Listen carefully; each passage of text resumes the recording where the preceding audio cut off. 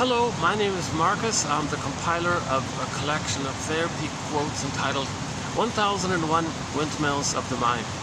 A collection of advanced self-help quotes taken from what's often called the psychodynamic or the psychoanalytic perspective. I keep all my bloopers and mistakes, by the way, so I have anxiety.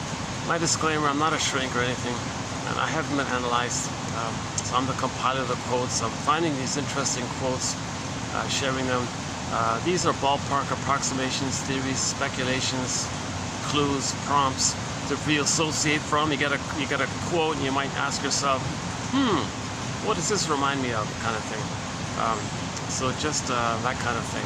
So Robert Bly, a guest mentor in our collection here, when he speaks to an audience, says, "Dear audience members, thanks for coming out here tonight to listen to my interpretation of the Grimm's fairy tale of fill in the blank. But 30% of what you're going to hear tonight is wrong. It's up to you, dear audience, to figure out which 30%. He's a very quick talker. So I've been maintaining that attitude all throughout these videos here. That 30% of what you're going to hear in these videos is wrong. It's up to you, dear listener or potential viewer, to figure out which 30%. So psychoanalysis is not a magic breast. There's no magic words here. So in the unconscious, sometimes words equals milk. So there's no magic milk words here. We're not saying anything special, and you're going to be magically healed or something like that. It's to raise your critical thinking skills. Maybe no. It's to raise your. It's to promote what's called the inferring mind, helping one to make inferences. Because it's to help us make inferences, or to find the inferences that our inferring mind is inferring to us. So sometimes the unconscious is referred to as the inferring mind. The inferring mind. So it's in the brain, part of the brain called body, a whole system, body, mind, brain. So or simply the unconscious is in the non-reporting brain. So when our brain would like to send us information about our story, know what's going on, it would like to, but when it can't, that's called the non-reporting brain, because it's too much pain and we don't understand it, and there's too many deep memories, and we can't be aware of the pain, so that's called repression. So repression means something happened and we don't know it, but it did happen, and it's recorded in the brain called the non-reporting brain, which later becomes the inferring mind, or the puppet master, okay? or the shadow self, or the secret self, or the double self. Okay, the one who walks with me, who's not like me, who is me. So I was living my life, I know nothing about him. So most of us, when we say know thyself, we know. So it's not just your conscious, what you think you're aware of and all this. It's most of us is unconscious. Okay. Now this unconscious self is mainly comprised of our lost, frozen, arrestedly developed real self. So we all had a real self when we're born, an authentic, real self. Word of the year by the Merriam-Webster Dictionary Company was authentic, 2023. Yeah, you're going to see me distracted sometimes. I'm doing this in public, so there'll be little eruptions here and there. Sorry about that. I'm still looking for a nice little venue, it's 36 at the moment. With the heat index, it's going to be 41, they said, which is not bad, to my surprise. Only 41? Oh, great. So the staff here are kind enough to give me this nice fan here. So I've got a fan. So between the fan and the slight breeze, I might be able to get through this video without sweating too much. Yeah, I've talked about this place in many videos. I'm in a really nice place here. If I remember, I'll give you a little bit of a tour of the place. I'm sort of in a historical landmark kind of place. So I don't even really know the full story yet. There's some historical significance here, and I don't know when somehow it got converted to a restaurant with this outdoor area here. But due to the heat, not too many people that could use it in the afternoon, unless there's special events and things. Okay, enough about the venue. So yeah, I've been bouncing around different venues. Now this is my third continent now. So we now have 10,000 quotes in our collection. So in each video, basically we're doing something like this. In each video we're posting roughly 10 minutes worth of reading. On average, 10 quotes. Some are short, some are long. Today, I guess they're a little on the longer end. Sometimes they're kind of shorter, like just one-liners. So this is pretty typical. Yeah. Okay, this is basically pretty typical. Sometimes they're much shorter. That's about as long as it gets usually. Yeah, like these two here. That's probably like the longest a quote will get, more or less. And they're not. And so hopefully it's manageable in terms of the length of the quote. Not too long, not too short. Like I said, just sometimes just a phrase, a short sentence, like a one-liner. Lots of one-liners, and like some little short paragraphs kind of thing. And hopefully 1 out of 10. 1 out of 10 of these quotes will be of interest, will pique your curiosity to help you see things from the point of view that how your present is a communication to you from your inferring mind, from your unconscious mind, from your non-reporting brain, from your repressed real self that got arrestedly developed at some point. So back to Merriam-Webster, the word of the year, authentic. So we're all born with an authentic self, the real self. Okay? And we can describe this basically as I feel, therefore I am. Okay? If you feel alive and real within, home within, okay, you come from your inner embodied home. You are from, you feel your connection to your sense of self, your ontological self, and you animate some emotions from there. It's a pleasurable, a serene, calm, pleasurable, warm, pleasant sensation that springs. That's usually the joy character, the serene, inexhaustible fullness of being. So you have your beingness, your sense of self. Crystal Wilson says, if you're not in your body, if you're not at home within, okay, you're not making sense, literally.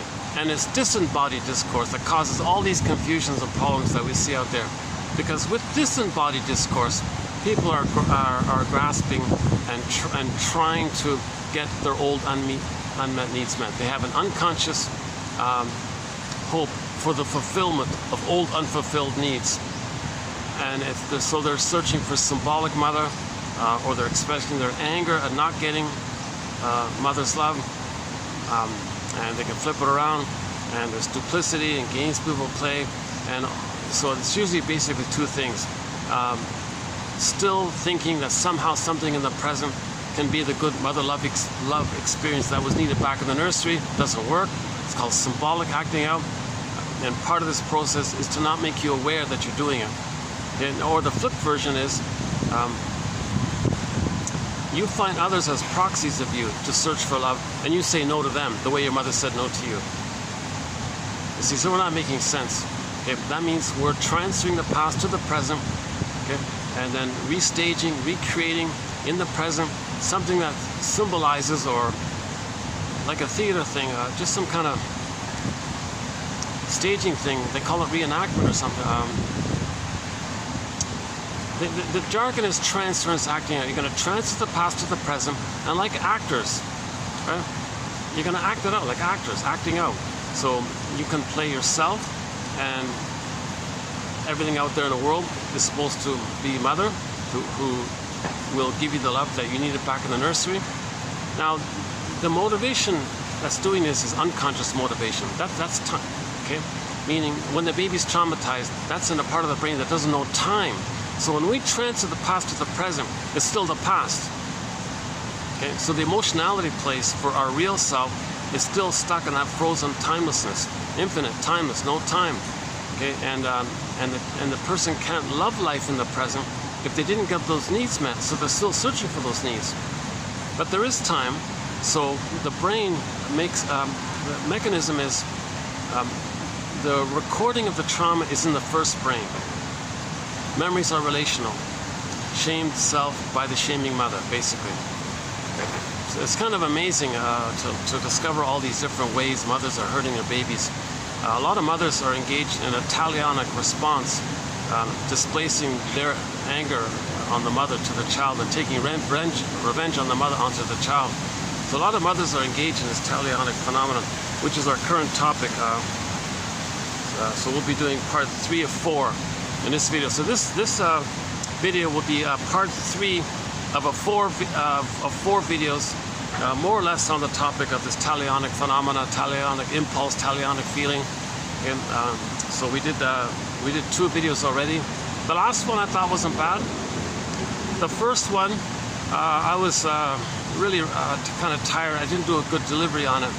You know, it's funny, that video where I was really in a kind of fatigued mood, that got the most views. But my last video, I was a little more better rested. It was a better video. It's got 1 view, got no views, 1 or 0 or 1 view. So I don't know why. I hope people don't watch just for the amusement of my anxiety or something. No, your mission, should you choose to accept it, is to judge these quotes for yourself and be a detective for yourself. Your mission, should you choose to accept it, okay, is to remember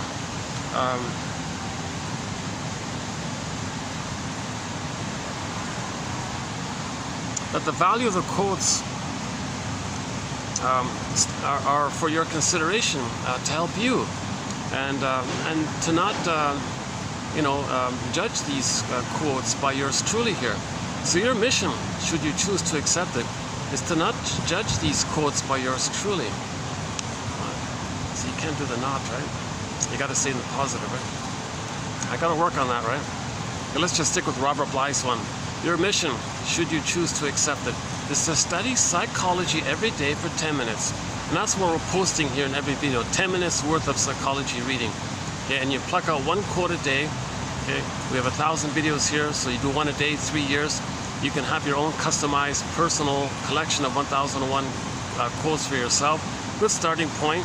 It's not a magic rest, but it communicates to yourself that you want to get back your feelings. Psychoanalysis looks for an egg in a basket that's missing. So first weave this basket, that's what these quotes are, and the feelings can come with later once there's a basket. I've been calling it a catcher's mitt lately. First, to catch the ball, you kind of need a catcher's mitt, because the baseball guy, he probably couldn't catch it with his bare hands. He needs a catcher's mitt. Look, yeah, think about the guy, what's his name again? Pat, oh boy. I forgot his name already. Oh my God. Jesus, oh, jeepers. Borders. Was it Pat Borders? Is that right? So when I'm thinking about the baseball team, the Blue Jays. I remember in 1992 and 3, the Toronto Blue Jays. The Blue Jays, the bluebird of happiness, is within. One of our companion birds to our collection is the Blue Jay, by the way. Yeah, so I remember. Yeah, so if what's one of the pictures? Oh boy, I forgot him already. Jeepers. Todd Stottlemyre's, all right? What was it?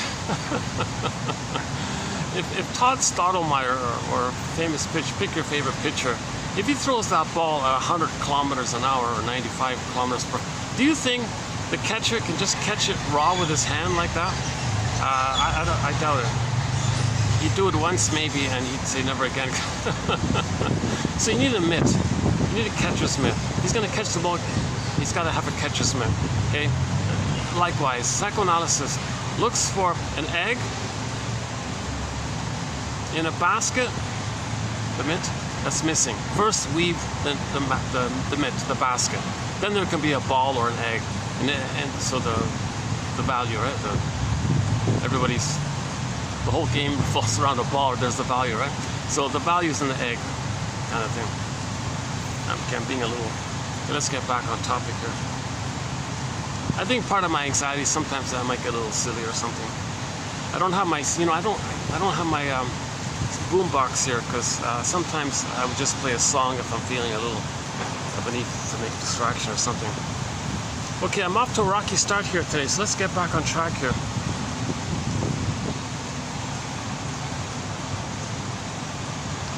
Okay, I have to say, this current topic is one of the most challenging topics we've entered into so far, called the talionic phenomena, or Masterson, one of our mentors, calls it the talionic impulse, like it's impulsive.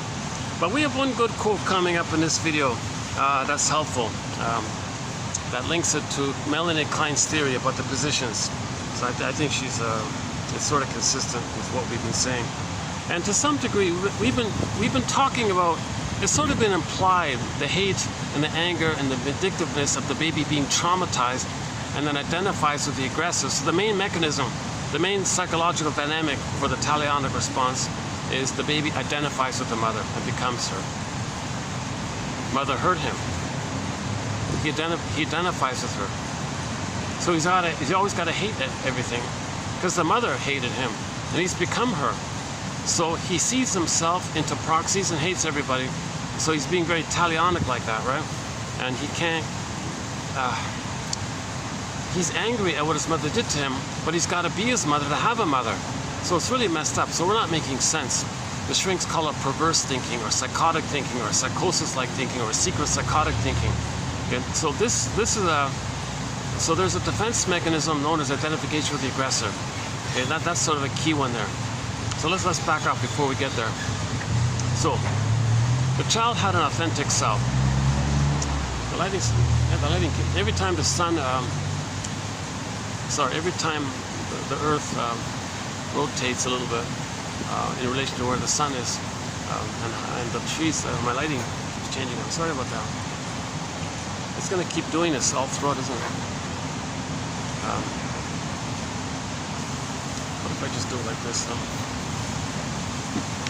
Let's try this again. Hold on a sec. Oh, that fan's a big help. Yeah, that's an immense help. Okay, is that going to work? Is the lighting better like this? Let's try this for a while. Okay. Another thing, yeah, I'm right by the parking lot and the main entrance, so you might see me distracted as well a few times. Plus the staff have to do their chores and things. Okay, let's get back on track. The word of the year is authentic. Okay, so we're meant to live from this. It's our inner home. We all live in a psychic house called the soul castle. This sense of this being connected to our embodiment, our sense of self, our soul castle, that's considered feeling authentic, feeling real, feeling alive, kind of thing. So it's hard to describe, right? So myths and fairy tales are kind of helpful in this area. So the child has it to begin with. He's in the uterus, he's got it. So he feels real and alive. Okay, so he feels real and alive. So he's enjoying, and the main emotion is joy. If you have your embodiment, the main emotion is joy. Okay? So the baby feels joy and pleasure in the uterus. Now his psychology is that he's kind of blurred up with everything around him. He doesn't know where he begins and ends, where the mother begins and ends. He doesn't even really know that there is a separate person called a mother. And he's like a separate person who's not his mother. He only has the sense that there's just him, whatever he is, and he's one in a happy, they call it a blissful oneness. He's in a blissful oneness with all the power around him. So the whole power, the grand power of the mother, okay, he's one with that power. Okay? So he feels alive, happy, real, and powerful. He feels like a god. Jeanette Perez says he's on the throne. He feels like a king or something. So he feels pretty. Robert Bly jokes, times were good, right? Another joke was we spend the first 9 months of life trying to get out of the womb, and the rest of our lives trying to get back in. So the baby feels pretty good, obviously. Assuming he didn't experience any kind of prenatal shock trauma, which would have froze him up at some prior point, and then he's just going through the motions of life, and then he's just sleepwalking through life. So assuming that didn't take place, assuming the baby's in a welcoming womb, okay? So meaning the mother doesn't smoke and drink and take caffeine and stimulants and drugs, and the mother is healthy, in a good mood. Assuming the baby's in a welcoming womb, okay, that's then he's in paradise, Shambhala, Shangri-La, Avalon, Nirvana, okay, paradise, Garden of Eden, whatever paradisical phrase you can come up with. The baby's considered to be in paradise. He's happy. He's a king in his own paradise, and not only that, he's more than a king. He thinks he's the whole thing. He's the whole thing, like the whole universe, onto itself. It's called solipsism. Or he thinks he's a god in this universe, and the purpose of the universe is just to serve him and cater to him and take care of him and pamper him and meet his needs automatically. So he's got omnipotence of thought, unconditional hallucinatory omnipotence. Whatever he needs, it gets met right on time. He doesn't have to ask for it, or there's no conditions or anything. He needs oxygen and food. There it is. It gets sent down that center vein. For the baby's waste elimination, it goes up the other two veins, up to the placenta, which metabolizes everything. It's all smooth, no interruptions. It's even rhythmic. There may even be like a soundtrack in the background. The baby maybe hears the pulse, the pulsing of the cord and the blood flow and the mother's heartbeat.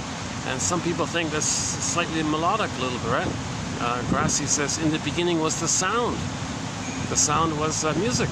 The first mother was music. So if the baby thinks everything's him, what might be like the first thing that he might think is not him? Maybe someone thinks maybe it's music. The prototype of music that he's hearing there. Mother's heartbeat, pulsating of the cord, and the blood flow. And Francis Mott thinks the blood flow is so 3 veins, 1 down, 2 up, spiral up. He thinks it corresponds to the scale, music scale, right? Interesting theory.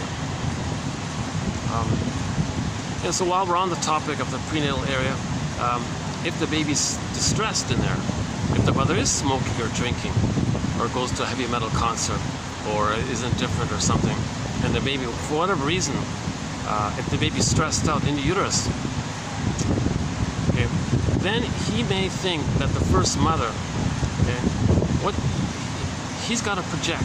So if he's enraged and his needs aren't being met, it's too much stress for him. So to help not feel all the pain of that stress, he'll try to do a trick called projection.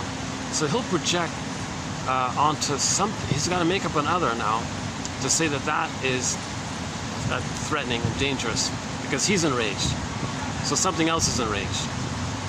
Because all one like that. So that might be the cord, the 3 veins, and the placenta. The child blurs it up, projects his rage onto it, and creates a sea monster. Now his mother's a sea monster. Okay. That's. So if he's happy, mother's music. If he's unhappy, the mother's a sea monster. You gotta kind of think of it from the little baby's point of view. But once again, this is all theory, speculation. I know it's easy to make fun of this kind of thing, but the baby thinks the baby has what they call primary mentation, primary process thinking. It's pictorial, it's images. Things are wildly exaggerated. There's no time, no reasonable logic. The cat in Alice in Wonderland describes it as being mad from the conscious point of view. Okay, Alice says, yeah, up is down, left is right, here is there. There's nothing like normal like that, right? In terms of, it's just like this wild kind of nonsensical imaginings. So the baby might think his mother's a sea monster, like that, right? That's if he's experiencing what's called prenatal distress syndrome. Okay, let's say the baby is in a welcoming womb. He has paradise in the uterus, and he's not experiencing any kind of prenatal distress syndrome. So at that time, he feels like a god or a king, magician, magic sorcerer, all-powerful being, omnipotence of thought, infantile megalomania, egocentricity, the glorified self, the idealized self, whatever terms people are coming up with. Basically, he's on the throne, or he's a king, or he's a god. Okay, and all the mother's power is his power. Infantile megalomania. A huge irony, because he's not a god, but he thinks he's a god, right? He's a helpless, growing, developing little baby. He's not a god, right? But he might think he's that. That's the theory. We make the inference of this theory because if people are traumatized prior to 18 months of age, when that attitude diminishes, and they're traumatized prior to that point, and they have a personality of arrogance and aloofness and superiority complex, and they think they're above everyone and arrogant and narcissistic and so on, and they say, I'm okay, you're not okay. That's the inference, that they're traumatized prior to 18 months. So this phenomena, being on the throne, it's all throughout during the prenatal time, and when he's born, it continues up until 18 months.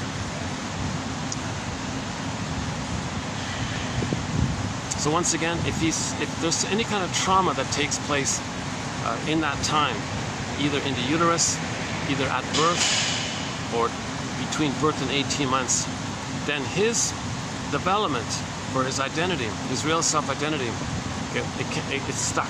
It can't proceed. That's called arrested development. So what the child does in desperation, he first thinks, well, if mother's not meeting his needs, there's a sign, an electrochemical flashing neon light sign within that says that baby danger, mother's mistletoe, malotune, not meeting the baby's needs. Maybe, for whatever reason, if the mother's not meeting the baby's needs, the baby thinks he's being rejected, unloved. So the neon flashing light says, unloved, unloved, mother's not loving me, pain, betrayal, betrayal, danger, unloved. It's flashing like this. So a couple of things.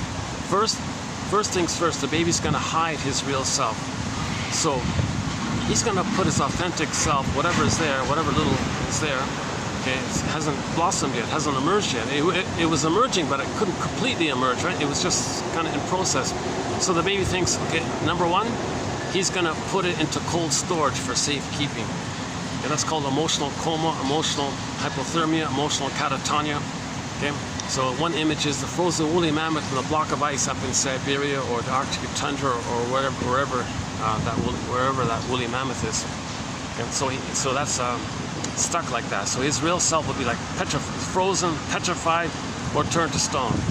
So the metaphor, another metaphor for this emotional arrested development is that the feelings can't flow. Things dry up, it's stuck, it's dried out, hardened, so it turns to stone. So myths and fairy tales, when there's a character which serves as a metaphor or a personification of a person's real self, authentic self, and that character in the story turns to a statue, okay? Like Echo turns to a statue, like Faithful John in the Faithful John story turns to a statue. Okay, so once again, the Grimm's Tale, the Faithful John story, so myths and fairy tales are metaphors for inner dynamics. They're true on the inside, not on the outside. Myths and fairy tales are treated like dreams. They come from this primary process mentation world, right? Myths and fairy tales are, the storytellers created stories about this world, this primary process world. So myths and fairy tales come from the primary process mentation. Okay? So they're treated like dreams, we interpret them like dreams, etc. Every character in the myth or fairy tale, okay, every character is a personification of some psychological element of the mind of one person.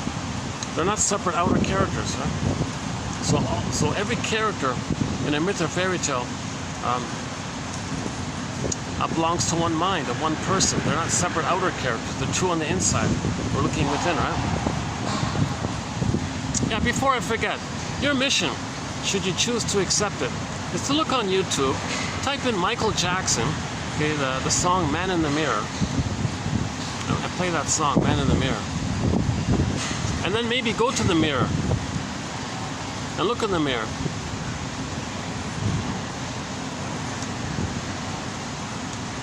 And heal the person you see there. Work towards healing it. Okay, so one place to start is the comic psychoanalysis. Another mission, should you choose to accept it, is to go to Dark Horse Publishing, the digital branch of it, type in psychoanalysis, and get their digital copy of that comic. Because my humble opinion, that's still to this day the best introduction to psychoanalysis is that comic, done back in 1955. Every 3 months they put out an issue. It ran for 1 year, so there were 4 issues. All in, the total complete run, 12 therapy sessions put into comic book format. They teach repetition compulsion, transference, the overeater guide, the womanizer guide, family systems theory, self-defeating behavior, dream interpretations. They got a section called id-bits.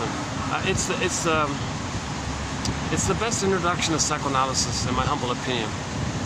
Your mission, should you choose to accept it. So 2 missions there. Michael Jackson's Man in the Mirror, and then get the comic psychoanalysis. Well worth whatever it costs. a good follow-up to that comic psychoanalysis, in my humble opinion, is to read James F. Masterson's material, Karen Horney.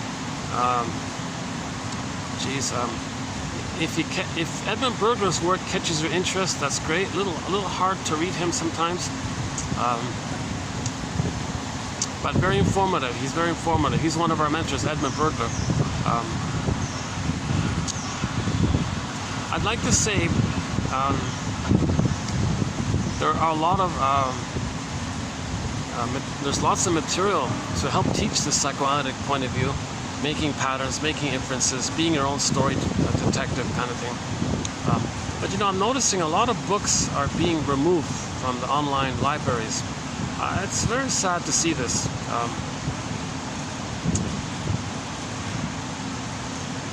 I'm surprised myself. I tried to look up a book and removed. I looked up another one, removed. All these books are being removed. So I'm gonna say get 1001 Windmills of the Mind. It's just a minimal administrative fee. It's just a tiny little admin fee. It's really nothing, right? And or you can get it free, completely free, on this channel here if you click the more link for each video and copy paste the quotes like that, right? It's all educational, it's all fair use and all this. The author is given for every quote kind of thing. We're trying to heal ourselves, right? Your mission, should you choose to accept it, is to heal yourself. Is to heal the man in the mirror. To start with the man in the mirror. Start with the person you see in the mirror. Start man or woman, etc. Yeah, we don't have a topic on that area, so we don't really go there. You know, there are a lot of topics we haven't entered into our collection. We've got 60 topics on the go currently. 60. We've got 60 booklets, e-booklets. It's quite an encyclopedia. 10,000 quotes, 2,000 pages like this. 2,000 pages like this, single spaced, maybe more by now. And that's not including the honorable mention quotes. So there's a lot of material there. We got a chapter on psychologically minded TV show and film quotes. A good place to start is 25 TQ therapy code, 2599 by Route 66. Some of the best quotes in the whole series are from that classic TV show, Route 66. So go to TQ 2599. So we got a lot of very hard to find quotes in our collection. And they're getting harder and harder to find. So I highly recommend anybody over 40, anybody in what's called the second half of life, to get this collection. Anybody who thinks that they're sleepwalking to life, or that something missing in life, or that they don't feel that maybe they think they're not mourning, they should be mourning. Why aren't they mourning? Maybe they don't feel the pleasure they think they could be feeling, or if they don't make amends, or if they're just if they don't feel any gratitude in their life. Oh my God, if a person doesn't feel any gratitude for anything, okay, I'm not talking about cynical gratitude, you know, that you're grateful some bad thing happened. I'm talking like genuine, like warm love gratitude. You know, make it up. That one shrink said, make it up in your mind that there's something wrong, you got to get help, kind of thing. Because gratitude is a basic human emotion, right?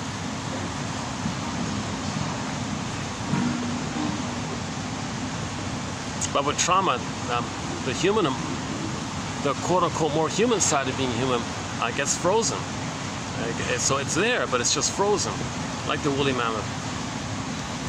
Yeah, another metaphor for this loss, not total loss, but yeah, lost but not completely gone, is when the earth opens up and Miss Core, the maiden, meaning our authentic, pure self, gets yanked down into the underworld. So again, myths and fairy tales, metaphors. So earth opens up and Miss Core gets pulled down. That pulling down phenomena, it means means the memory of the trauma burns in or grooves in that down brain, the first brain. So we have three brains, the famous triune brain, okay, the 3-in-1 brain. We have three brains, first, second, third. It gets pressed down, grooved into that first brain. Okay, so when the earth opens up, okay, and it gets pressed down like that, that means the memory of the trauma gets grooved in or burned in into the first brain. That first brain is called the survival brain. It's just about sensations and it's your visceral responses and automatic nervous system. It just cares about survival and all this. So that's like the old ancient primitive brain, and the spine and the tip of the brainstem kind of thing. And the memory's there. So that's called repression. So something happened, you don't know it, it's buried like that. So it's called repression. You're like pressed down like that. Pressed down into the first brain. Once again, first brain, second brain, third brain. Okay, so the third brain is the neocortex, our new brain. When we became Homo sapiens, we grew the cortex. Okay, then we called ourselves Homo sapiens because now we have the third brain, often called the human brain. But that's just ideas and knowledge and thinking and awareness and things, right? Now we're mainly the brain, the second brain, the mammal brain, the feeling self, the I am, the ontological self. We're still like we're people, we're mammal, like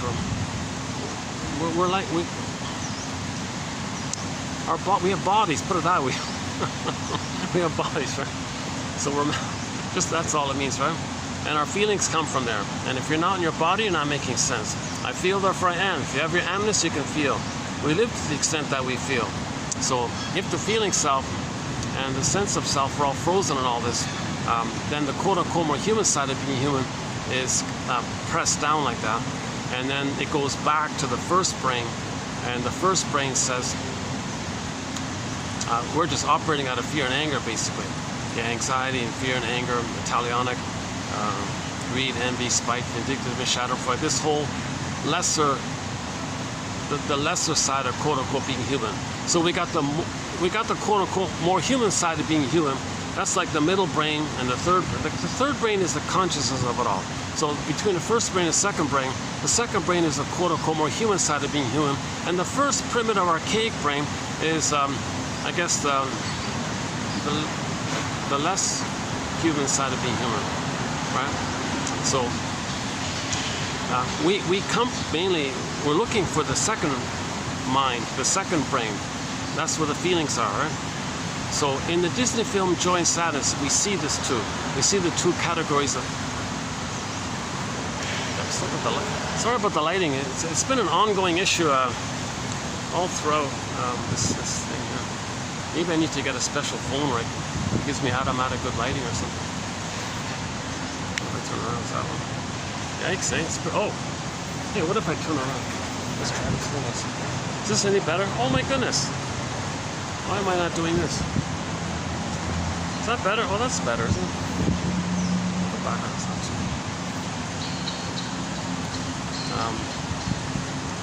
Yeah.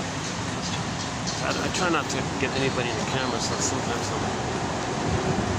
well, let's just do this for a minute. Hold on a second.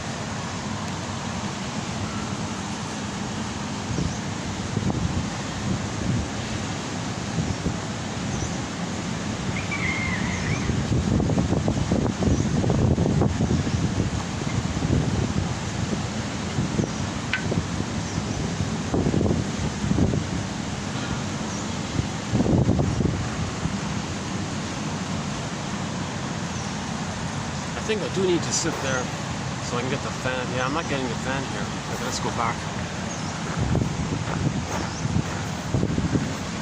Hey, sorry about my logistics here. So, my give back for these anxious videos of all my little delays and starts and stops and ums and ahs and self-corrections, my give back is that if you click the more link, you'll see the quotes there below. And then you judge it for yourself that way. And once again, my hope is that your attention can focus on the value of the quotes. Remember, they're written by shrinks, medical doctors, soul doctors. These are medical doctors who specialize in healing the soul. Many of them got tired of playing whack-a-mole with people's symptoms because the symptoms reveal the psychological, emotional conflict. Whoa, whoa, whoa. Hold on a second. It's getting a little windy here.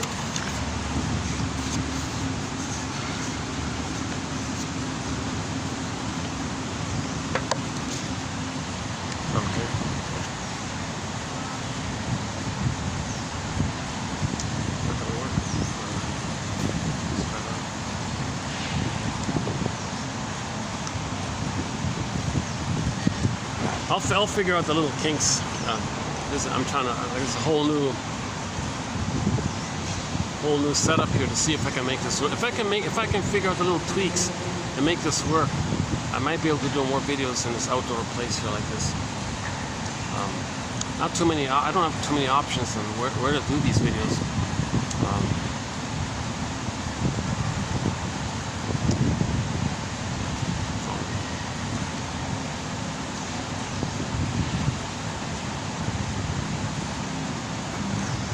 I'm in a big city, so it's I've been bouncing around hotel lobbies and things. The last video was done at the spaceship one. Oh, I got a little group just sitting in front of me here. Okay.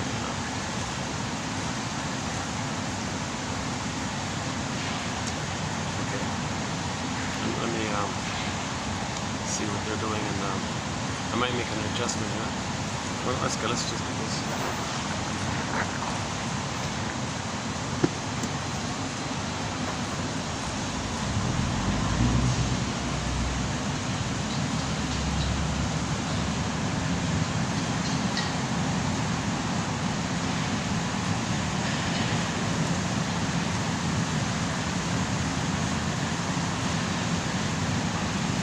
Oh, some kind of hang on a second, there's some kind of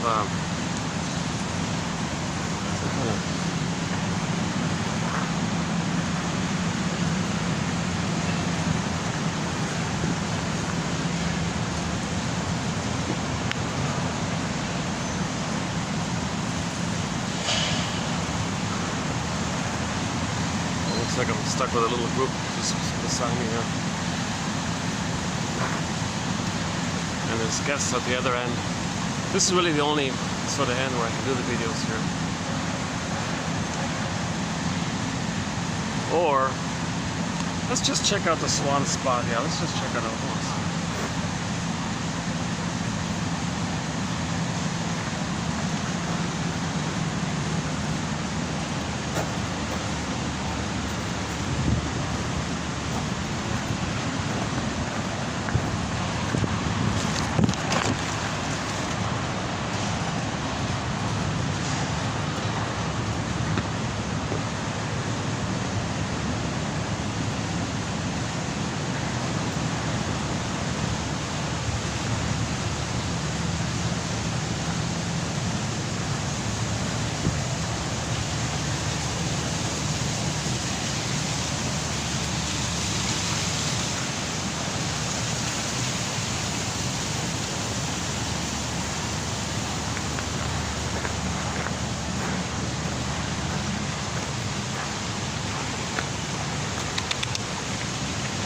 Hey, bird.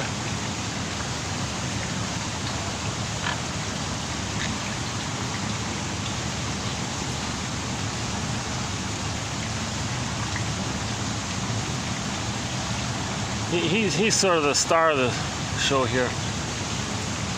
He's a bit of a celebrity. A lot of people take his photo. I don't know his name yet. I don't know how well he's showing up here. You know, once he try to grab the phone, can he? He's going to try it again, isn't he?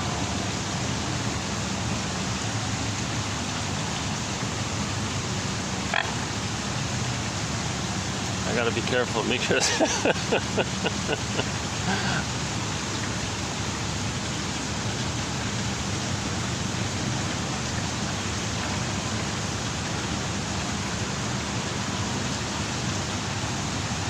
All right.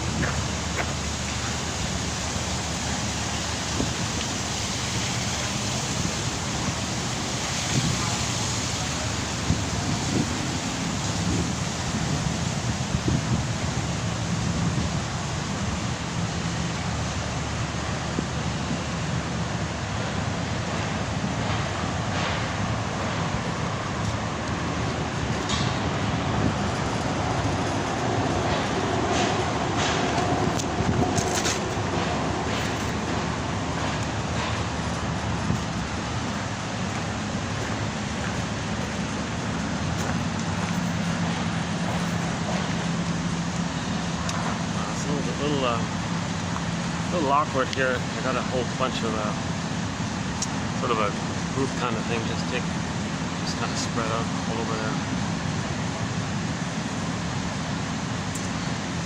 Okay, just give me a minute to get my settle down here.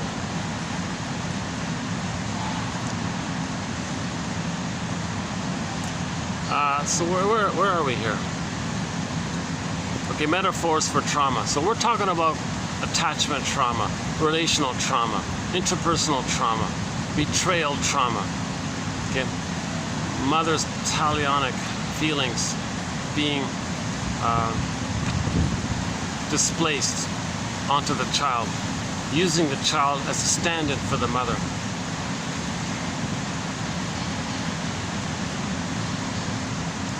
And the mother who had that mother's mother had talionic feelings in an intergenerational phenomena towards her daughter. She identifies with the mother. To have a mother, she continues the hate, so she hates her own child to say her mother hated me. This is the whole talionic phenomena linked to the theory called identification with the aggressor. So I'll get to identification with the aggressor because we got a very good quote by Elizabeth Howell from two videos ago. Yesterday was the last video. Elizabeth Howell, H. Howell. I think she offers sort of the clearest, simplest construct on identification with the aggressor. So I'm using the talionic impulse or feeling more in a general everyday way. I'm not thinking about outer.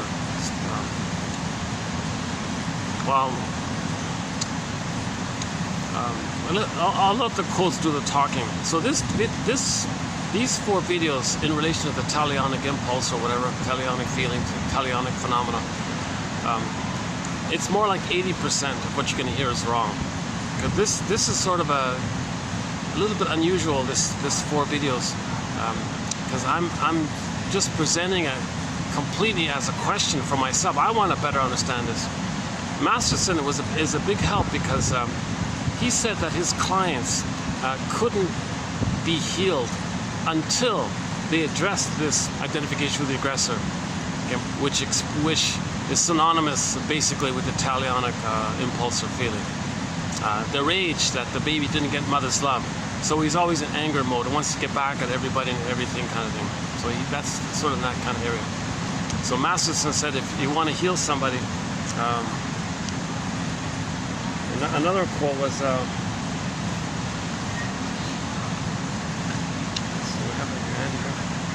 it said, she says, you fail the client if you don't address it. Let's see. Do we have it here? One of the quotes here was,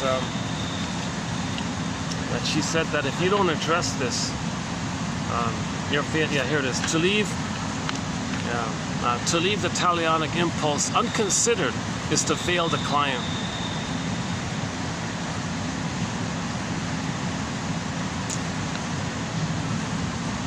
Yeah. So again, Masterson, one of our mentors, Masterson, places great emphasis on the client's ability to recognize, work through, and ultimately subdue powerful talionic impulses and needs directed toward the self and blind displacement from the parents toward others, the world, maybe even the world. Oh. Okay, this windy thing.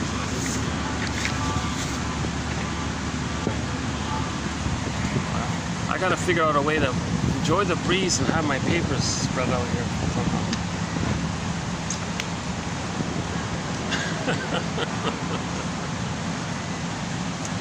Yeah. I'm having a bit of a. I'm still having a bit of a. Some videos I get into a flow, they're a little bit better. Some videos are kind of dip down a bit. So.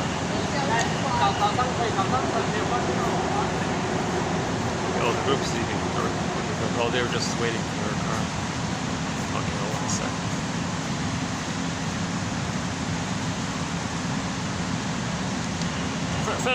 Friendly people, nice people. Oh, now I know. Okay, they were just all loitering around, wandering. I said they're waiting for their taxi arrived or whatever. All right, now I can relax. Okay. Jesus, with the lighting, my goodness. Why doesn't it just stay like that? Why can't it just stay like if I do that? Yeah. Is there a way to make the lighting just stay like that? No.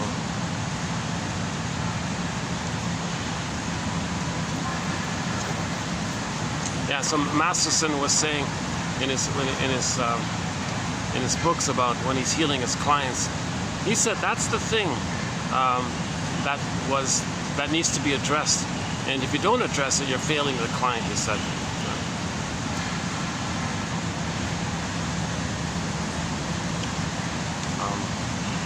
So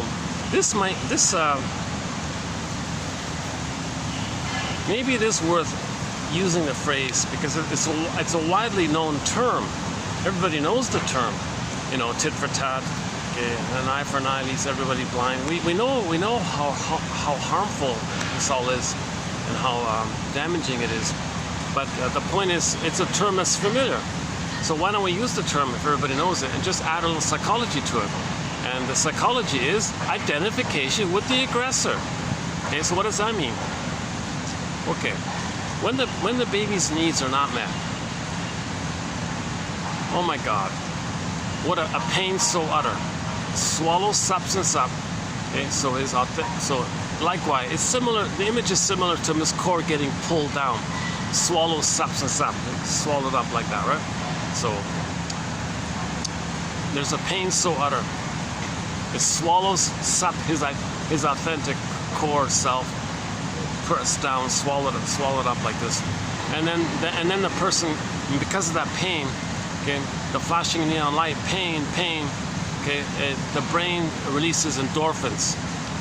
Emily Dickinson calls it the swoon. So it's this numbing kind of feeling to make you numb of the pain. And one quote says, Janov thinks a lot of us are going through life in this constant release of endorphins in the brain because we have this constant pain going on, and it's live and it's timeless, and our brain is sending us endorphins all the time. And if the inner brain factory runs out, they run to the store and buy cookies or cigarettes or other things or wild beliefs to recreate the disappointment and the pain to trick the brain to release endorphins. So you turn on the TV, a televangelist says, "Send me money, you'll be saved." Okay, the breast mother will come. They don't use the word breast mother, so you're still looking for the mother's love, but they don't use the word mother's love. So the belief makes you unaware of what you're looking for, but what you're looking for creates the belief. I mean, the pain of not getting love leads to the belief, but part of the belief is to not make you be aware that you're looking for mother's love. So it's a symbol of mother's love. So somebody saving you is going to be mother's love. Like, once again, whenever we make reference to religion or religious stories and all this, it's only in the specific context of when religion is being used as a tool of the pillage and the plunder system. We're not talking about it like people are victimized of the short selling and the plundering and all that stuff.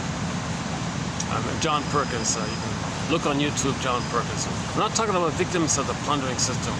We're talking about how religion is sort of an adjunct to block healing, to keep people traumatized, to maintain the repetition compulsion of treating others the way you were treated. Baby thinks mother stole his soul, his land, psychic castle. Identifies with the aggressor, they steal other people's land, and then say, well, if we find something, it's ours. Because the mother said, well, baby, you're gonna, I'm gonna get some benefit by damaging you. So the mother's the short seller. Okay? So short selling, something's good, you gotta, if you damage it, you gotta profit by it. So the mother's the first short seller. So they identify with the mother, they might become short sellers, that's the plundering, the pillage, so we're destroying the planet because mother destroyed us kind of thing. So that's identification with the aggressor, hence the talionic phenomena. So maybe this talionic phenomena, we see it on a daily basis with the destruction of the soil and the water and polluting everything.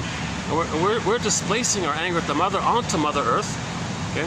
Mother Earth, right? Displacing it, and then now all our anger towards Mother, we're just doing these covert, sneaky little things of destroying everything, and then making excuses. Well, you well, it's a principle, the dogma of discovery, the principle of discovery. You just create nice sounding, sweet sounding words. Shall I compare thee to an onion? So it's underneath. That's counselor. What's this office? Sorry, I smell some kind of must be the fan here. It smells like I had this once before. I think they. Let me get away from this smell here. I think the fan.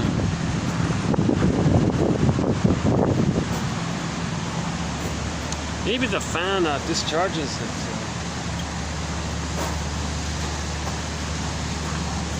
Oh. Okay. Well, whatever it is, it kind of smells like paint or something. Or maybe this paint. Let's just go down to this opposite end here for a little bit. You don't know what you're breathing, right? It's talking about chemicals, right? Oh, hold on. Oh, they're gonna sit here.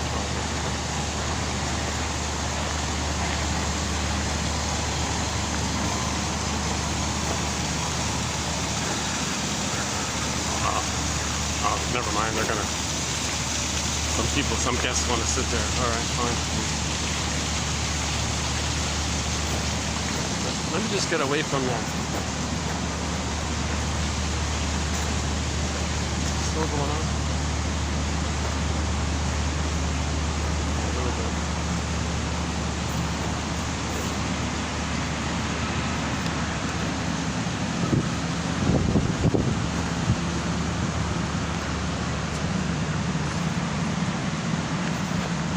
Okay, it's mostly gone now. All right.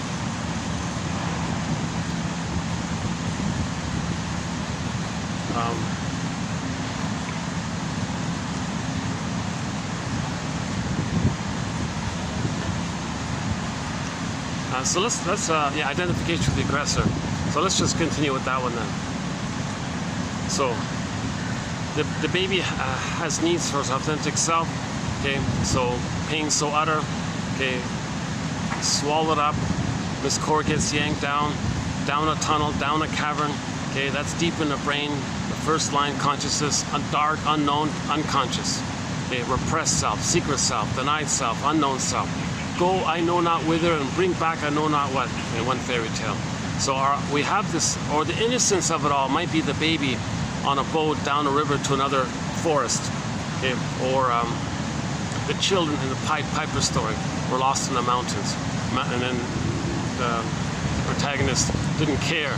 So the mountain opened up and the children went into the mountain and you couldn't even hear them anymore. A deeper pain.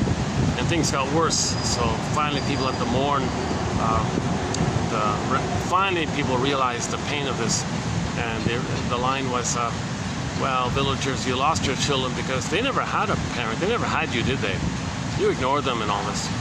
Oh my God, we treated them so badly like this. So they were feeling the pain of how they treated their own children, and so now they're getting in touch with how they were treated badly, and they treated their own children badly.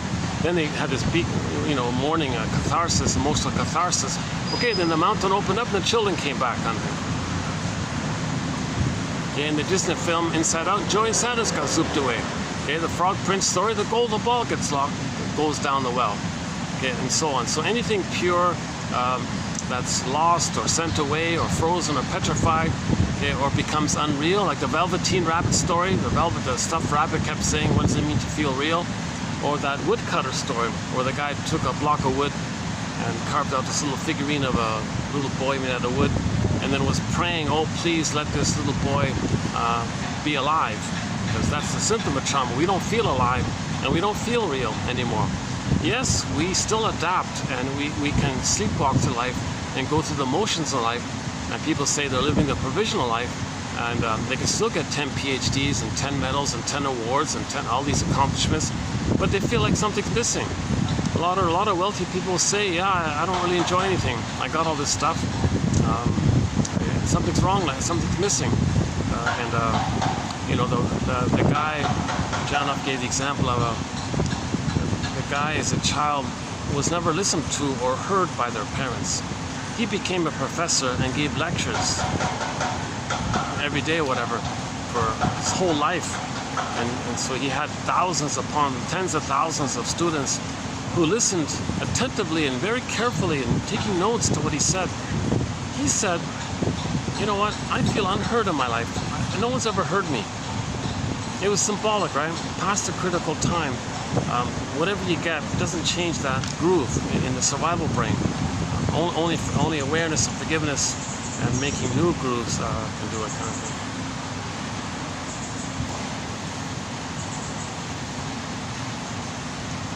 A little awkward there. Okay, let me get used to this.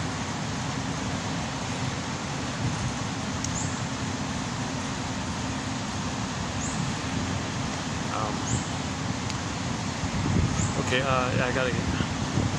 There's no other spot where I can move really. I'm just gonna have to wait until they finish the move or something. Unless I turn around.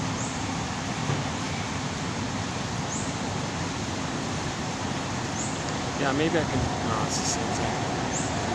Problem is, it's like an open space, so it's like a. Hold on a second. Yeah, give me a second.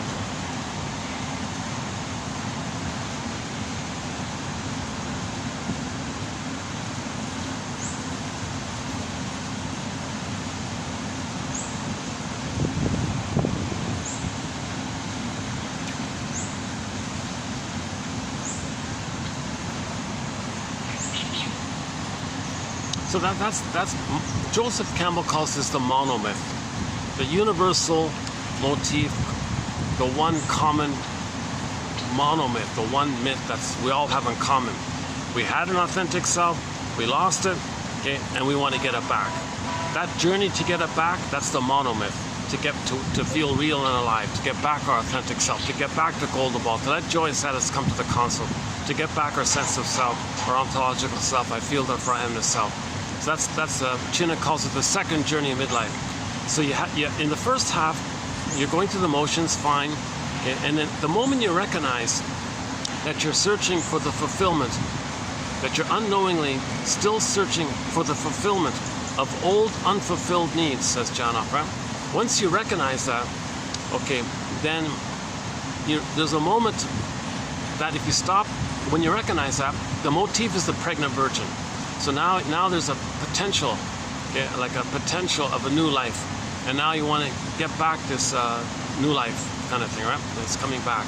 So, actually, today's quote has one here. Yeah, today's one. The hero's journey, or monomyth, the first one in today's batch here. The hero's journey, or monomyth, posits that hero adventure. Now, when he says hero, he means like searching for your inner home, like Odysseus. Odysseus is considered like the hero because he's looking for Ithaca, his inner home, his psychic house. Okay? He wants to get back his feelings, Penelope. And he had all of these temptations to give up, don't bother, don't try, why bother, forget it. He resisted all these temptations and byways and all this. You know, what he wants to find is he wants to get back his golden ball. He wants to feel real. He wants to feel real and alive. So that's the hero's journey, to get back your sense of, to get back your real self. We had the real self, we lost it. The journey to get it back is called the hero's journey, okay, or the second journey in midlife, Chinna calls it, or shrinks call it adult development, right? At midlife, right? So the hero's journey, or monomyth, posits that hero adventures follow a three-tiered story pattern. Quote, a separation from the world. So you're going to separate from your old world of chasing for symbols of mother. Okay? So you're going to stop that. You're going to separate from that world.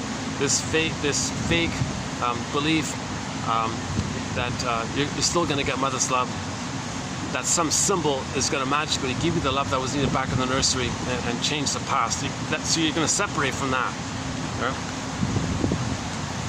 And then to enter into some source of power. So now you're going to look within, okay, and all the energies in there, the it is in there. Okay, all of your repressed life force stuck to the past is in there. So you want to tap into your unconscious self, because all your energy and personal energy and all that, it's there. So now you want to identify that and how it's linked to trauma. And then you want to bring that energy to the present. That's like he calls it a life-enhancing return. A life-enhancing return. So it's just a ballpark phrase for it. So separate. So when he says separation from the world, he just means your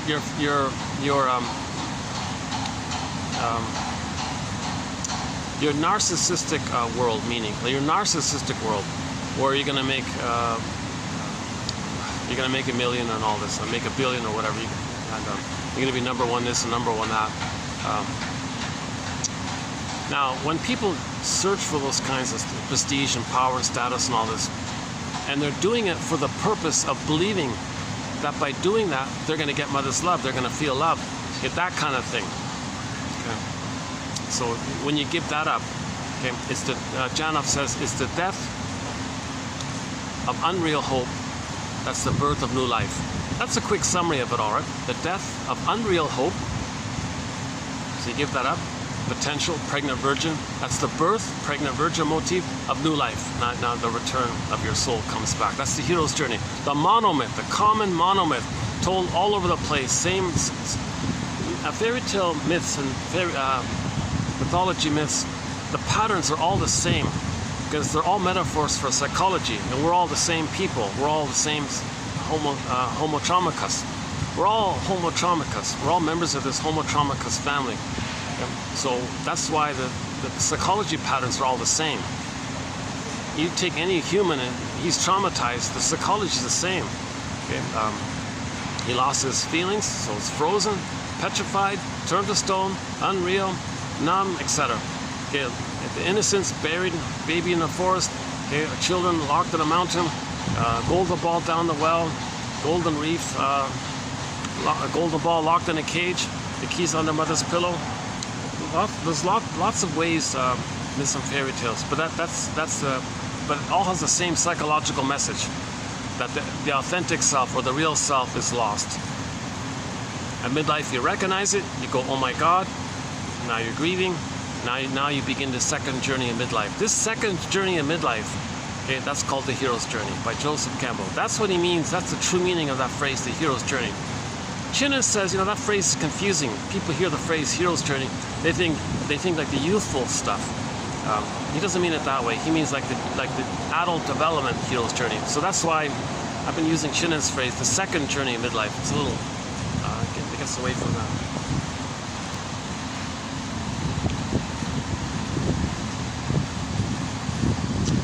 So part of the process to get back our embodiment and our golden ball. Okay, so one image is the polar bear and the golden reef. The princess is on the field, sees the polar bear rolling on the snow or something, in a happy mood or something, playing with the golden reef. It's maybe just like twirling it around or something. The princess approaches and says, "Hey, polar bear, that golden reef you got there, come on, hand it over, I want it, give it to me." And he makes it clear, well, I'm sorry, it's not like that. We're a package deal.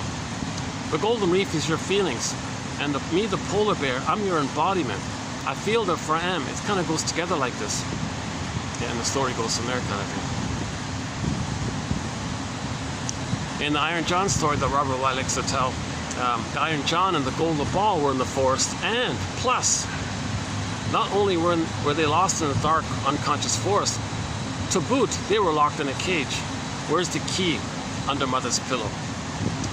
So part of getting back our embodiment and our feelings is the recognition that the mother used the baby in a talionic manner, in her angry, righteous, vindictive manner, feeling entitled that she can use the baby to meet her unconscious needs.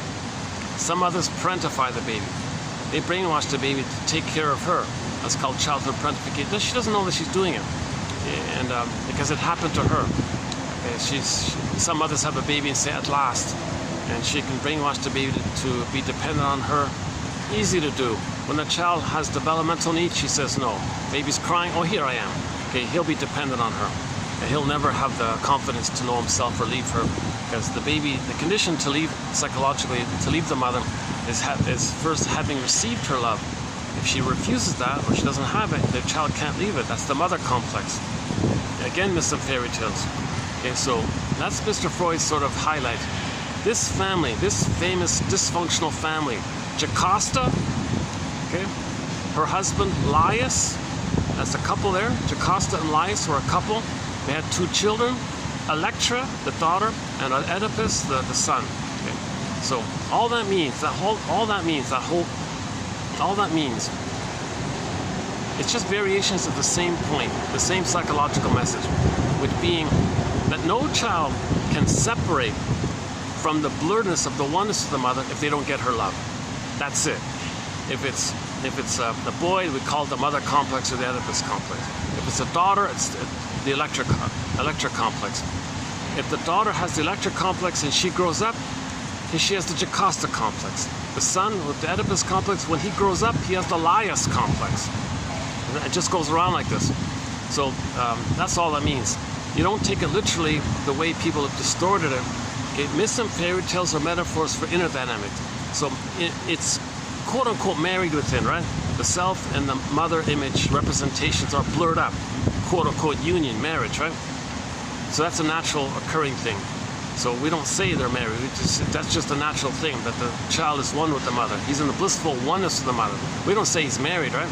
But the storytellers will say, well, if he doesn't get love, okay, then they're going to be married within.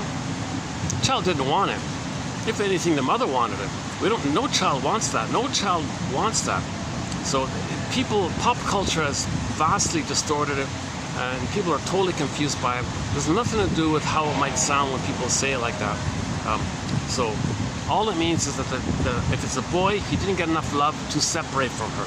Okay, he needs a blissful oneness with her. Okay, a natural uterine life, a natural birth, and a blissful oneness as a continuation of the blissful paradise called an extended social interpersonal womb, skin-to-skin contact, mother's soothing, mother's reverie, mother's attunement, etc. Skin-to-skin contact, natural breastfeeding, rhythm of safety, mother's loving gaze. Then at 4 to 5 months, then the child can separate. He hatches, quote unquote, for a second time. For a psychological way, he's going to hatch.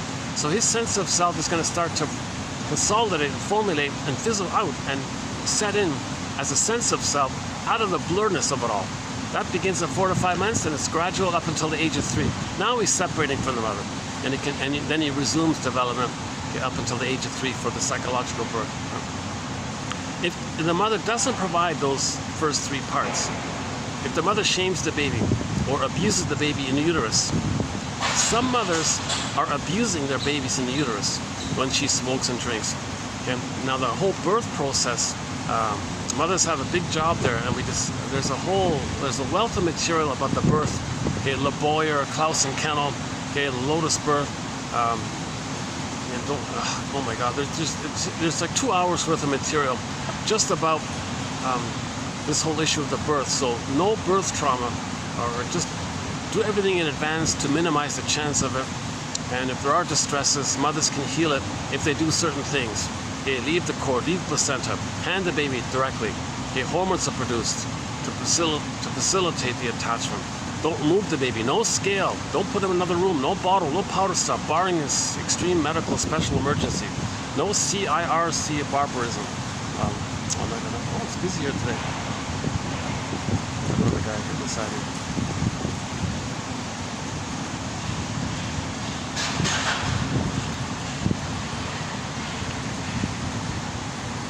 For some reason it's busier here today. Today's Friday, right? Yeah, let's see. Hold on. What is it? Battery's holding up. What do we got here? 2 o'clock Friday. What is it? Hold a sec. Friday, yeah. Still recording? Yeah, I tried to get an earlier start here. Yeah, sorry about the lighting. Just click the more link, you'll see the quotes below.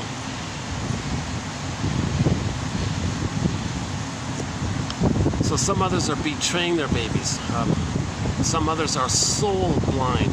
Can you believe it? They're soul blind to the baby's needs and feelings. They don't see them. That's a communication that when they were a baby, that their mother was soul blind to their needs. So they can't recognize it because they've never seen intergenerational trauma like this, right?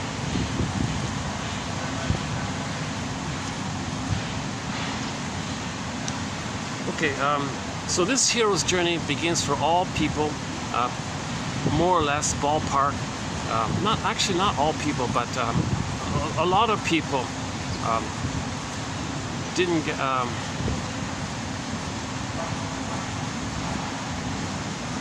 One estimate is that 90% of the babies in North America are not getting a secure attachment style.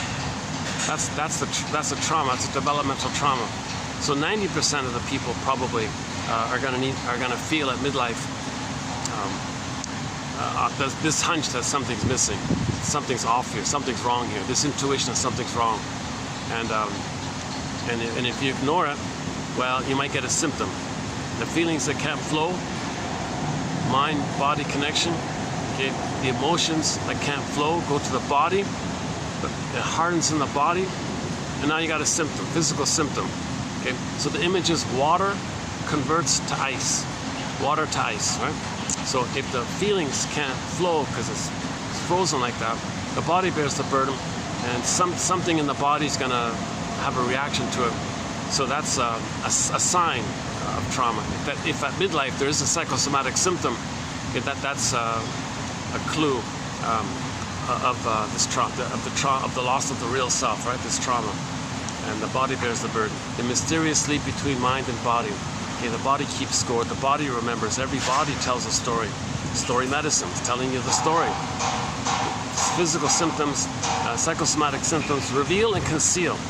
They reveal and conceal. Now, Sarno says it's a mistake to use the symptom and blame and think that's the cause of your problems. No, the symptom is the symptom. It's not the cause. The symptom is the symptom. He says, no, well, some people say, oh, forget it. Just treat it as the cause. Hey, doctor, get rid of the symptom for me. Don't you want to know the cause? Oh, I don't want to know. Just get rid of the symptom. Well, in some cases, that might be the case, but you have to do it that way. But ideally, you want to look at what's causing the symptom, because it'll lead to another symptom. Now, this symptom could be physical, could be personality traits, could be a whole personality attitude or something, could be a certain demeanor, like a person might become a curmudgeon late in life. That's like a symptom like that. So the symptom could be like a bodily, could be a personality area. So like at midlife, a person might say, gee, they experienced a loss, but they don't feel sad. Why don't they feel sad? Shouldn't they feel sad? Married for 30 years, and they don't feel sad, there's loss, they're acting like nothing happened. There's something wrong here. Why aren't they feeling sad here? Well, sadness is lost in the unconscious. In the Disney film, joy and sadness were zooped away, they're lost. Joy and sadness are there when there's an identity. So there's no identity, so feeling zooped away. I mean, no real self-identity. So the feeling zooped away, you need a real self-identity, also known as differentiation from the mother, to have joy and sadness. So you forgive the mother, find the story, then you get your story, then sadness appears. So that's why we got to be a detective here, to get everybody's story here. So Forgive Your Parents, Heal Yourself, one self-help book is entitled. And the true meaning of honor your parents, Barry Grosskopf says, find the psychological story of your parents. Okay? Rosanna Deerchild, the more I learned of my mother's story, the more of a person she became.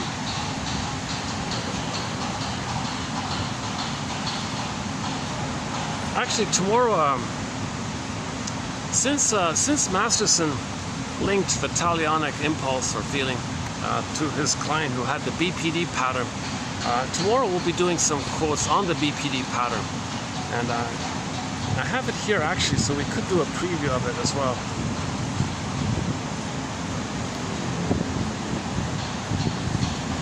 That's still a confusing kind of personality pattern, this whole BPD pattern. And there's different kind of angles to it, or different versions of it. So I'll just focus on one version that what's her name? Christine Lawson talks about. She has a whole book about how to heal yourself if your mother had the BPD pattern, like a self-help book. One of the better ones, I think. So we'll do some quotes on the BPD pattern.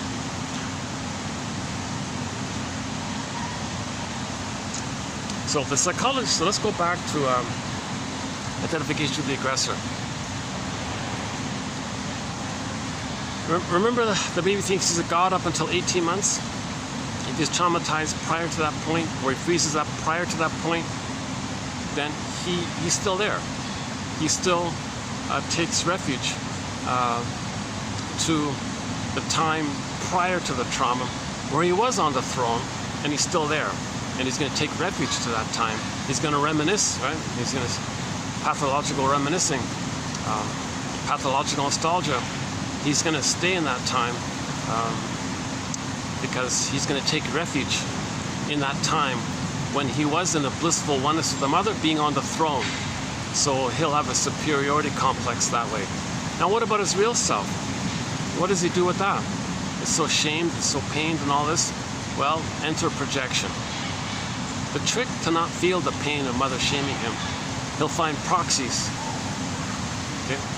Others, okay? And he'll see or attribute onto or into his unloved self to them, into them, okay? That's called projection. Then he sees his shamed self into them and say they're shamed, they're shameworthy, they're no good. Okay? He still feels no good. But the trick is, if you project, like you project, right? Like something that belongs to you, the trick is, you say somebody has it, it's like an outer focus. It projects, like your focus of attention, like projects, like flies out like that. Then it distracts you. Again, with distraction, it makes you, because your mind can't focus on the double. Well, usually it doesn't, right? Well, what you want to do is own your projection, right?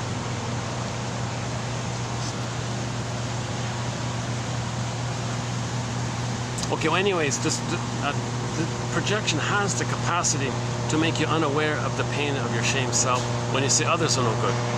And you have that ability to have this one-minded attention focus like this. Oh, this is going to go on for a little while. Yeah.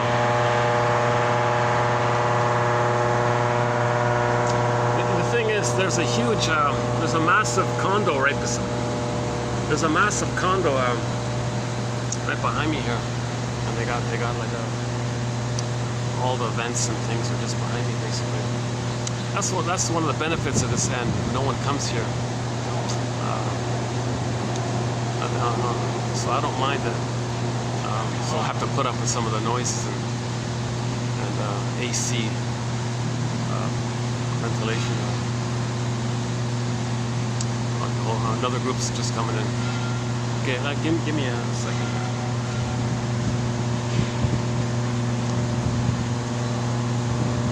Yeah, by the way, our companion beverage, one of our companion beverages to 1001 Windmills of the Mind is tangerine juice. Tangerine juice. This is a great product. Another companion beverage is guava juice. Very hard to find. Guava juice has been like what Popeye was. What spinach was for Popeye. Guava juice has been for me.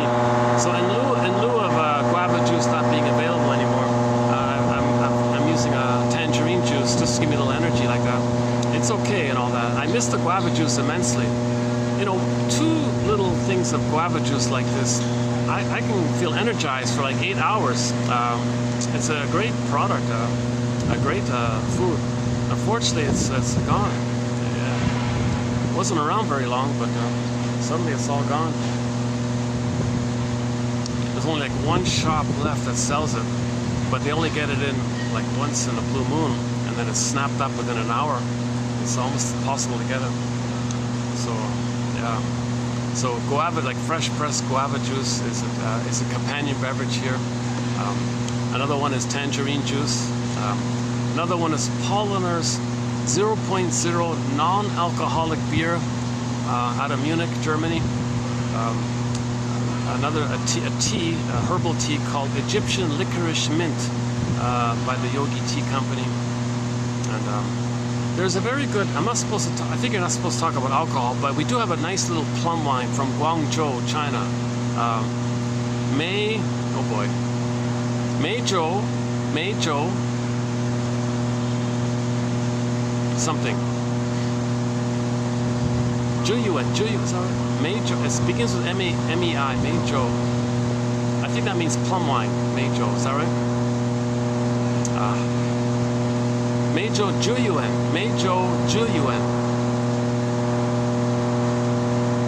Ballpark, something like that. Meizhou Juyuan. I think that's the plum wine we have. It comes in a little tiny bottle, yeah, just like this. And it's not too strong. It's very mild. It's very fruity. Like you taste the fruit. It's like medicinal almost. Like it's. But again, I'm not supposed to. I think I read somewhere you're not supposed to talk about alcohol, so I kind of hesitate in that area. So.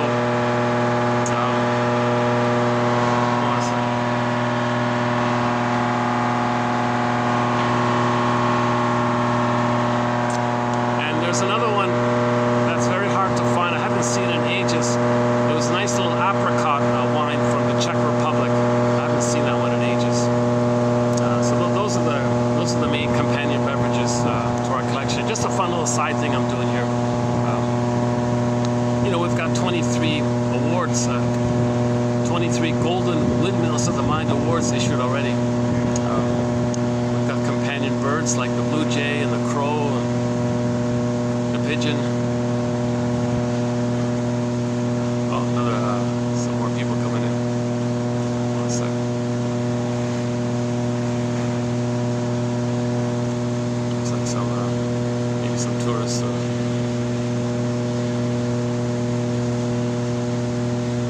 Yeah, it's getting. Yeah, I was here I think I was last year on, it was a Monday or something.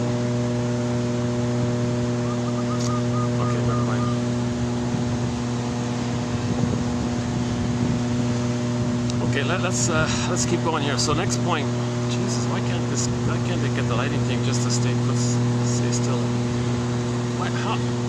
Why doesn't the lighting just stay like that? Why does it keep flashing on and off?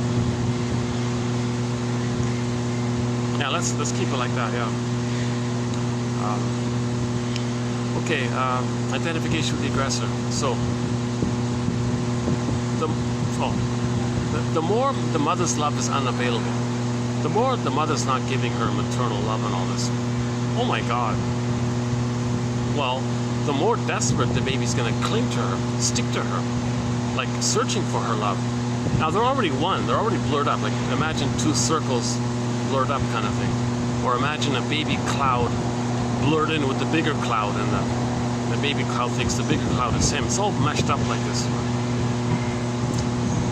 So, in order for the baby cloud to kind of hatch out as a separate cloud from the bigger cloud, or the bigger one of the two being, the baby needs mother's love to hatch out. The more the mother's love is unavailable, says Fairbairn, one of our mentors, the more the baby clings to her.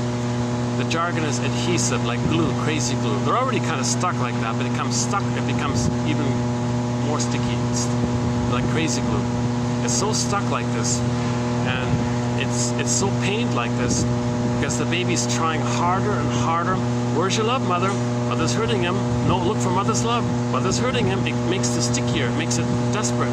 It's like a trauma bond now. And at some point, okay, the baby can't take it anymore. If this goes on continuously, day after day, misatune, malatune, oh cunning tale, mother resents the idea that she's supposed to give love when she herself never received it. Now she's supposed to give it. Okay, now she's talionic about it. Oh cunning tale. Or a mother wants to shame the baby to say that when she was a baby that she was shamed by her mother. Oh cunning tale. So again, whatever the story is, mother's not meeting the baby's needs. This stickiness gets tighter and tighter. If this strain of this goes on and on and on, okay, to the point before 18 months, to the point where the baby does, quote unquote, a deal with the guy with the horns. Because now the mother's seen as a devil. The mother's seen as a monster, devouring creature. picture, Cyclops in the Odyssey, the Boar Queen in the White-Bearded King Balaam story. So the witch Wanimi in Hansel and Gretel, the mother is seen as a very dangerous, frightening monster. Remember Alice in Wonderland? The pictures are wild there. So if this goes on and on like this, the baby crosses over, so to speak. And when he makes that crossover, that's called identification of the aggressor, where his unloved self will put onto others, proxies. And then he becomes the shaming mother. Now it's still blurred like that. Now to have a mother, he's got to shame himself. In order to have a mother, the condition is he's got to shame himself, because that's what the mother did to him. So, because he is her. Now what did she do? She shamed him. So he's got to shame himself. So to not feel the continuous pain of that, he's got to find proxies of them, seeing themselves into the proxy, they shame the proxy, thinking of shaming themselves. Can you still hear me over the buzzing thing? It's going to go on for about 10, maybe 15 minutes, right?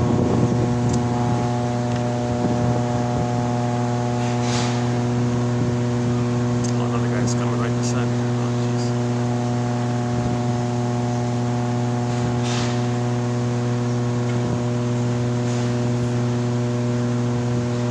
Hold on a second. I have some good days where things are pretty smooth, without many interruptions. Some days I got a lot of interruptions. Actually, the last video, I had 100 interruptions, but it still was an okay video. Ironically, it was still a better video. I was a little more rested or something. The noise, it's getting lower now, right? The noise. Okay, identification of the aggressor. So the baby's passive, helpless victim, shamed by the active aggressive doing of the active aggressive mother, baby's passive, helpless, weak victim.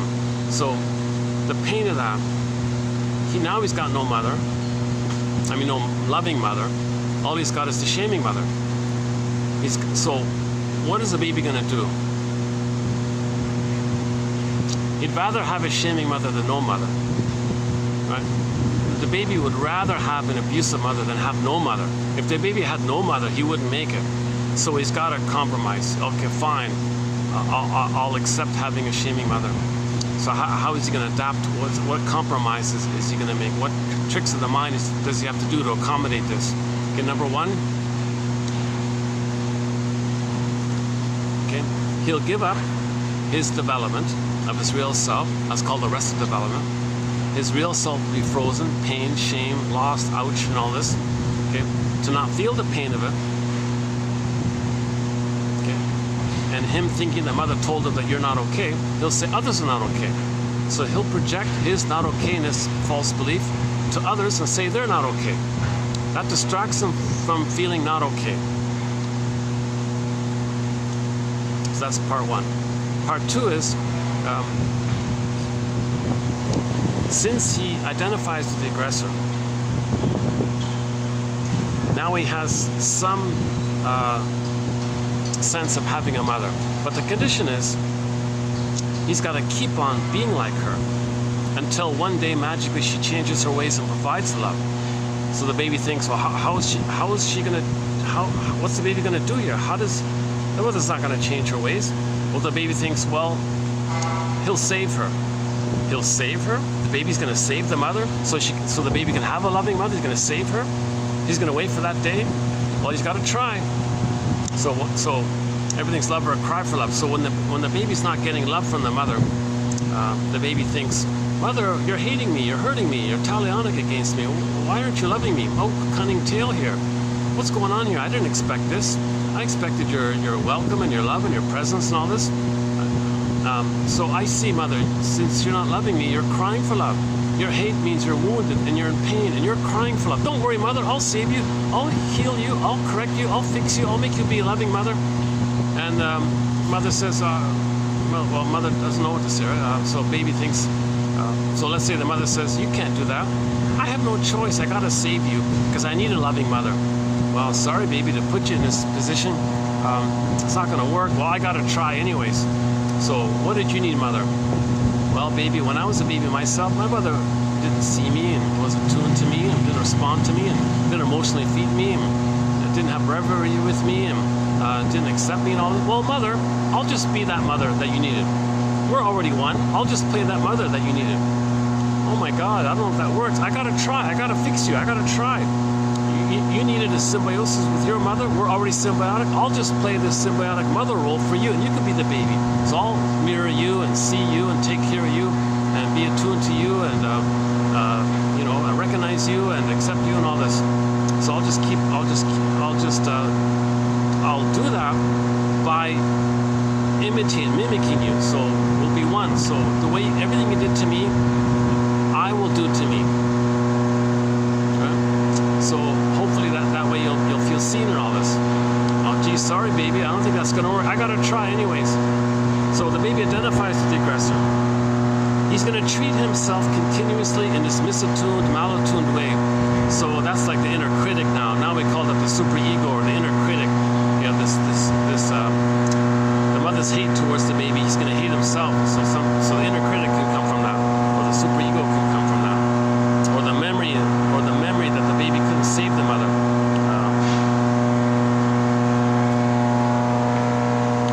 Okay, I think I can go to the other end for a minute now. Here, hold a second.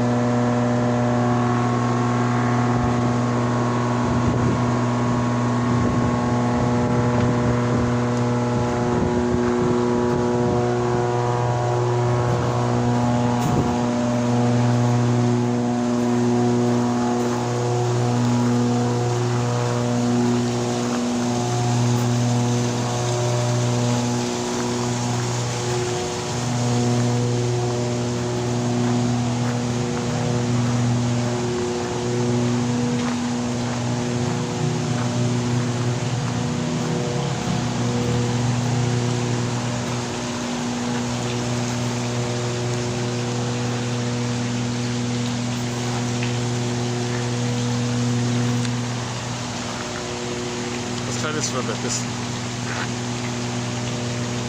This is swing, by the way.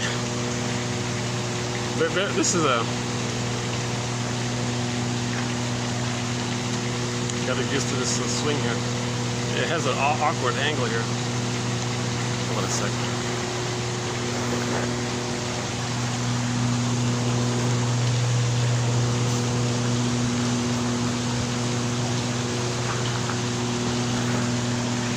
Try this for a bit. Yeah. Oh, I'm gonna start sweating in 2 minutes. Oh my God. Jesus Christ! Yeah, without the fan. See, you don't see it, but it's 41 or 42, maybe 43 by now. At this point, yeah. This is probably as hot as it gets now. Yeah, that's why they left. It's starting to get much hotter. Yeah.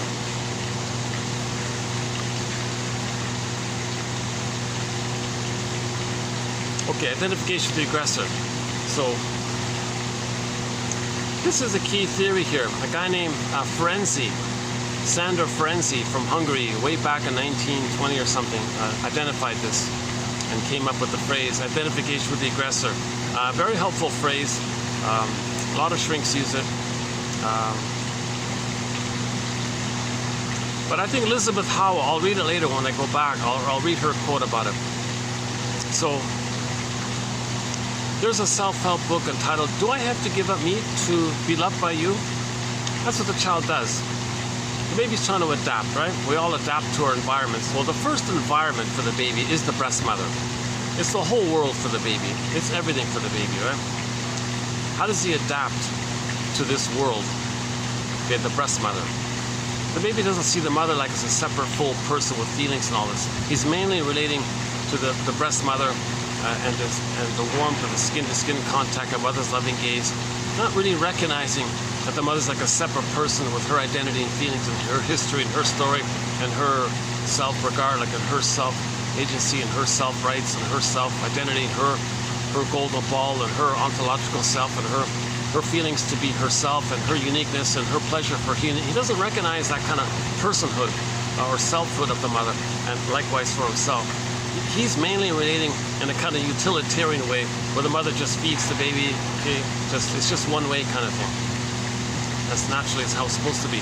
For example, if the baby's angry and bites the nipple, and he has no concept that the mother might be in pain by this. He doesn't say, sorry mother, I didn't recognize, he doesn't recognize the feelings of others yet. Sound familiar with narcissism, lack of empathy? They don't recognize or care about feelings of others because the baby's in that kind of mode. And if the person's traumatized early on, they may have a life template like that where they go through life not caring or feeling about others, not recognizing others, because they're traumatized at that place. Maybe the mother used the plastic bottle, rubber nipple. Now that's a betrayal. That's a betrayal trauma, right? Lack of skin-to-skin contact, that's a betrayal trauma. So he's frozen in those early places. A lot of babies are being frozen at these early places.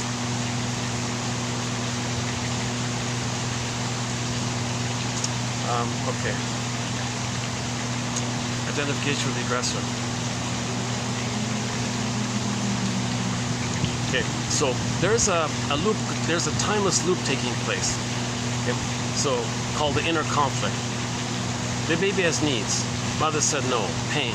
Nobody wants to feel the pain, but he still has those needs. So he doesn't recognize those needs because he doesn't want the pain. Hence the inner conflict.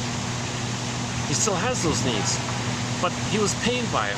But he still has those needs, but he was pained originally. Hence an immense inner conflict. This inner conflict is repressed. It's a buried kind of thing, but it's in a state of timelessness, and the baby has the repetition compulsion to get mother's love so he can know himself. So he still has this drive to get mother's love, but the pain said no, but there's a conflict here. So how does this work? Okay, enter a repetition compulsion. Okay? In nature, when something's wounded, it's trying to heal.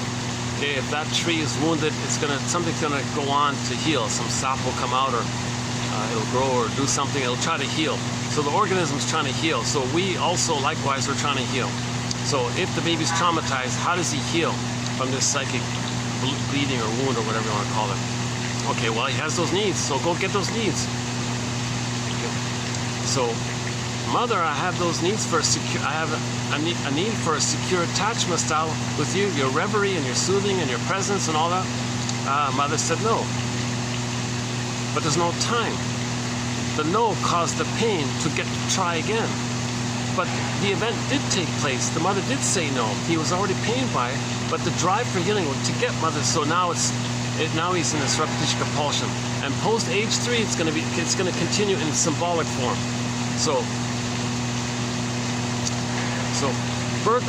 this burglar puts it this way. First, this inner conflict makes a person neurotic because they're always going to see the present in terms of the emotional past. They're going to transfer the past to the present. The present is sometimes called the presenting past, okay? But the present is still the past. They can't love life in the present because they didn't get a happy childhood. You need a happy past to love life in the present. If you are pained in the past, you can't enjoy the present. That's called unfinished business with the mother, struggle with the mother. Okay, no person's going to really love life in the present if they were pained by the mother, because the memory is there's too much pain to be yourself. That's why you can't enjoy the present, because you still remember the pain to have your true self. But you need your true self to have joy at the console. The bluebird, you need joy at the console to enjoy the present. But you need an identity. But the baby's identity was squelched by the mother. So you're stuck at that kind of place. Get it, right? So there's this drive for healing. Come on, mother, I need your needs for a secure attachment style. So remember, memories are relational. Self and other are blurred in like a little blurred circuit like this, right? And it's timeless. Imagine this blurred circuit being grooved in on a 45 disc record. One of those old 45 music disc records. Remember, they only have one song on those 45s? Let's say it's side B is the same song as side A, or on side B there are no grooves on the back side. Just one song. Okay, let's call it the cry for love. Okay, so the cry for love. Everything's love or a cry for love. If the child were loved and he had his psychological birth, he'd express his uniqueness and know and be aware of his uniqueness and express it. He would love life, joy at the console, and that's pleasure and meaning and delight and joy and all that. He doesn't have that. He's not loving life. He doesn't have a path with heart. He doesn't have a quote-unquote more human side of being human, of gratitude and tenderness and affection and caring and creative, fun little play or whatever like that. He doesn't have that kind of joy of love, of life and all this. So everything's love. We're going to cry for love. Either loving or cry for love. So he's in that cry for love. So this because there's two people in there, the passive victim and the active aggressive mother. So that's okay. So keep that in mind. That's pressed on our record. Here we go. Edmund Berger, our mentor, one of our mentors, says this. Okay, it makes so neurosis is the petrification of this inner conflict. It makes us neurotic because we're not loving life in the present, seeing reality in the present. We're seeing the present in terms of the past, with the grand fantasy that if we can somehow change the past and get the love that was in the past, but we're living in the present, but emotionally seeing it as the past. That makes us neurotic. We don't make sense like this. So back to Edmund Berger. Every neurotic is a music enthusiast. But he only has this 145 record. He only has this one record. On his MP3 player, he only has that one song on there. Okay. Okay, scratch that part. Get back up a sec. Rewind. Pick up the needle. Let's go back to the beginning. Every neurotic is a music enthusiast, but he only has this one record that we're talking about, which he carries with him everywhere he goes. He carries it, puts it in his pocket or something. He carries this record with him everywhere he goes. Every time he sees a turntable, oh, there's a turntable. He rushes to the turntable, plugs it in, finds the power switch, picks up the needle, puts the 45 on the turntable, and puts the needle down and plays that one tune. He loves music, but he only has that one tune. The metaphor is in the present, in the current situation, the turntable, every new situation, he's going to recreate and replay that tune. Means he's going to reenact that scene with the mother. Now, when he reenacts that scene with the mother, it takes two forms. Here's the key thing. It takes two forms. In the present, he can either just directly play himself and find others to play the mother who shamed him and recreate it, coax it, make it happen. Self-fulfilling prophecy. He can easily coax others to reject him the way his mother rejected him. That's the more benign way. He's not hurting anybody. He's just being a little passive-aggressive or giving people impossible tests, or just in advance chooses people who are going to be very rejecting anyways. He just wants to recreate it. So in the present, we recreate what happened in the nursery, ultimately to make the inference that that's what happened in the nursery. So the person doing this says to themselves, gee, I find myself in all these situations where no one wants to hang out with me or be my friend or something, or they always have something else to do, or what. Geez, did I create this somehow? Am I doing this somehow, either by choosing such characters, or am I making it happen by the way I'm behaving? Is this all because my inferring mind, my non-reporting brain, my second self, my double self, my secret self, the one who walks with me, okay, my shadow self, the shadow knows, the shadow, is this because my repressed self, my denied self, this non-reporting brain now Berger calls it the puppet master, is this a communication from myself to myself to tell me what happened in the nursery?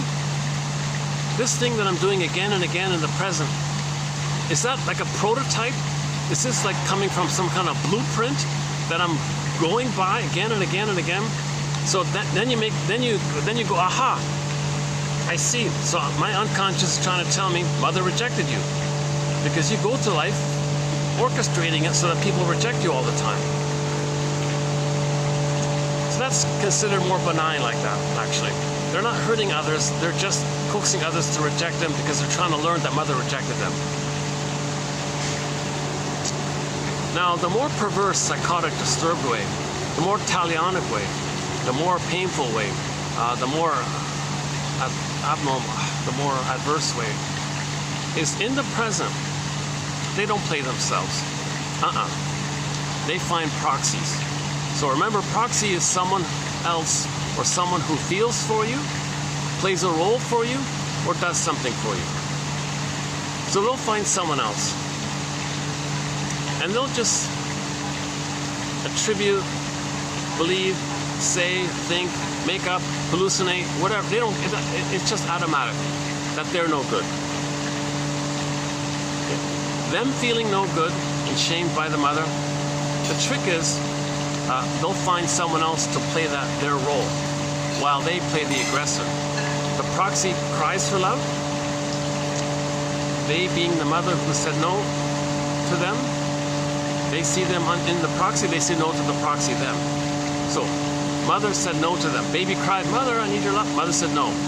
Okay, new situation. That 45 record. New situation.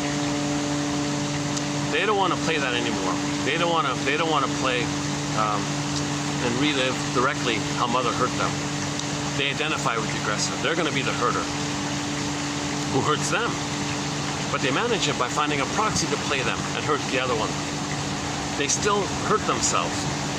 So enter hocus pocus, Alice in Wonderland, auto-hypnosis, double focus to account for the pain they feel by hurting others.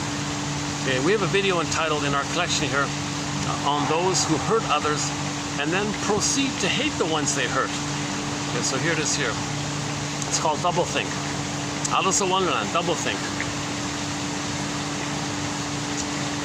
So, the original experience was mother shamed them. Ouch, right?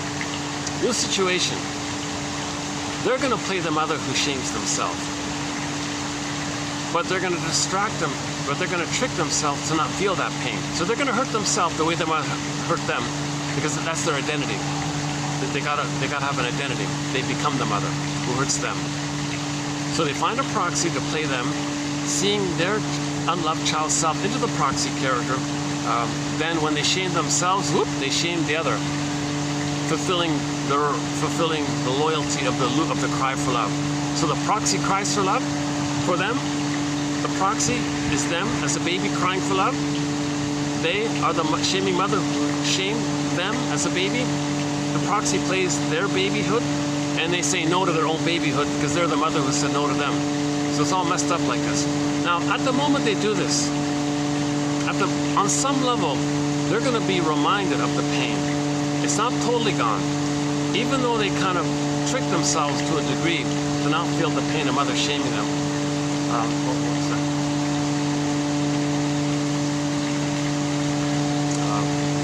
Just hang on a second.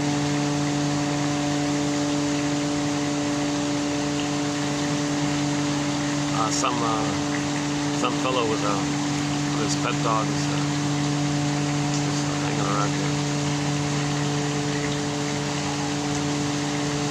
Yeah, he has the expression on this fellow's face is a little bit like mine when I first came here. This fresh little, wow, look at this garden kind of place here. This fun little place here with swans and rabbits, and they got peacocks on the other end. A little open area here like this, some fountains, a lot of lush greenery here, some flowers and things. Little birds all over the place. It's like a fun little surprise. The problem is he's going to sit right in front of me. Oh, Jesus Christ. Let's see where. Hopefully he'll sit at a spot where I'm not having to see him all the time.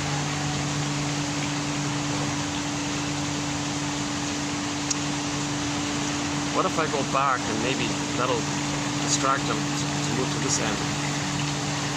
Yeah, let's try this little strategic. Hold on a second.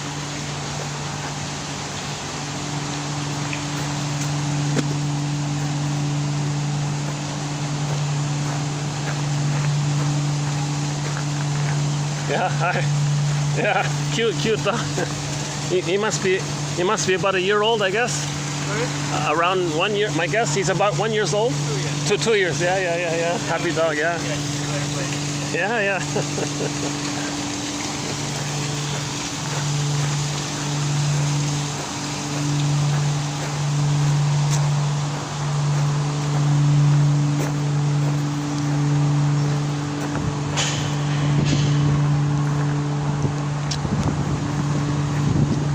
Either way.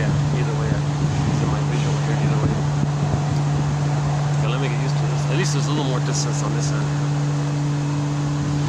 Unless yeah, let's turn this chair. Let's do this. Yeah, hold on a second.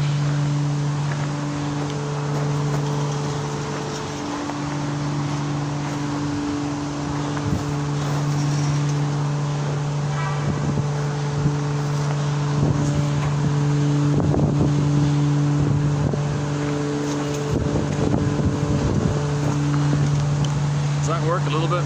Let's try this.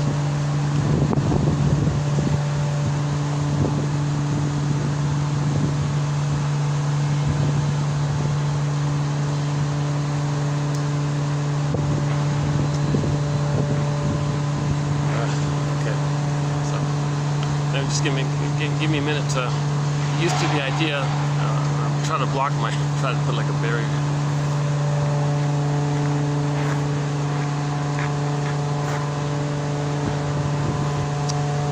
Okay, yeah, okay. This should work. Yeah, so identification with the aggressor. So let's go back to double think, hocus pocus, auto hypnosis, double focus. Okay, remember Alice in Wonderland, things can flip and morph like the dream world. So in the present, okay. So by the way, the difference between I'm calling it just simply the difference between the clingers and the stingers, just as a ballpark umbrella phrasing.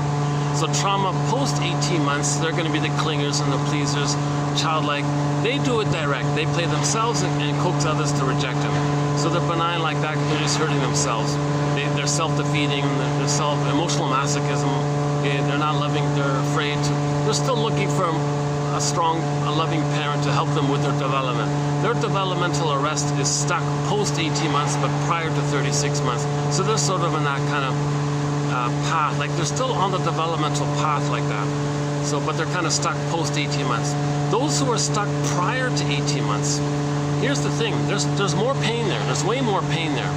There's so much pain there that they can't have their real self anymore. They hate their real self. They find proxies to play their own real self and hate the proxies because the proxies represent their real self. So they hate others. So immense prejudice and hatred of others will come from this. They're hating themselves because they've identified with the aggressor, and the condition is they got to be like her, to have themselves. So to have any kind of identity, the condition is they got to hate themselves. So they find proxies and hate them. Hating the proxy means hating themselves. So when they hate themselves, they're going to feel some pain on some level. So at that moment, hocus pocus, auto-hypnosis, flip-flops, double focus, the one they hurt in the present, i.e. themselves, their innocence, they feel badly. Meaning they're going to remember the pain of mother hurting them. So they flip it.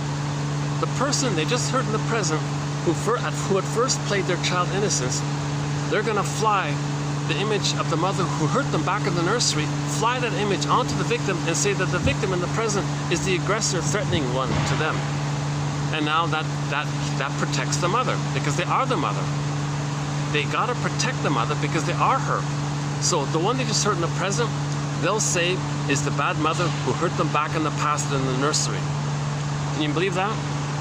Alice in Wonderland. So they hurt an innocent person, okay? And then forget about empathy or reparation. They only see their needs. They're soul blind. The perceptual apparatus is gone pretty much, and they only see the projection of their need. What's the need? The need is to protect mother because they are her. Okay, so, but how do they account for the pain of mother hurting them? And they're now the hurting mother who hurts themselves. How do they account for that? Well, they'll just say that the person in the present they just hurt is the mother who hurt them back in the nursery way back when. Doesn't make sense, right? They don't care. They have to believe it because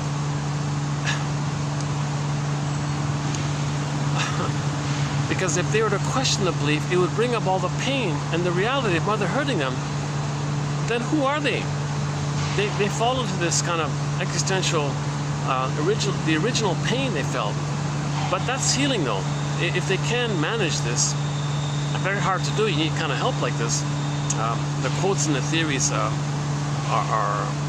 a basket or a catcher's mitt to help catch you a little bit, right? So you need these quotes, I think, and you need consciousness and theories and models and constructs and, you know, the theory, object relations theory, developmental theory, the theory, Edmund Berger's theories.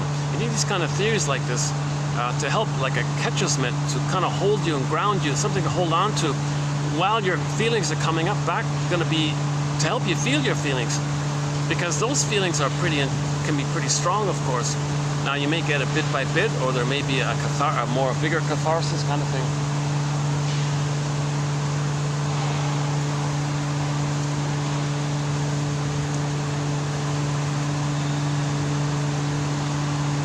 That dog was 2 years old. It just looked like a baby. I thought he was like less than 1 year old. My goodness. I didn't want to. I don't know how he would feel if I put his dog on camera. Just like a little kind of dog. He looked very fresh and yeah, very playful kind of dog like that. 2 years old? You got to be kidding. He looked more like 6 or. He looked more like 8 months. No, I believe him. I'm not gonna. I'm just questioning myself.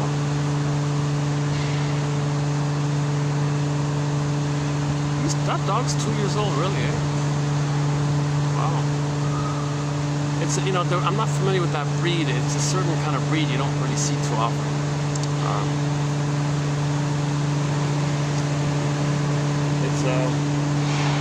It's funny. It's like a part collie, part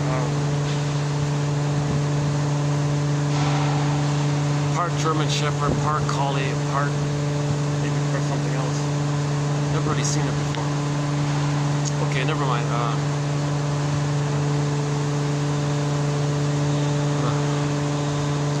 Okay, so yeah, so trauma before 18 months leads to one of the stinger personality patterns. Okay. So now there are a variety of personality patterns that manifest as a scaffolding of mechanisms, defense mechanisms that make up the false self.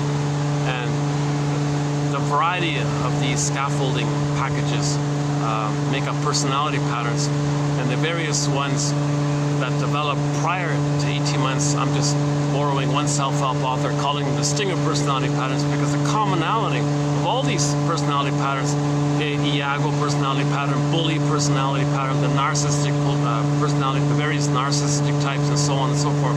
The commonality is that when they replay that record that we're just talking about, they find proxies to shame. So they're hurting others the way their mother hurt them, reliving how the mother hurt them, still hurting themselves, just tricking to minimize it. They want to minimize the pain of hurting themselves, so they find someone else to hurt. So we say they're emotional sadists shall I compare thee to an onion? You layer it down. It's a defense against the emotional masochism. Now the clingers play directly their emotional masochism, okay? Self-defeating. So they find others to reject them. So we say they're emotional masochists. The stingers are doing it, but it's cloaked over with their sadism. They find others to play their masochistic self and shame them, and they feel the arrogance of the superiority complex, because remember, they're still on the throne. The self-sufficient superiority complex of being a little king, a little god on the throne. So that's the arrogance of that, and the entitlement of that, and the infantilism of that, so that's taking refuge of having some place to be. It's an illusion. That's why narcissism is named after that little white flower that gives people illusions. So it's an illusionary thing. So that's why it's a false self. It's a huge false self. That's all they have. They only have the false self, and they think that's the real self.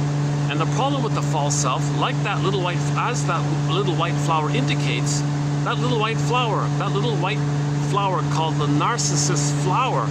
If you go to the front cover of one of the editions of Alexander Lowen's book called Narcissism, you'll see a little white flower on there, or just look it up on images on YouTube. The narcissist flower. It gives people illusions. That's what they say. Narke is a the narcissist flower in Greek, in the Greek language, the root is narke. They said narke is the term for the narcotic phenomenon, right? So it's like a drug-like thing. Now, the drug-like thing refers to the baby being in bliss with the mother.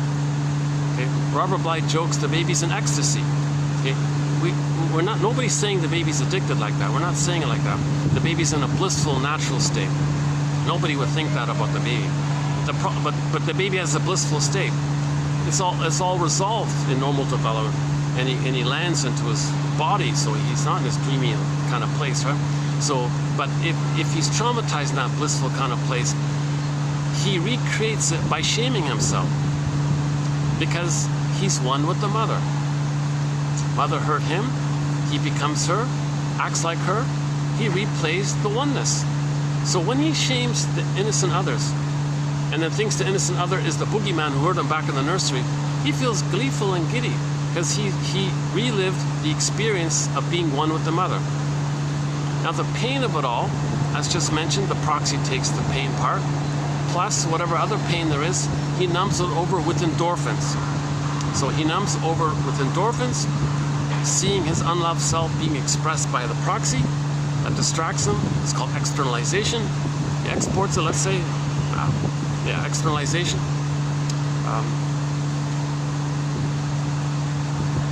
There's the third part. I'm missing the third part here. Hold on a second. Just give me 1 minute here. Hold on a second. Let me have some. I'm gonna take a little bit of tangerine juice here. Hold on a second.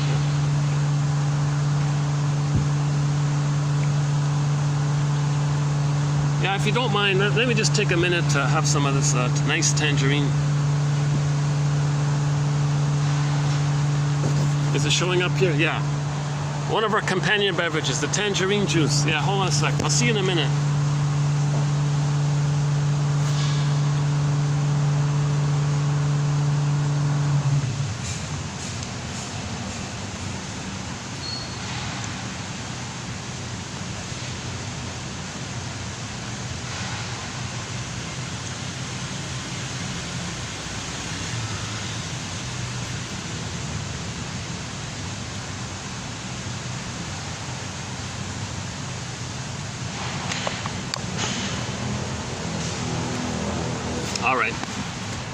All right, mission accomplished.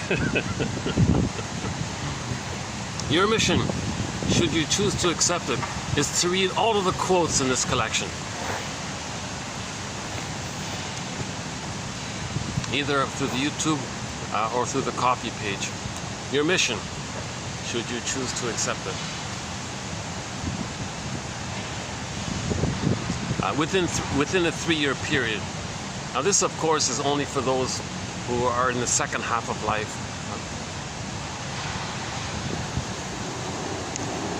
So usually anybody over 35 or over 40 kind of thing.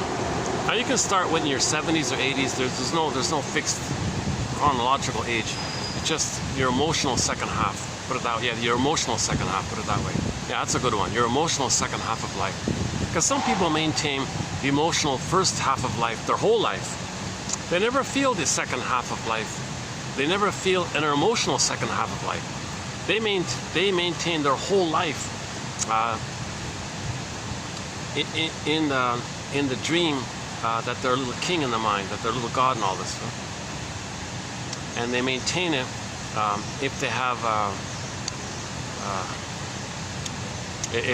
like, if they're born with, if they win the law, if they have the resources to do it, they can maintain it, kind of thing.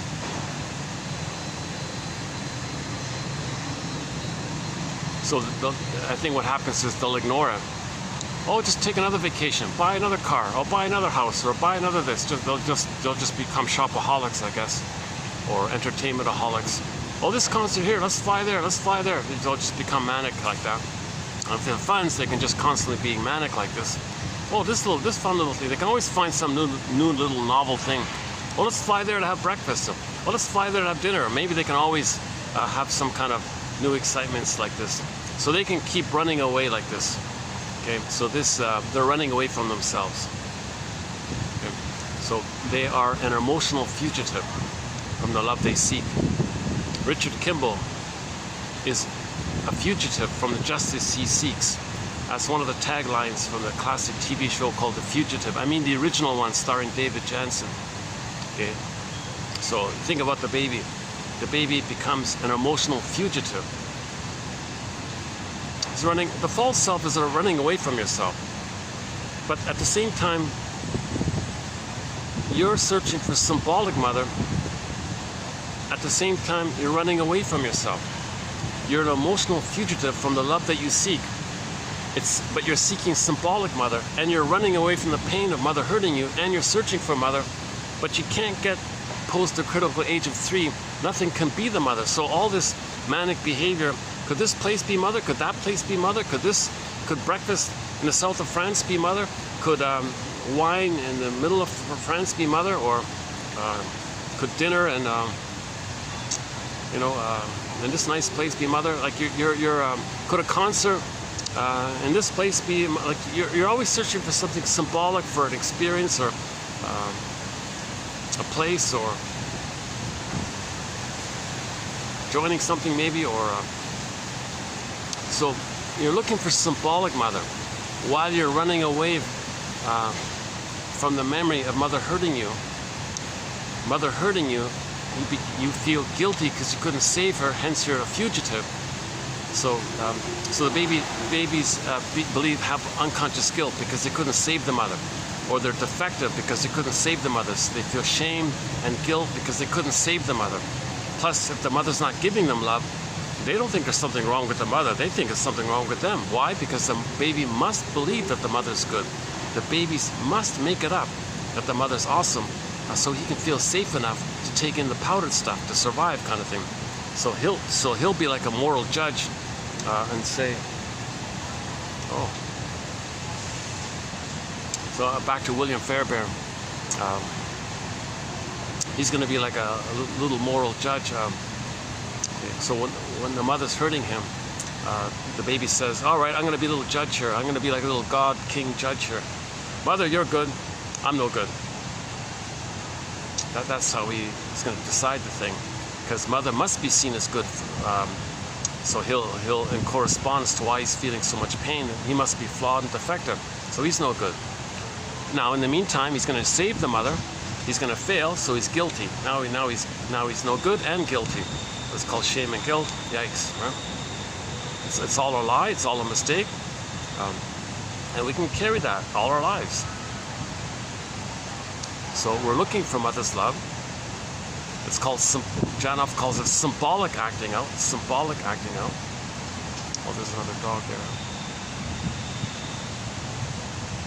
Oh, there's a very touching clip I just saw. A young lady adopted a dog from the adoption center or something, and they filmed the moment where she filled out the paperwork and paid the fees and all this, and then they released the dog to her. That dog just was kind of like so tender and crying and so grateful, and you can see the two of them like bonding easily. And she, so that dog I assume was alone for a long time, and she adopted. Very touching, a little moment there. Big old dog, right? Big old, but he acted like a little puppy in a way, right? And they were like, like nudging, like caressing each other, like nudging each other, and kind of thing.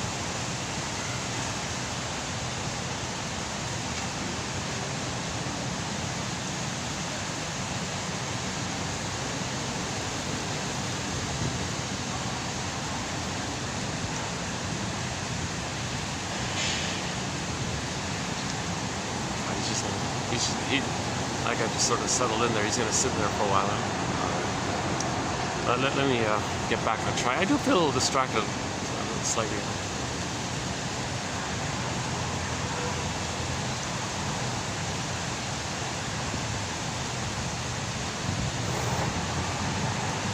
I was hoping this would be like my little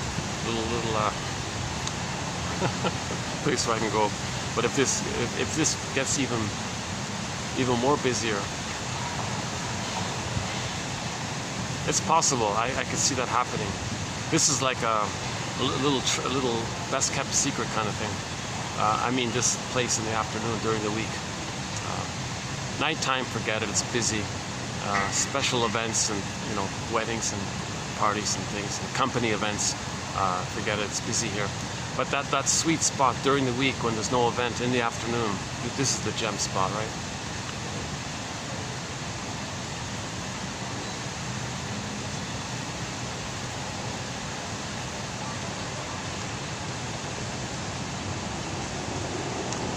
Okay, let's get back on track here. So we were talking about the stinger personality patterns. Yeah. So what the main emotions of the stinger personality pattern? So by the way, when they're shaming others, meaning their child self, okay, that means they're rejecting emotional development. They're rejecting the humans, the more quote-unquote more human side of being human.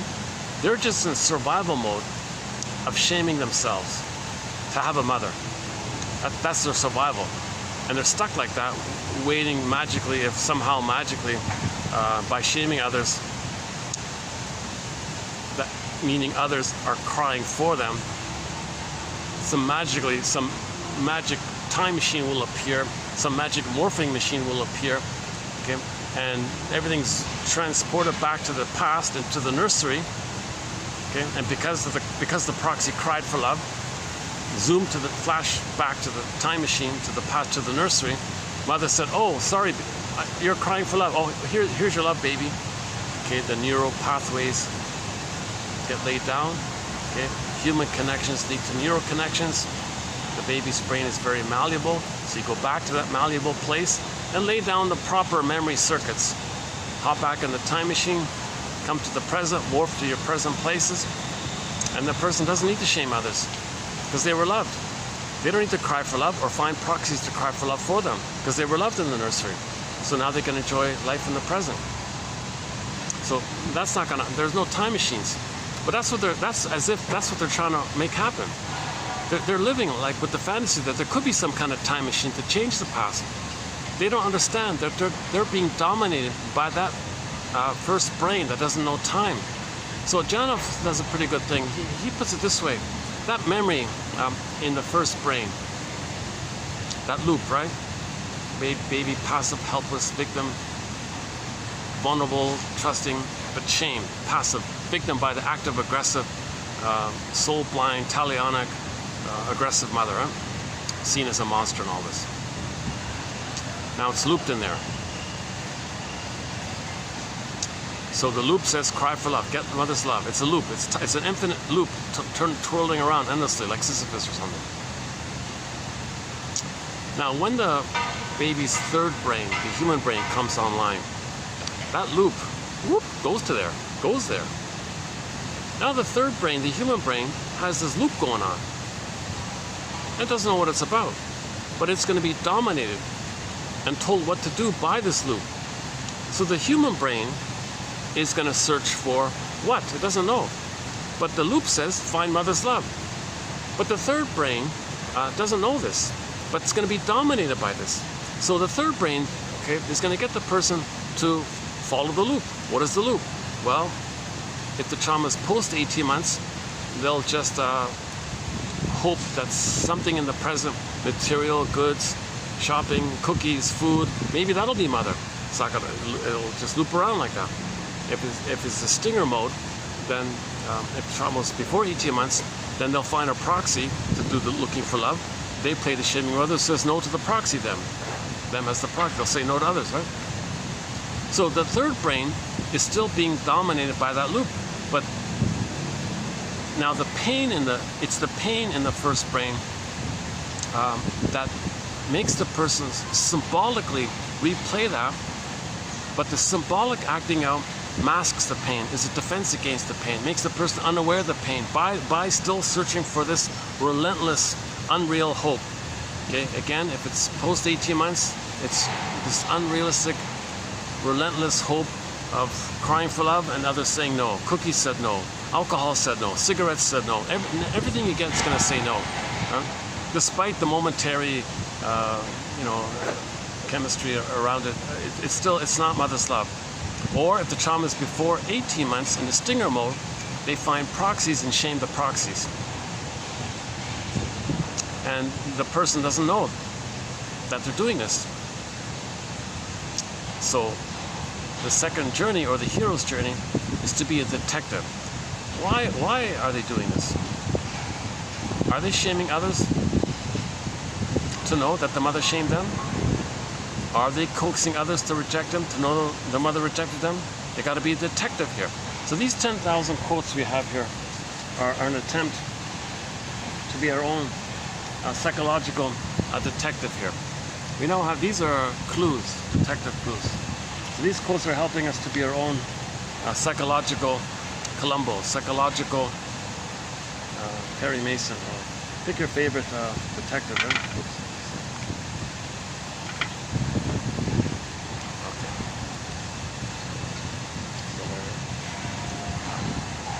All right, let me see if I can just forget the guys. Yeah, I give him credit. He's smart. I think anybody who finds a place like this, either they're lucky or, in my case, it was just pure luck. What's this down here? It's my childlike curiosity, maybe, that made me find this, right?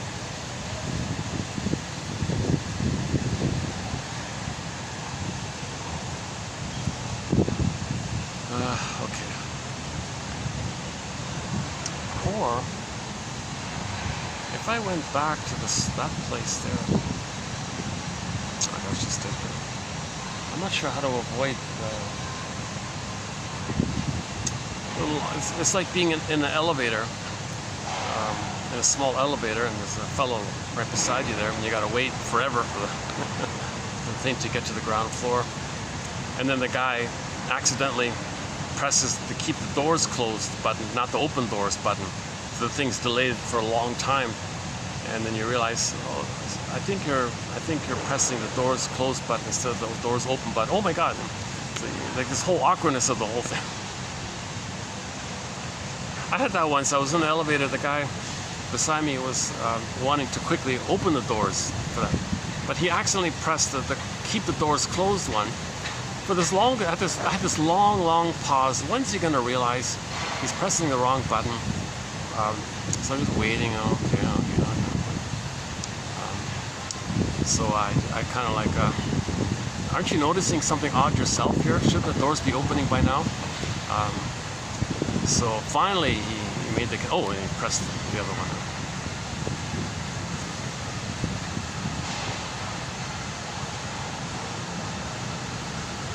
Maybe because the anxiety, the claustrophobic anxiety of two people in a small elevator, he was closer to the buttons one.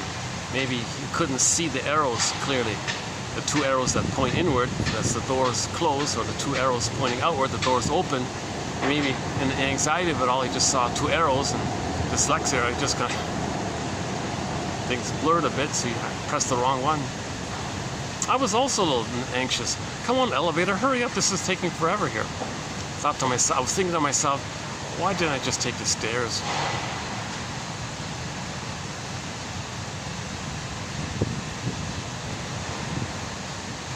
See, Janoff would say, if you have anxiety about enclosed like elevators and things like that, he said maybe you were in the incubator for a long time, or maybe you were stuck in the birth canal. You see, and that memory's there, and being enclosed in the elevator with another person like that, maybe it triggers that old painful feeling, and the feelings might come from there. Oh, a delivery truck just arrived here.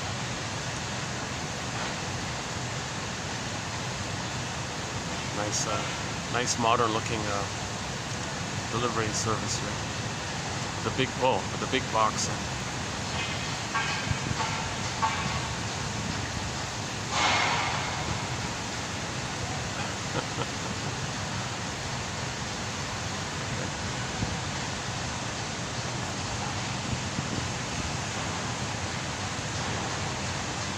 I wasn't here on Valentine's Day, but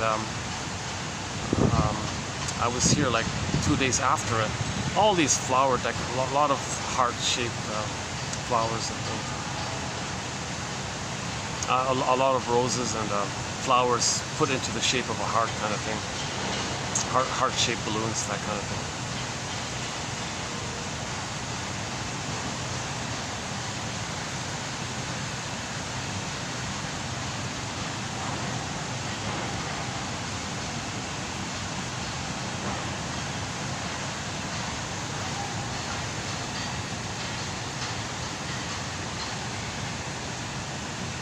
How are we doing here? Let's see. What time is it? 3:10. Battery's holding up.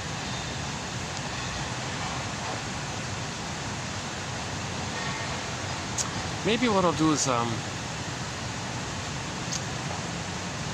want to be able to read the quotes to you while I'm not distracted by it. Let me turn around. Let's try this first.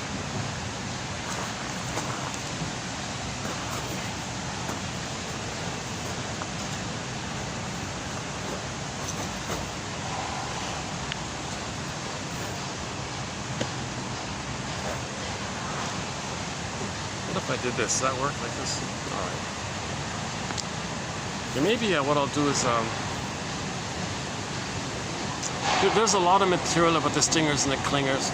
So the stingers, the main emotions are hate, greed, envy, grenvy, spite, vindictiveness. There's a talionic area. Okay. Schadenfreude. Okay. Shall I compare thee to any? It's defense against the underlying emotional masochism. Now, because there's no real self, there's no sadness, so they don't mourn losses. So if there is a loss, they want to do what's called denial, contempt, and sour grapes. Didn't eat them anyways, they'll say. They call that a pyrrhic victory because they didn't feel the pain of not having an identity. They didn't have to feel the pain of losing sadness, the ability to feel sad. They didn't have to feel the pain around not being able to grieve, that capacity to grieve, the pain. They didn't have to feel the pain of it. That's a pyrrhic victory. At a huge cost, of course. So, and each of those topics, again, the yardstick is impossible, right? So there's no gratitude because if you were to feel gratitude and admit something good, you're going to be reminded of all that goodness you didn't get. So they won't be grateful for anything. Nothing good they get can be registered as good because to do so would bring up all the memory of the pain of not receiving love. So they can't admit anything to be good to avoid a pain. So rejection, oh hi.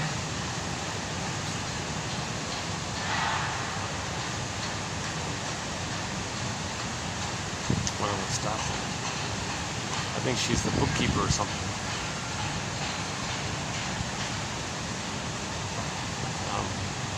Yeah, great staff here. They're very nice to offer me the fan. That was a nice moment when they offered me, "Sir, would you like a fan?" Oh, that made me feel welcome. Luckily, they don't hear me. It's funny, right?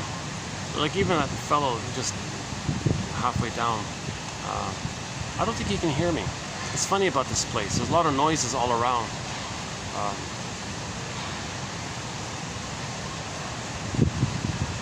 Well, if he could.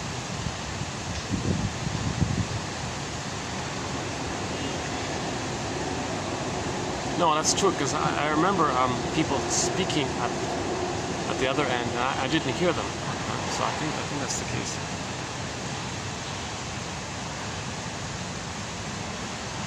Okay, so there's a whole body of material about the hate, greed, and so on, right? Grenvy. Okay, a lot of envy. Once again, they can't see goodness or admit goodness. Because to admit goodness will bring up the memory of not receiving goodness. Mother hated their goodness.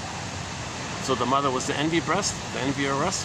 The baby was envied by the mother from the baby's. You got to think of it from the baby's experience, not the reality here. From the baby's end of it all. So mother hated his goodness, identifies with the hater. To have a mother, he's got to hate goodness. That's called envy, hatred of the good. So stingers go through life with the hatred of the good. You can say that's talionic. I'm not going to accept any goodness. I hate all good. Whatever's good, see it damaged. Because when my original goodness, my mother damaged it.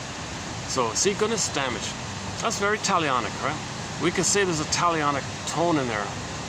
So I'm thinking that's how I'm sort of applying the talionic phenomena. That there's a sort of talionic tone with the way mothers are shaming their babies. Okay, there's a talionic tone there, right? Some mother hurt her. Okay, either first she shames herself to have a mother, and then sees the shamed baby as the mother who hurt her, and then feels justified to be rejecting towards the baby her mother. All very talionic. This mother is taking revenge on her mother by first shaming the baby to be the shaming mother, and then to flip-flop to see the victimized baby as the aggressive mother, and then she attacks her own baby in a talionic revenge against her mother, because now the baby's a proxy for the mother. Like the baby's going, whoa, mother, I'm not my grandmother. I'm not your mother who hurt you. Don't take revenge don't blame me for what your mother did. I'm not her. Can't you see I'm your baby here? I don't see that baby. I see you as the mother who hurt. Emotionally, she sees the baby as the mother who hurt her. So that's why it's called unconscious motivation. So we've got to be a detective to bring this to light. So in order to bring this material to light, these quotes are also an attempt to give us night vision. Okay. So these quotes are an attempt to be a lantern, to give us night vision, to see what's going on in the forest. So in the forest it's dark, we don't see what's going on. Okay. So shadow, dark, forest, metaphor. Okay. What's repressed, we don't know it. The memories are there, but we don't know it. Hence the idea of dark, I don't know, no light of consciousness, dark. Okay, metaphor, dark, shadow, dark. Another metaphor, forest. Sometimes forests are kind of dark, you don't know what's in there. Lots going on in there. And so you need a lantern. When you go in the forest, you need a lantern. These quotes are giving us a lantern. These quotes are giving us a lantern.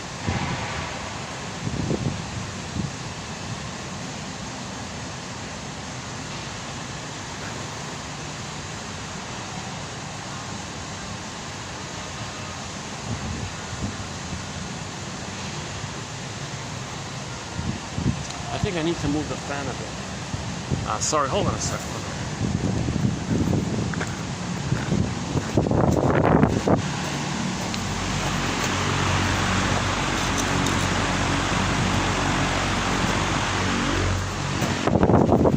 Okay, that should do it.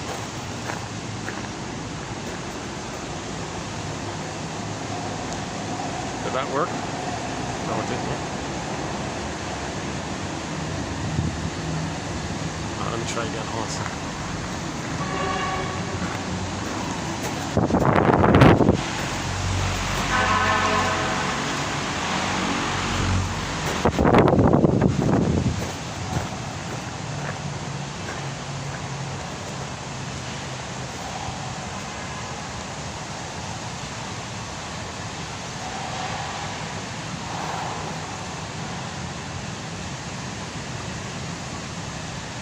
So the stingers do a lot of scapegoating. Their slogans, my greedy, your greed.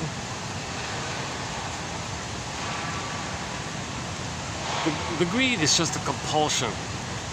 The envy is the real issue, is the real agenda. That's why envy is the number one quote-unquote sin. Sin means you're missing it. Like you're missing your real self. Okay, that's all that means. You're doing something away from yourself, that kind of thing. One well-known, famous short seller said, "No, the worst sin is gluttony." I thought, you got to be kidding me! No way. Gluttony at least admits that food is desirable. It might be symbolic, mother. Envy says, "No, I don't want to see goodness." Now, the greed and the gluttony is automatic because the compulsion to seek symbolic, mother. So the envy might tolerate greed because greed is destructive, and that's what envy wants. Envy doesn't care about the greedy's efforts because it won't allow the person to think it's valuable in any way, because the condition is to have a mother, they can't see anything good as valuable, the hatred of the good. So envy says to greed, you're gonna do this, I don't care about it, but you're destructive, fine. kind of thing. So that's called envy, hatred of the good. So greed is like a smaller engine. Envy is the bigger engine. And another, speaking of another famous short seller, he actually said this about a year ago. He said, you think all this short selling, you think that us short selling the planet for a quick buck, you think this is just greed? That's so simple. You think it's just greed? That we want to gobble up the planet because greedy, because we want more and more? Well, I've got billions and hundreds of billions, and sure, I've got 10 castles and 10 yachts and penthouses. I'm still doing it. Why am I doing it? It's not greed. How many castles do I need? It's not greed. You think I'm doing it because of greed? I'm sorry, guys. It's not because of greed. It's because of envy. Envy. Greed is destructive, and envy is the real issue here. Because when we're greedy, it's destroying. Greed destroys. That's what envy wants. Envy's the real issue. So envy's the real issue, right? Baby had goodness. His real self, his authentic self, that's considered good. The gifts of the real self, his uniqueness, his beauty, his mystery, his delight. Mother shamed it. Missatum, malatum. Okay, little things. Little things by the mother does this. Okay, little subtle talionic things by the mother does this. For example, she doesn't want to breastfeed. And the father said, why aren't you breastfeeding our baby? Well, I want to go to the office and jiggle around and have power over the fellows. He died inside, he said that was the beginning of the end of their marriage, because he didn't realize what a rotten mother his wife was. And that was the beginning of the end kind of thing, he said. Interesting quote from 3 years ago. Another woman said, I don't want to touch the baby. Here, give me the pump. I'll put it in the pump and someone else can feed him like that. Another one said, well, just follow some kind of schedule like that. I don't want to, rough handling, and the handling wasn't tender, and the mother was rough handling the baby and treating the baby like a sack of potatoes. Didn't realize the feeling. She was so blind to the baby's feelings and rough handled the baby. He had nightmares of lions eating him later on, right? Oh, what is that? Oh, good news. These guys, they're heading out here. I just forgot his existence. I mean, I just forgot, and now he's leaving, right? I wonder if there's an unconscious thing like that. Like, just as I forgot that guy was there, just at that moment he started leaving. Right? Sometimes those little things like that can happen. I don't know that guy at all. I just saw, like, some people have what's called a very strong symbiotic thing going on, and they always feel like a little fusional, psychological fission or something with people. So when I kind of turn around my back like this, and I forgot about him. Maybe he felt like a little rejection, like the triggering of not getting mother's symbiosis. Right? Some people do that. They want to always have like a symbiotic oneness with everything and everybody. Like they stand too close to you, or they're always like invading your space all the time, or they're always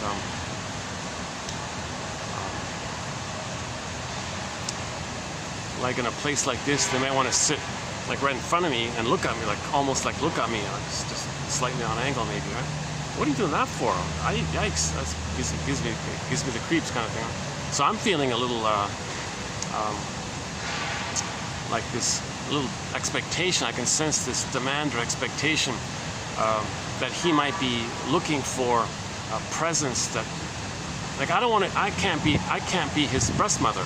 Or I can't be the son. And if I feel that, that's called counter transfers. If I feel that kind of pull or tug like that,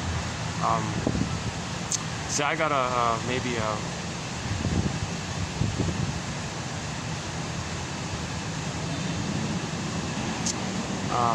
not feel that it's my duty to please him or something. Because if I do have that, I still have the old attitude that it's my duty to please the mother kind of thing. Try that again. Let's say somebody sits there, and they got all this space around me.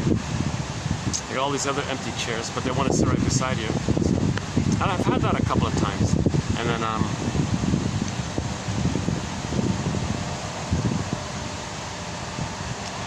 I would politely get up and move, kind of thing. But what's the like? Why would they do such a thing? Well. There are a lot of benign reasons, of course, a lot of benign kind of reasons. But maybe there is this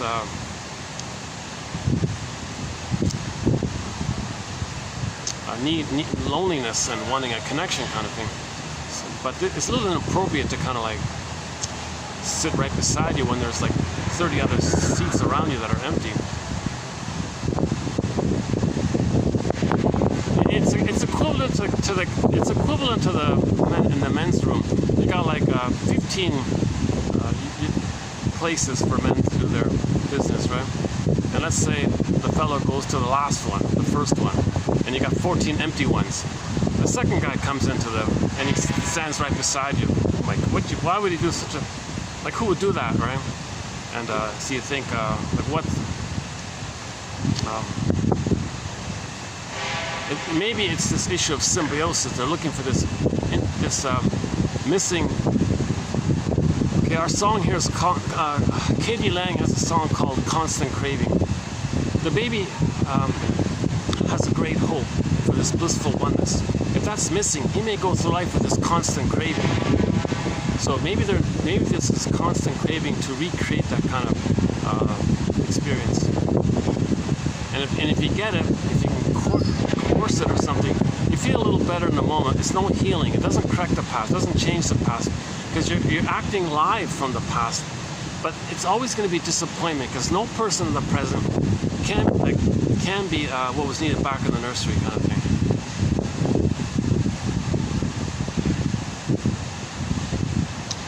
I'm getting a little off topic here. Is it better here, or was it better back here? Let's see. How's the lighting?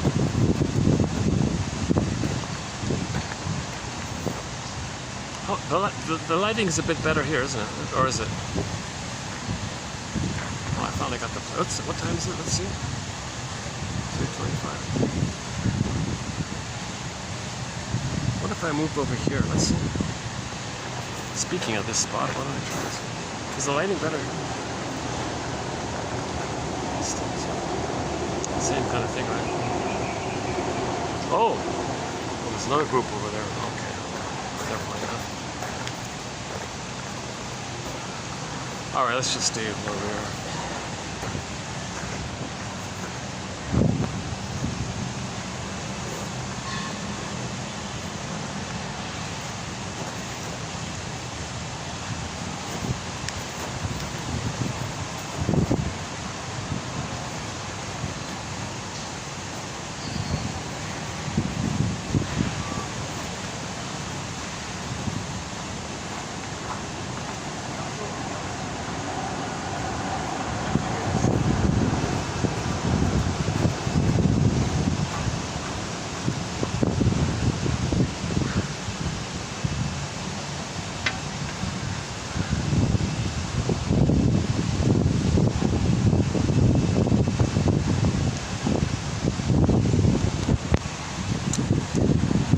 I can feel the fan. Now it's working. I think there was a breeze going this way against the breeze from the fan. Now I'm feeling the fan. Alright. I hope you'll be a fan of 1001 Windmills in the Mind. I mean the quotes. Your mission, should you choose to accept it, is to focus on the quotes and to judge this material for yourself directly between you and the quotes. And remember that your humble compiler here has anxiety, and that your humble compiler is trying to learn this himself, kind of thing, and that he's sharing it for the connection and for the discussion, and once again, your humble.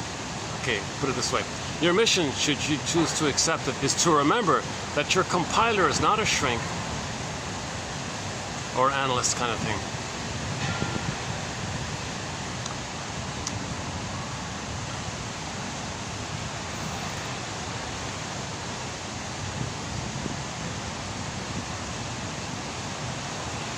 Okay, so the stingers, there's a whole body material there, which we discussed in recent videos. The clingers, a body material there as well. The dynamic of the relationship. If they get married, if the clinger and a stinger gets married, there's a lot of material there. Okay, So let's begin with today's topic here.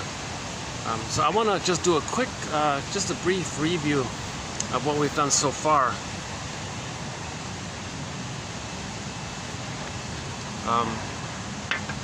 So let's first do a quick preview of what we did so far. Okay. I'm just going to limit the quotes. We have other quotes as well, but just I want to stick on the talionic thing here. Several of the quotes talk about how the talionic thing is actually like an advancement of what was before. So Lloyd DeMaz says that when we became Homo traumicus, oh boy, there was a real confusion and a real mess, and babies were being really treated badly. The more badly the babies are treated, the more stingers there'll be, hence there's more of a talionic feeling or whatever. So there was a worse, so finally it came around, okay, well, let's try to limit this.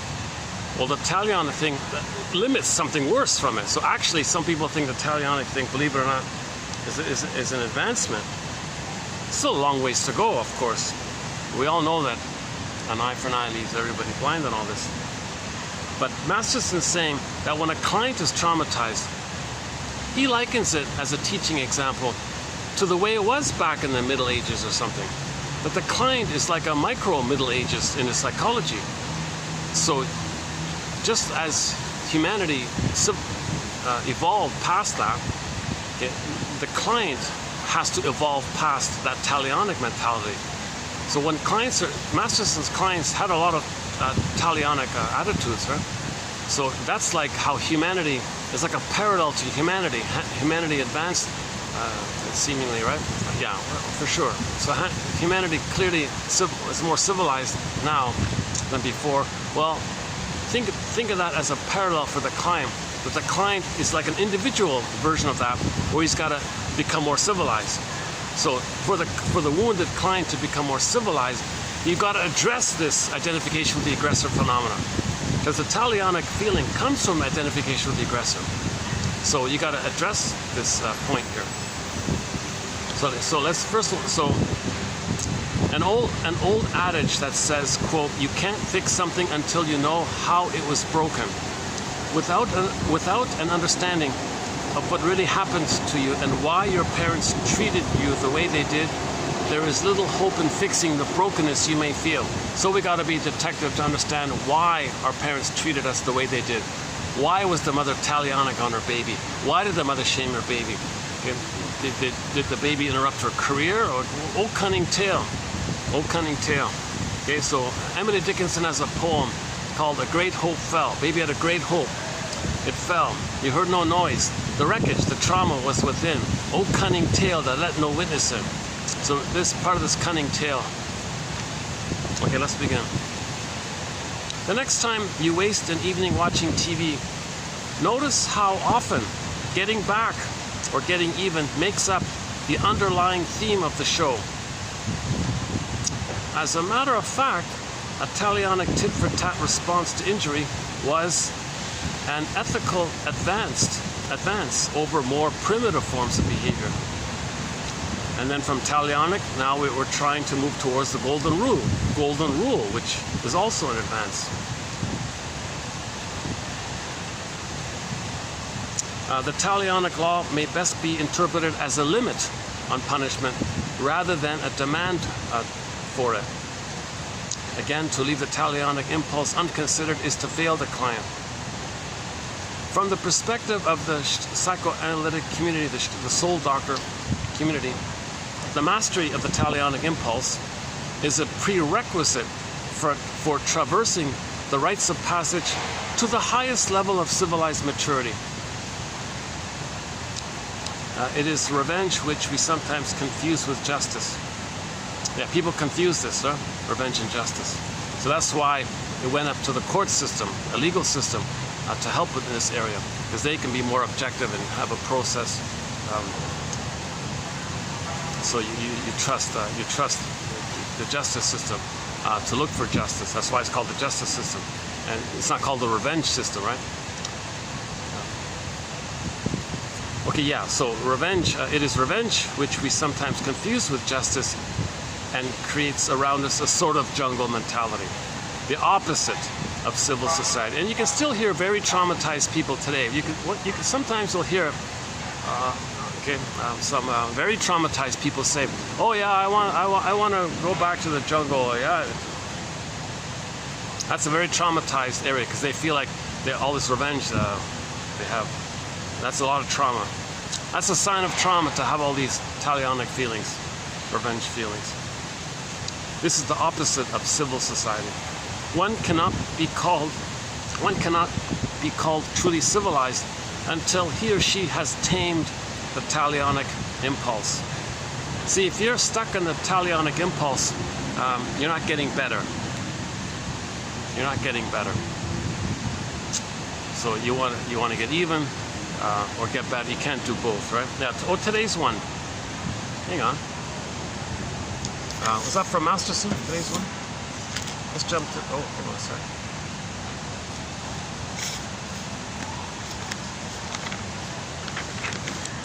In today's one, clients can either regress or get better. So talionic is a regression, right? Clients with the BPD pattern, with clients with the stinger personality pattern, as the therapy deepens, they are acting out their talionic theme. You must tell them. They have to choose. When a client acts out in a session, acts out. Okay, so blames him or recreates the past and the present, shames him because his mother shamed him. You can tell him that obviously he has chosen revenge, not get better. So if you repeat it, see, if you keep repeating it, you're replaying it, you're not getting better.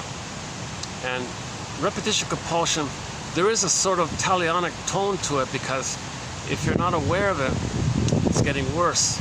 And if it's getting worse to yourself and to others, that has a talionic tone to it, because part of getting worse is to not give any pleasure to your parents, so they do not give them any kind of credit for your health. You can't stand that. They hurt you, and if you get better, they'll take credit and steal it. They won't let you have it. Or you want to get back at them by making yourself disadvantaged as a way to embarrass the parents, disappoint them, show them up or something. This is all kind of talionic type of stuff here. Talionic urge, where the client becomes not only the aggressor but also the victim. Yeah, so in the talionic urge, you're still the victim, believe it or not. A person with a superiority complex, that's only a defense against the inferiority complex. So you're still the victim with the inferiority complex. It's just masked over, that's all. Early in man's struggle for a sane social order, there appeared the law of the talionic reciprocal justice. Yeah, so in our development, there was an appeal. Well, let's just do it, a tit for tat thing. That's better than what it was before, right? Now, few would question the value of mankind's enormous advance toward the ideal of individual judicial accountability. Obviously, we are all too ready to employ the talionic law, he says here. One of the aims of civilized society is to prevent barbaric resort to the talionic standard. The talionic principle was meant to set an outer limit to vengeance. Yeah, so before there was vengeance, I guess, the talionic thing was, well, let's do a tit for tat then. But that's still barbaric, but it's a lesser barbaric than the more barbaric one of what it was before. Talionic means, quote, of the same kind, and is linked etymologically to retaliation. If penalties are not to be talionic, it is not clear what is to determine their severity. The question is whether whether an offender who fully appreciates, perhaps as a result of instruction, that he has flouted the community's values and is as remorseful as one would want him to be.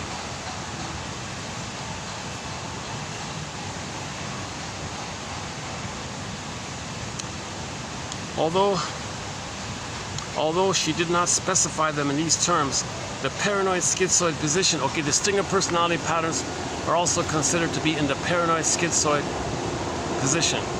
Melanie Klein's theory about the positions. Okay, the first primitive one is called the paranoid schizoid position, either or thinking. Okay, so let's pause here for a sec. Babies need a bliss. Babies need. So, I've been struggling with this thing with the light. Jeez, this thing with the lighting. How am I gonna do this? It never seems to stay on when I try to set it up. Right? The babies need a blissful. The babies need a blissful. Yeah, I'm not sure why I'm not getting the lighting here. What if I move over one? Let's see.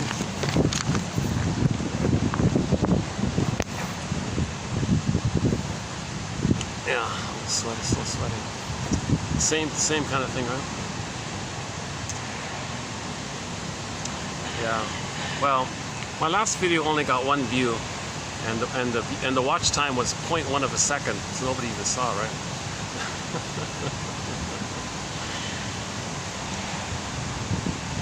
I'm excited to share the quotes because I know they're hard to find quotes. They're rare quotes. They're getting harder and harder to find. Just like it's getting harder and harder to find good, fruits and vegetables and things. I think it's analogous to the quotes here. So I'm kind of excited to have these available.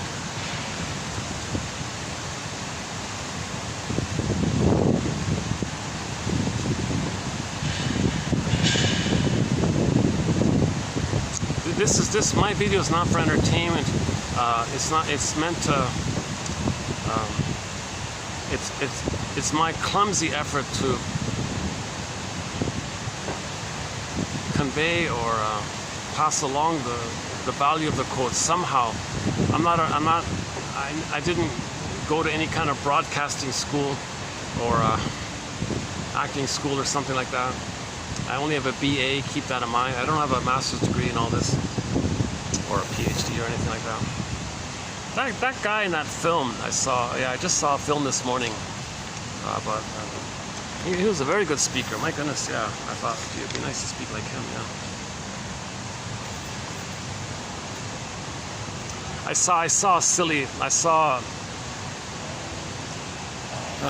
saw a blatant, obnoxious propaganda film. I'm not going to repeat what it is, but it's to mislead the public. It's meant to mislead the public that somebody who's doing something really harmful is to be seen as so wonderful and amazing. Anyways, the main actor was very articulate, very charming and funny and humorous and all this, and he could handle a lot of things. And you're impressed with him, so you might associate your admiration for this actor, and in the process you're subliminally accepting the propaganda message because you like the actor. So the actor is sort of selling the BS. But if you separate that, if you kind of filter it a bit and just focus on his skill as an orator, as a speaker, I thought, wow, geez, if I could speak like that guy, oh my God, I'd have 1 billion views. If I could speak like that actor, just for that quality and ability to speak like that, I think I'd have 1 billion views. He's got a Hollywood star. He's a well-named, very famous actor.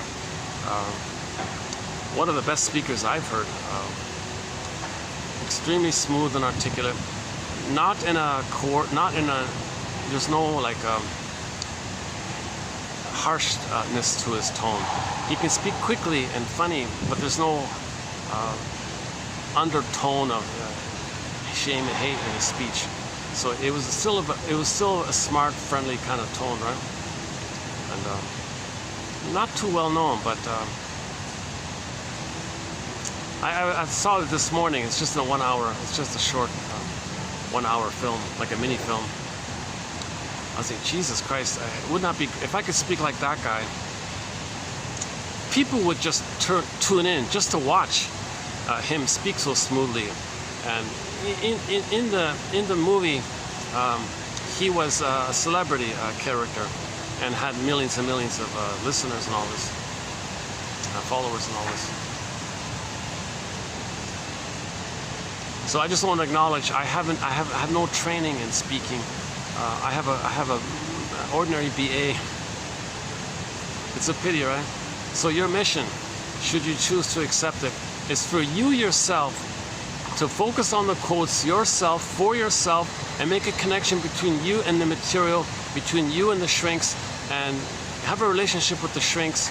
And all I'm doing is passing along the shrink quotes. That's just my sort of little, what little I can do kind of thing.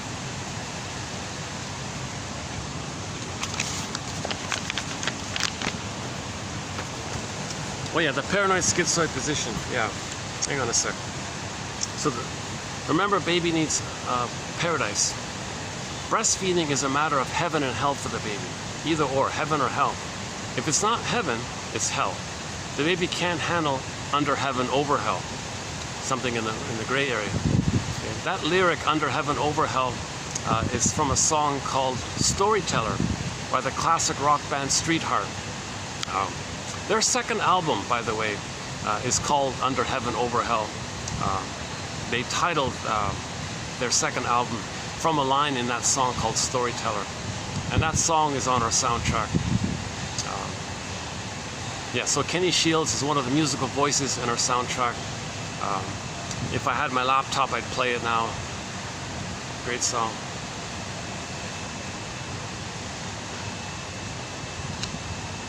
So the baby can't handle ambivalence, something in the middle. The baby's in a blissful, perfect oneness with the mother. Constant craving. You got it, right? When he comes out, he needs that to continue for the first 4 to 5 months. It's mainly about the breastfeeding, yes, skin to skin and loving gaze, all three of them. But the main one we just talked about is the breastfeeding. If the mother's doing it right, well, he's fine. He's in heaven. Heaven continues. He's in heaven. Okay, his blissful oneness continues.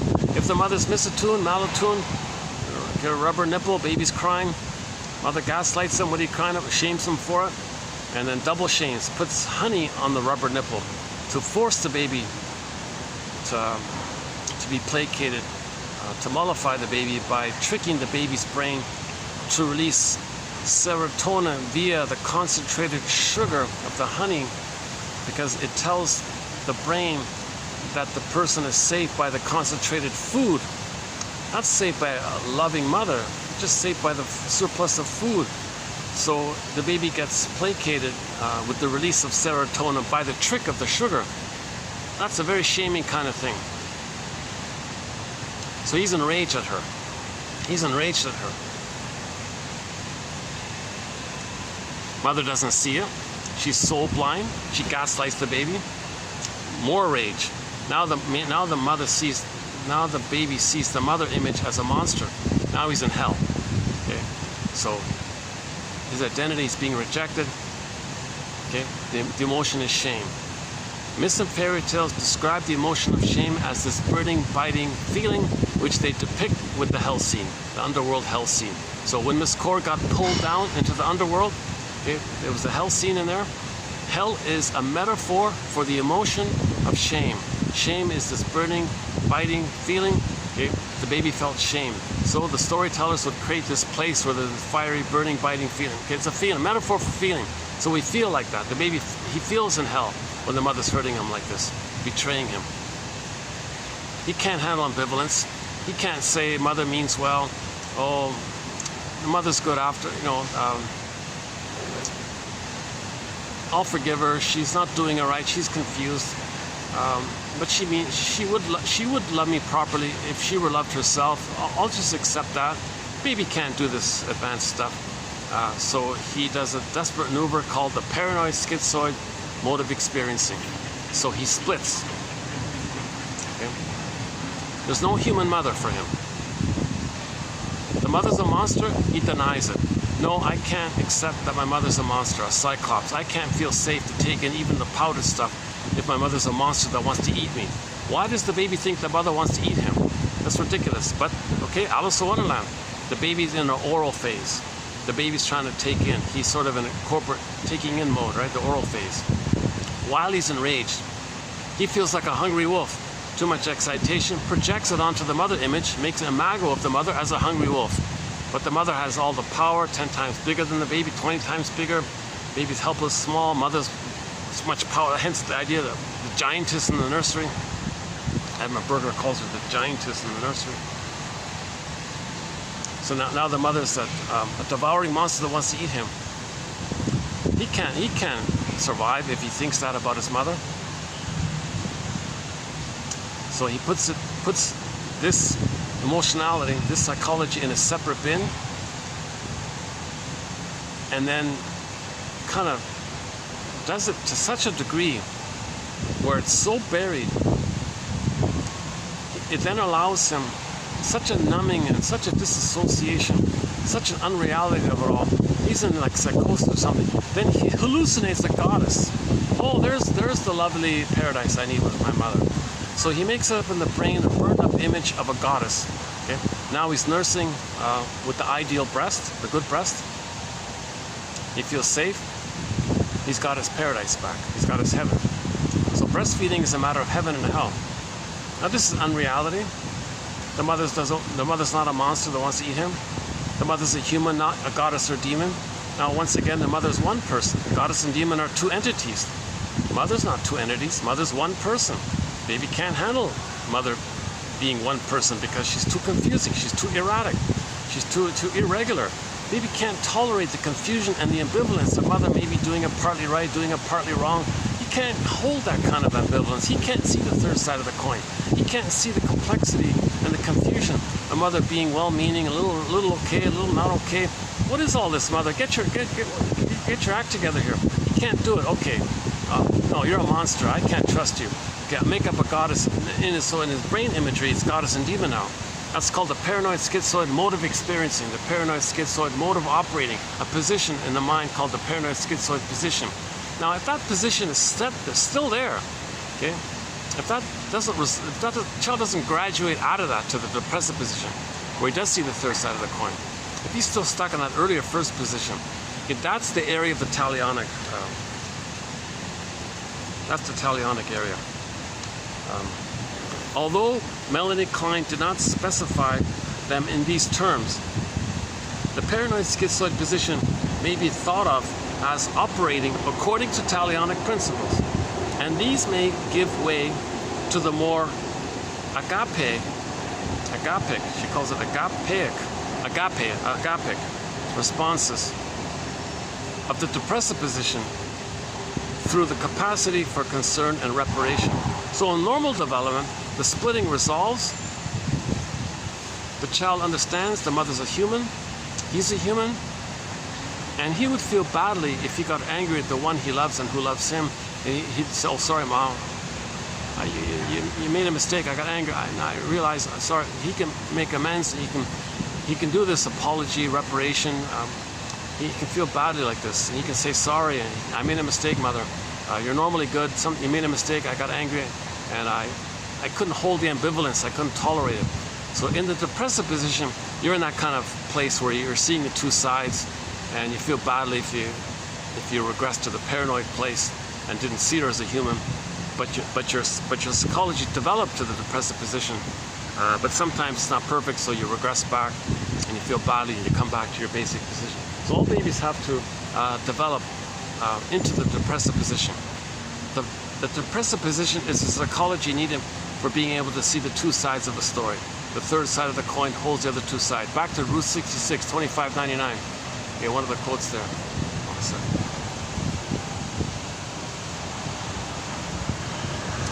Okay, hold on a sec here. Let me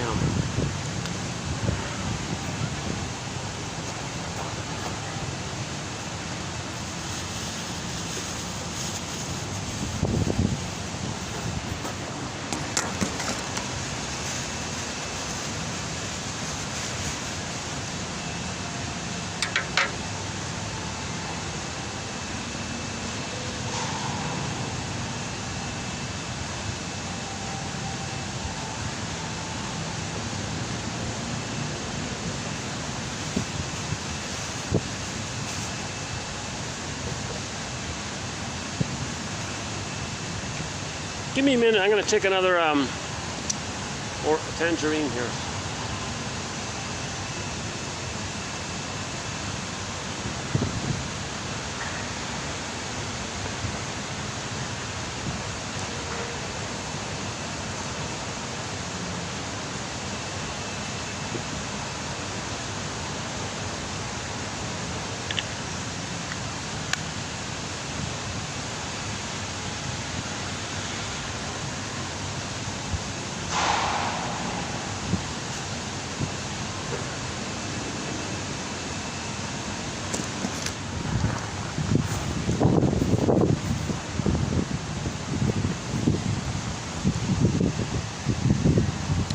It's one of our topics, melanated Klein's theory about the positions.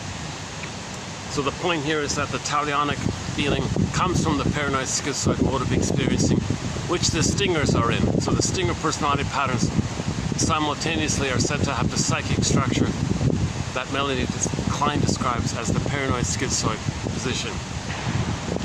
Okay. So they regress to the infantile megalomania, their shamed, unloved self, they find the proxies and say they're no good. The yardstick is impossible because they don't accept anything as good because the yardstick is impossible. Nothing could be the perfect, beautiful breast experience of needed back in the nursery. So they always devalue everything.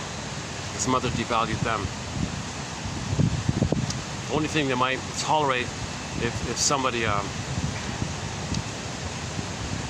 puts themselves, if the other person says I'm not okay, you're okay, to the stinger who says I'm okay, you're okay, they'll tolerate that because the stinger has somebody to shame.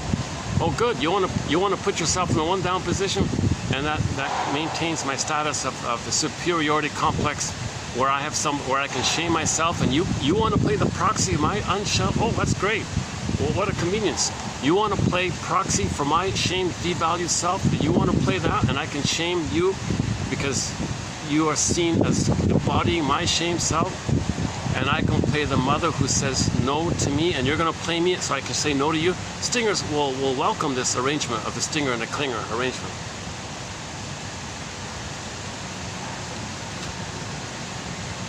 Look at the next one here. Whether the analyst can nevertheless succeed in mastering his own revengeful talionic feelings and become able to interpret the client's inner drama into which he has been drawn, then gratitude for such a non-talionic response may enable the client's positive transference to allow him to benefit from further analytic interpretations. I'm not too clear on this quote here, but I like the phrase here, the non-talionic response, because we have another quote, which is coming up here, where babies need a non-talionic mother. All babies need a non-talionic mother. It's a surprise that so many mothers are talionic.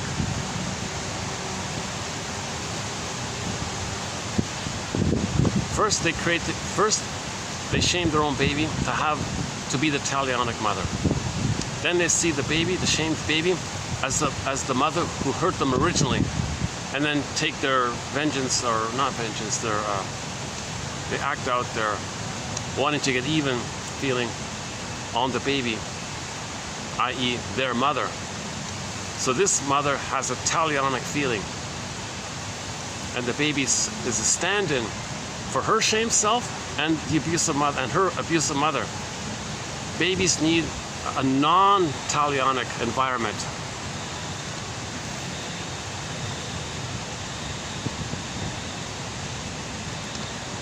Yeah, I'm reading today's quotes actually. Let's just continue then. Oh no, hang on. Let's finish with talionic, and then we'll come back. I'll go back. I'll backtrack.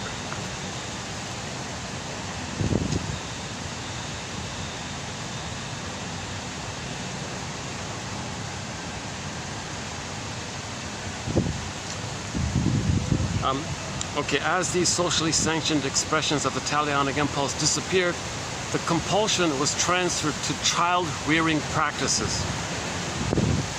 So the talionic feeling it's just covert and it's hidden and slips into child rearing practices.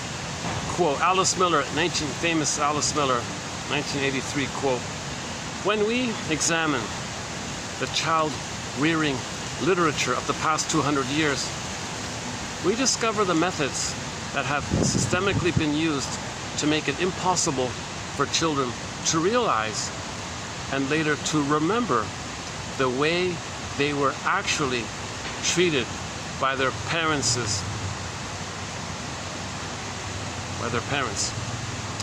The talionic the talionic impulse has found a new home in our child rearing practices. For example, throughout history, parents have created religious and civil laws or practices to legitimize the expression of their talionic impulses towards their children.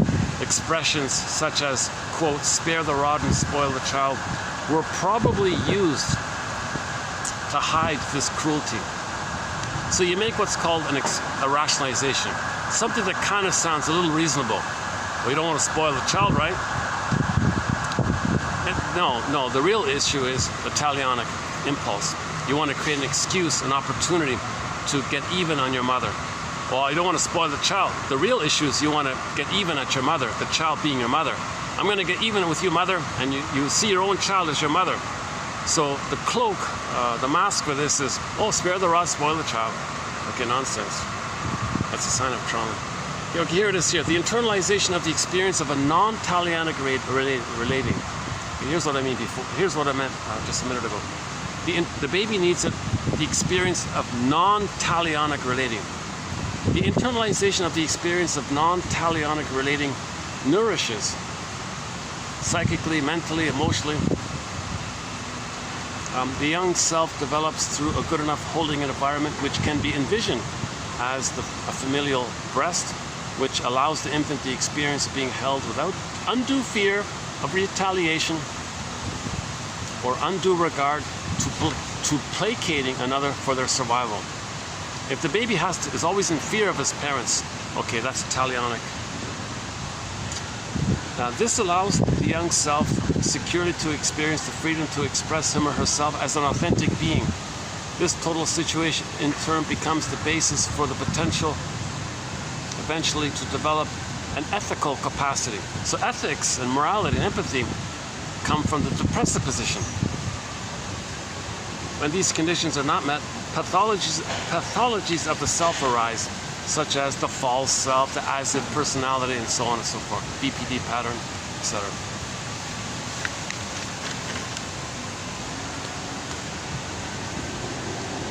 Why abuse patterns of behavior are often repeated generation after generation? This compulsion to repeat acts of cruelty is also called the talionic impulse, Masters in 1981, and may be one of the deepest and most ancient of human impulses to get revenge by inflicting on others weaker than you the hurt you experienced when you were in a weak and vulnerable position. See, the baby was in a weak and vulnerable position. The mother crushed his spirit and crushed his soul. So he finds others and wants to do that to others, thinking that others are the mother, getting even with the mother.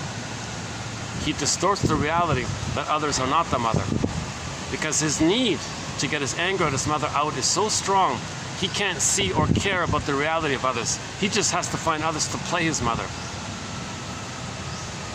So he displaces his anger at the mother. Now his anger at the mother is, mother, change your ways, please. Mother, could you please be a normal, loving mother and, be the job of a mother and be safe for me. I'm a little helpless baby here, and you're shaming me, and you're not wanting to hold me properly, and you're rough handling me, and you don't want to even hold me warmly and safely, and you're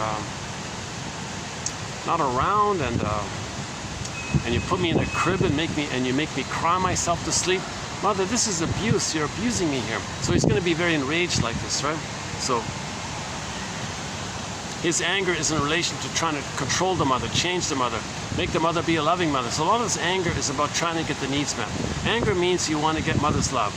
Anger means you're trying to still get mother's love, and you transfer that to, you brought it, so you disperse that to the world, and you want the world to give you the love that your mother's supposed to give you, kind of thing.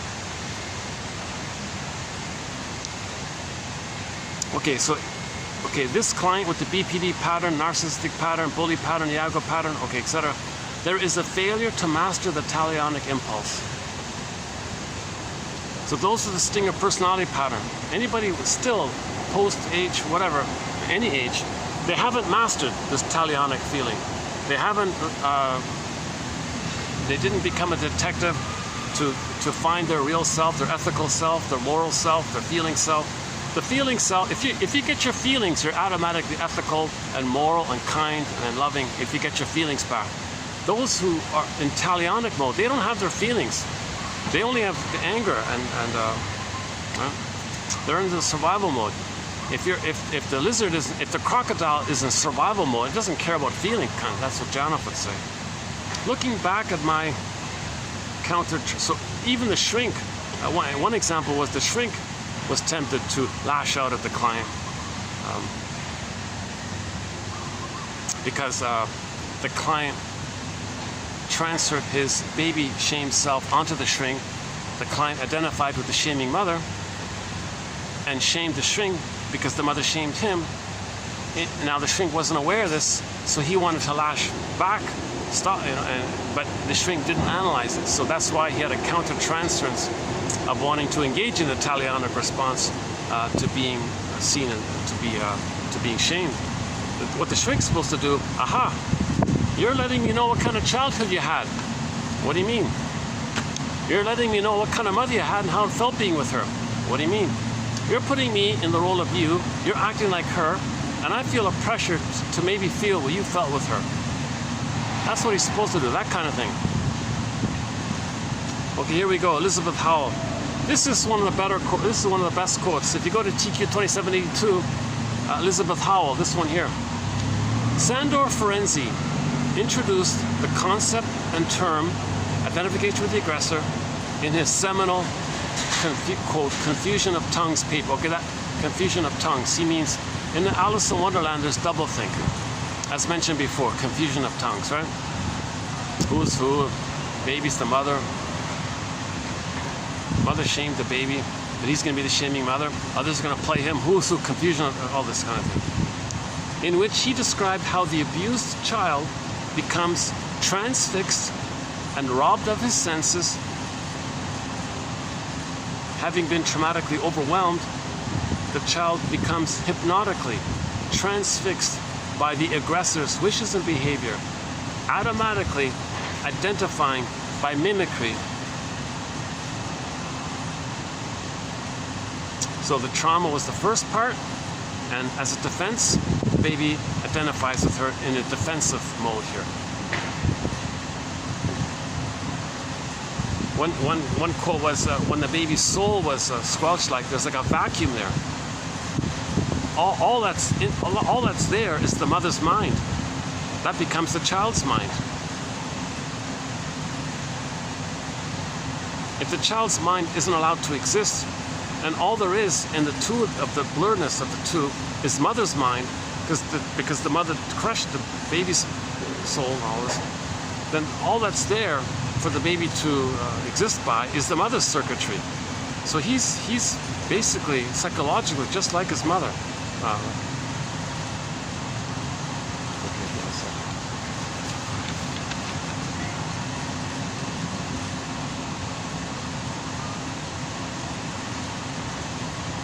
As clients start to experience their newly individuated self, they again feel hostility towards their parents for thwarting them as children. The clients must decide to give up revenge in order to get better.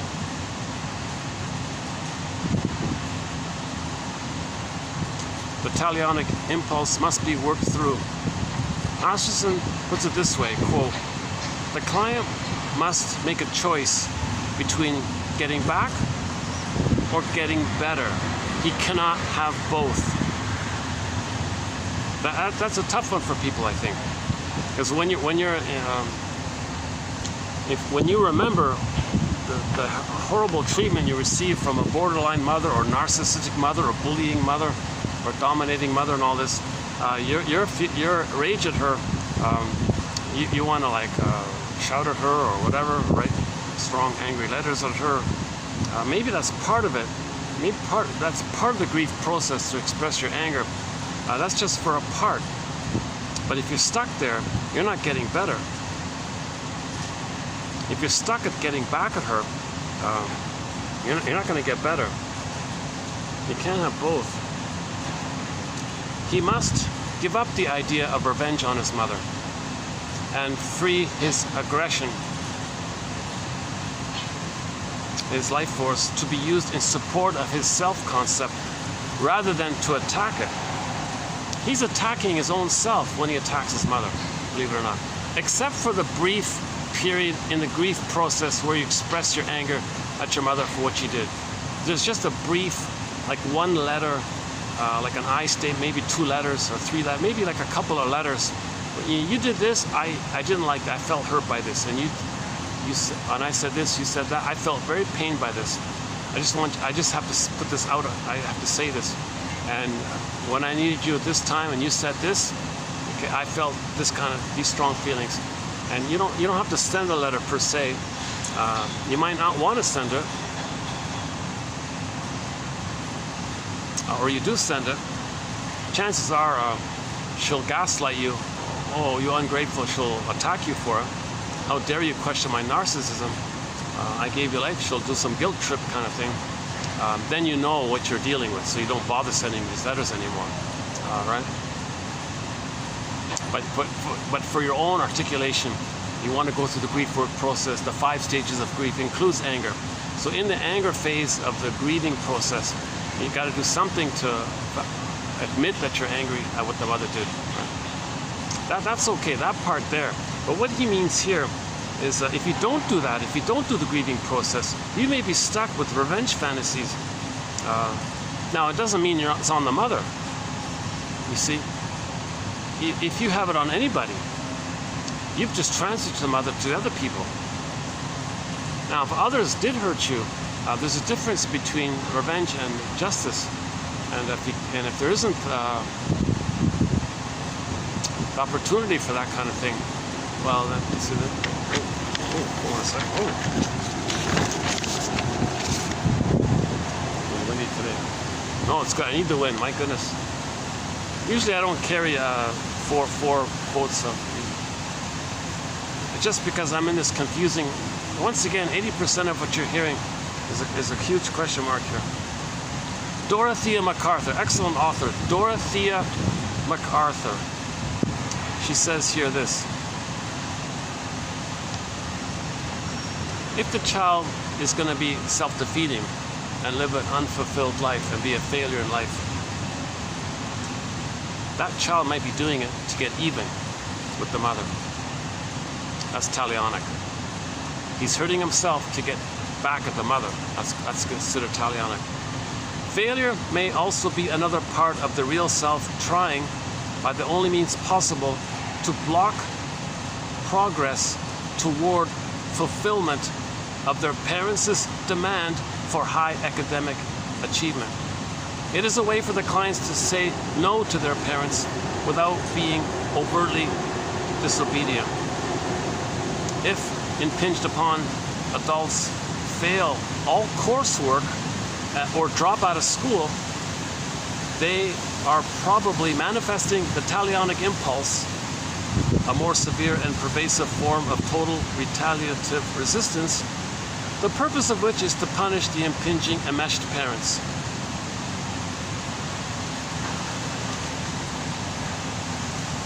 So the 2 ways I understand it is, sometimes people are not happy in life is partly to, well, that's the part, because, well, the mother wanted these things. She was so demanding. So if I don't do what she wanted, I'm getting back at her. But it's a cost to yourself, of course. So you're being talionic to yourself and to the mother. Or you think the mother is gonna like boast and take credit for what a wonderful mother she is if you're successful. And you're going, oh no way, you hurt me so much and you're gonna do that? I don't wanna give you that chance. So I'm just gonna be a failure so you don't have that chance. Again, talionic, huh?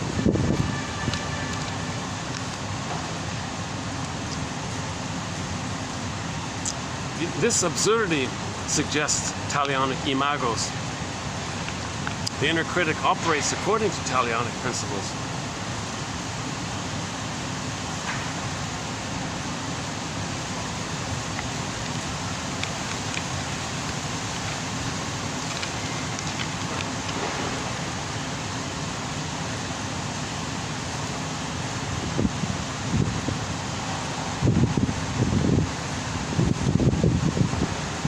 I'll just leave these for you to, I'll leave the rest of these for you to read here. Forgiveness is the decision to forego the personal pursuit of punishment for the perpetrators, taking action on that decision and experiencing the emotional relief that follows. 2783, the second last one, by Affinito.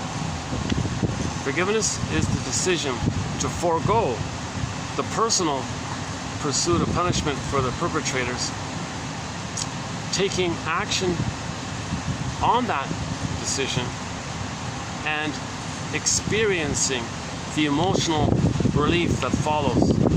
So she's trying to craft a sentence here of the healing journey, right? Helping adults learn how to heal the psychological wounds and how to manage their talionic response in non-violent ways. Therapy, sublimation, being understanding knowledge.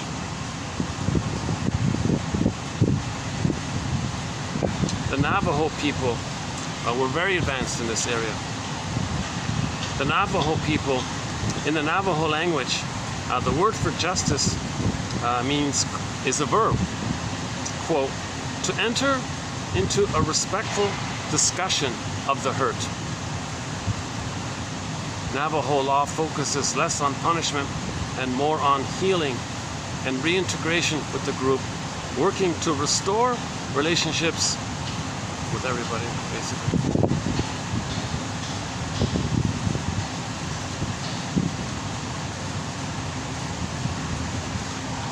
I'm just reading some of the highlights of the quotes we did. Okay, let's just leave it. Those are just a few of the quotes we did in the past 2 videos. So let's finish up this one now, which is the 3rd video. So I'm only going to do 4 videos in reference to the talionic response. I got to take a break. I've been reading this stuff. It's very hard to read this material. Jesus Christ.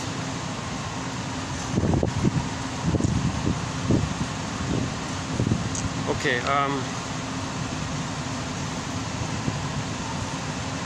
oh, no, hold on.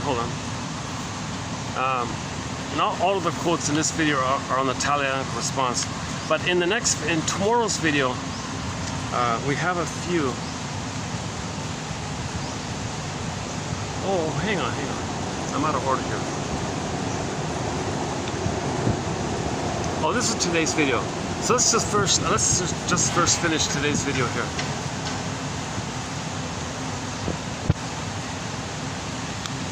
Oh, I think I did it. That's it. Okay, no, that's it. What am I saying? I think I've covered the main talionic quotes we have here so far.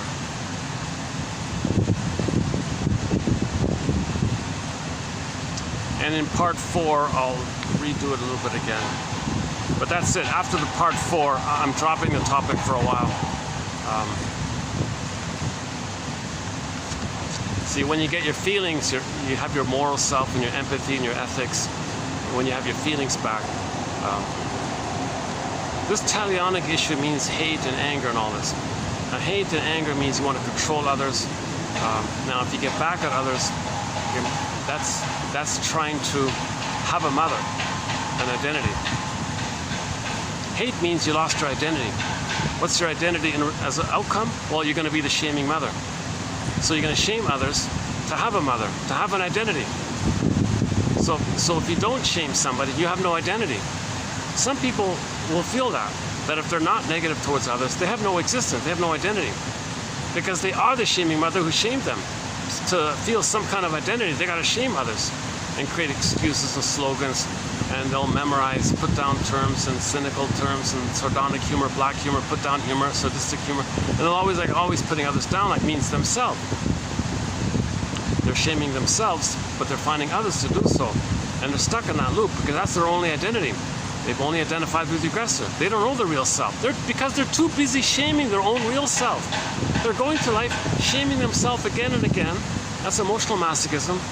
But they layer it over by having someone else play their masochistic self.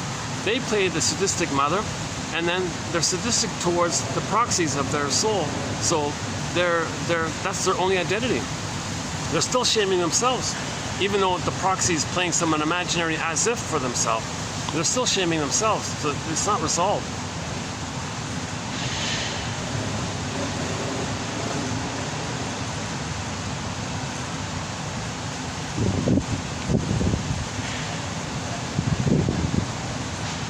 So we might not, it just has a talionic tone to it all, right? They have to be negative towards others. Because if they're not, they'll be in talionic mode because they'll have no mother. Put it that way. If they don't shame someone, right? If they're not negative towards someone, in that moment, they're in talionic mode because they have no identity. Get back their identity and shame someone. Then they have an identity. So the bully pattern's going to be in there and so on and so forth. Oh, there's our little bird here.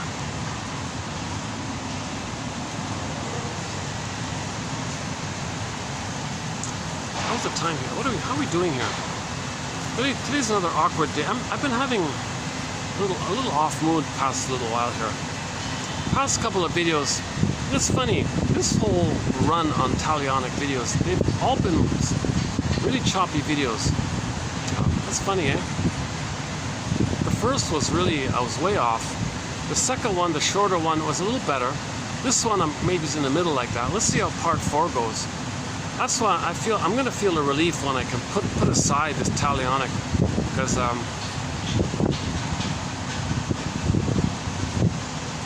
because the topic itself is just a trigger of not getting the love that you needed.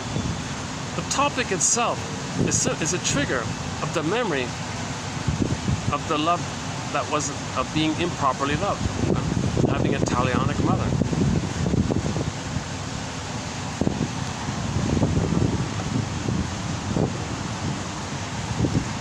Okay, so the rest of today's batch, what have I got here? So I'll do, let's see, 1, 2, 3, 4, 5, 6, 7 more. So these 7 are sort of miscellaneous ones. Oh no, pardon me. Mostly on the BPD pattern. Oh yeah, I wanted to follow up on Masterson. So he started this whole thing in reference to a client with the BPD pattern. I'm not going to cover the whole BPD phenomena. But one of the main traits of the BPD pattern, how they're crazy makers, right?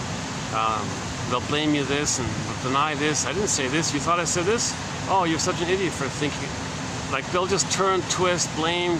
All these games. They're very manipulative. They're master manipulators, master flip-floppers, master crazy makers, kind of thing. The BPD area. Okay. So I'm just going to focus on that trait, limited to that kind of trait like that. So here's one. So she gave here Lawson. What's her name? Christine Lawson. Is that right? Yeah, Lawson. She gave the example as an introduction to the story, the 1931 comical tale called "The Unicorn in the Garden" by James Thurber. So this short story depicts the battle for sanity experienced all too frequently by children of mothers with a borderline personality pattern.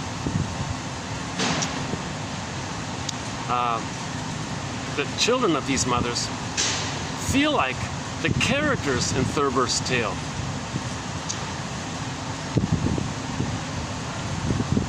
Sometimes they feel like the husband, hoping to share his excitement he found a unicorn. Oh, isn't this great? He's so excited, wanted to share like a little child. But his wife discounted him, discredited him, disbelieved him. On her end, she was fed up with his wild stories, fabrication, and deceit. Regardless of which way they turn in the emotional labyrinth, they end up feeling crazy. Their lives are filled with false beliefs, mythology, fantasy, fabrication, distortion, deceit. So just in a nutshell, it's a short little, tiny little 2-minute story. I just saw it on YouTube. I didn't know it myself. So it's basically about it seems to be a parable of what's going on in the mind. Don't think too much literally as an outer story, although there's a little, you can a little bit. But I think ultimately, my guess is, it's more about what's going on within, like a fairy tale kind of thing. Because the story is obviously a metaphor of some kind. So the story basically is about a couple, a married couple, living in a nice house and all this, with a nice big garden with flowers and all this. A wealthy couple, I guess. The wife is sleeping in the morning late or something. But the husband is awake, out and about. He goes into the backyard, and sure enough, there's a unicorn there. He goes, wow, a real unicorn with the horn and everything, golden horn and everything. He's so excited about this. He runs inside the house, runs upstairs, shakes his wife, wake up, wake up. There's a unicorn in our backyard here. It's amazing. Come on, take a look, take a look. Oh my God. This is a mythical thing. What are you doing here? This is very annoying what you're doing. Don't do this. I hate this. I want to go back to sleep here. So she goes back to sleep. He goes downstairs again, goes back into the backyard, sees the unicorn again, and this time he feeds it. He gives it like a lily flower or something, and the unicorn takes it, and he sees the unicorn eating the flower and all this. He's so excited again, runs inside, runs up the stairs, charges into the bedroom, shakes his wife, wake up, I gotta know this is real here. This time I fed the unicorn. He took a flower from my hand and ate it. I saw his golden horn and everything. And she said, I can't take this anymore. Oh, you're driving me crazy here. You're nuts. You belong in the nut house.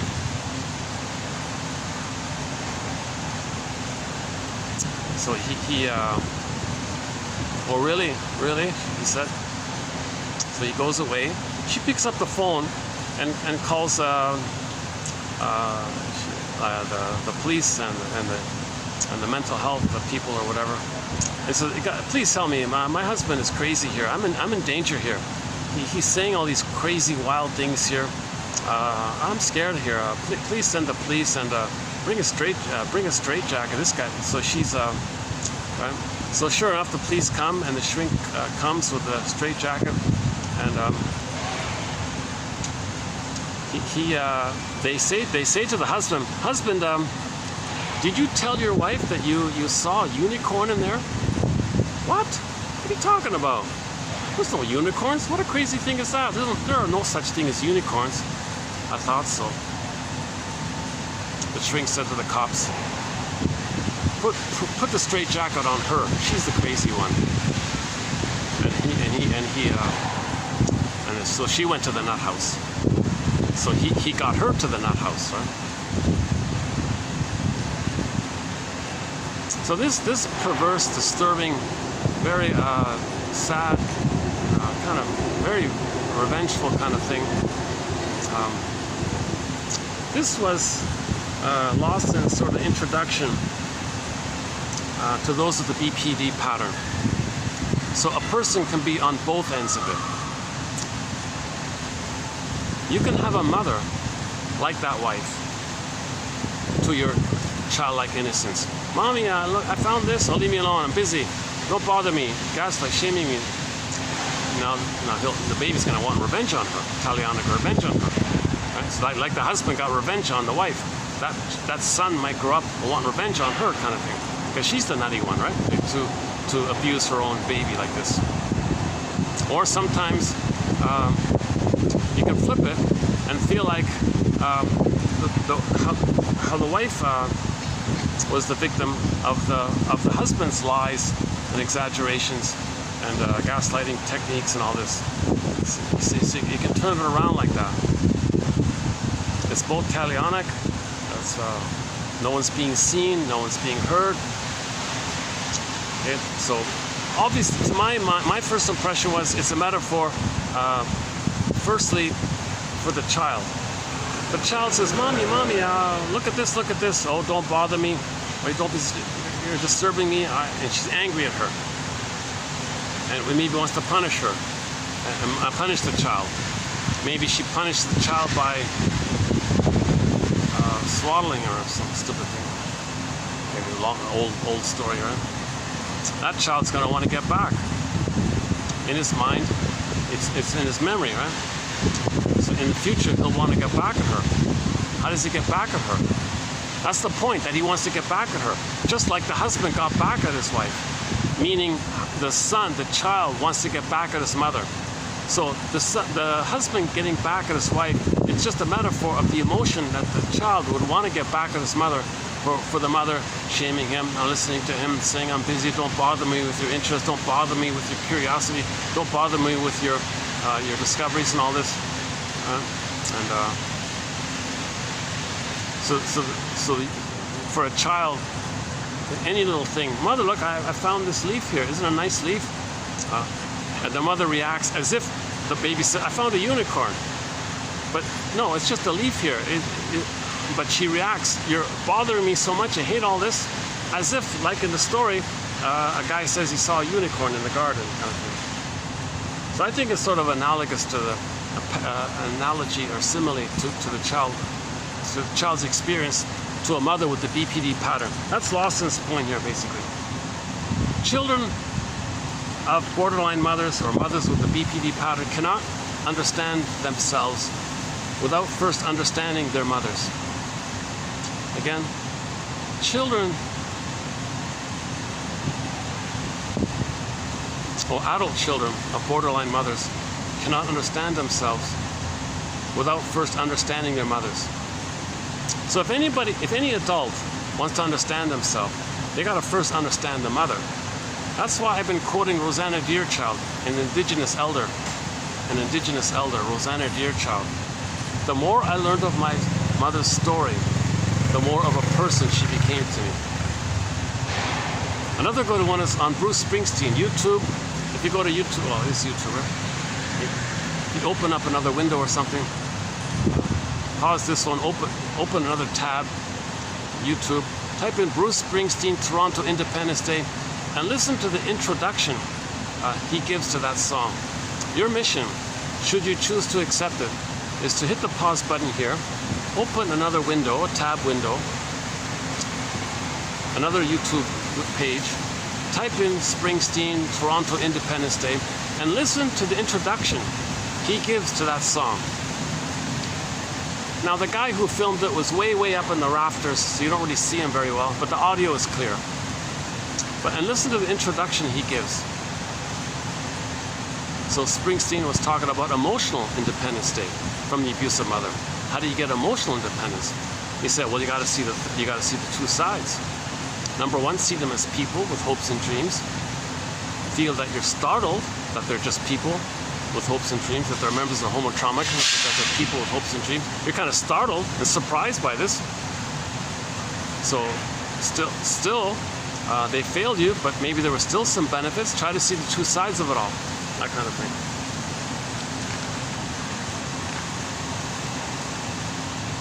Yeah, so when you understand, forgive your parents, heal yourself. Understand your parents, heal yourself. Okay, so adult children, okay, cannot understand themselves without, or traumatized people cannot understand themselves without first understanding their mothers. Although infant and mother mirror one another, the interaction is a matter of survival for the infant. It's a matter of survival for the infant. Goldpick and colleagues, 1999, explained that, quote, Understanding the people around you is part of becoming a particular person yourself. So your personality, your wiring, your neural pathways, and your memories and beliefs and conclusions and existential conclusions and things, they're being created by the relationship with the mother. So your personality is kind of being determined by that relationship with your mother. So if you want to understand yourself, you got to understand your mother, basically. Next one, your adults. Next one, your adults who still idealize their own abusive parents are unable to acknowledge the absurdity of being asked to trust someone you fear. So children are forced to trust the mother they fear, right? What about adults who grow up? They're in their 40s and they visit their parents who are in their 60s or 70s. And you're going to still idealize them when they hurt you? And as an adult, you're still gonna idealize her who hurt you? Okay. Children, as children, so children of these mothers are often told, quote, "Your mother loves you." "Oh, that's just the way she is." "Oh, she didn't mean it." "Oh, she can't help it." As if children should ignore their own intuition that tells them that they've been hurt. So as children, they're going to be hurt by gaslighting mothers, crazy-making mothers, right? They're going to be hurt by this. Soul-blind mothers. They only see the projection of their needs. They want to parentify the child, make the child take care of her. They're going to be hurt by this. Then the mother says, "Oh, I didn't mean it." Father says, "No, she can't help it, Oh, everyone, yeah, well, that's the way she is," kind of thing. These kind of slogans are meant to tell the child, don't trust your feelings, don't believe your feelings, you weren't hurt. These messages not only encourage repression of his feelings and pain, but also lead children to believe that their mother's behavior is acceptable. Whoa. Something is wrong if we fear the person who loves us. Okay, these crazy-making mothers, or mothers with the BPD pattern, they like to lay down a lot of emotional traps, which are not always obvious.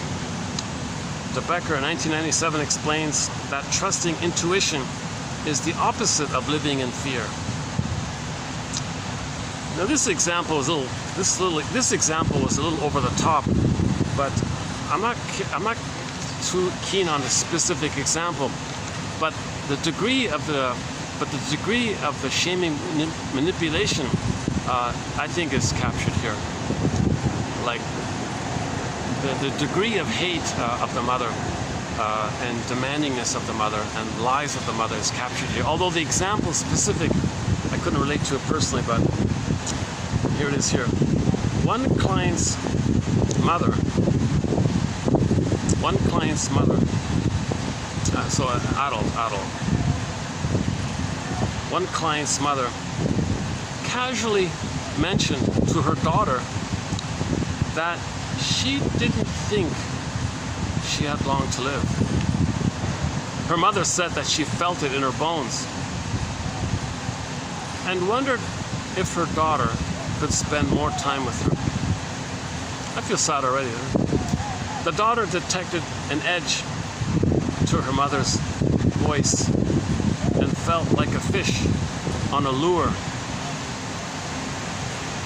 Uncomfortable, she realized that her mother was intentionally invoking guilt. The daughter replied that she had not been feeling well herself and needed to rest. The witches, adult children, need to trust their intuition, not their mother. So one metaphor to personify this style of mother's manipulative tactics, if you were to bundle up all those tactics and create a character to represent these tactics, it's in some myths and fairy tales, it's the witch. So in this case, in this context, this side of the mother is the witch mother, or the witch part of the mother. I mean, the part of the mother called the witch mother. So there's a part, if the mother, some mothers have a part of them which can be called the witch mother. And that witch mother kind of runs the show for the mother. So adult children need to trust their feelings and not the mother being possessed by their own witch mother within, meaning all of her tricks and games and lies. Now, what's the witch mother trying to do? She's trying to create a oneness, okay, with her daughter. Like if some guy just sat right there, he wants to create the oneness with somebody, right? Like there's like 30 empty seats here, and he sits right in front of me, kind of thing. Maybe he's in that kind of mode, right? That might be like the witch mother in him doing that kind of thing. So this mother who manipulates and guilt trips the daughter, and then says, "Well, spend time with me because you'll be leaving, and I'll miss you," kind of thing. Whoa. That trick is so sad on so many levels. But anyways, that level of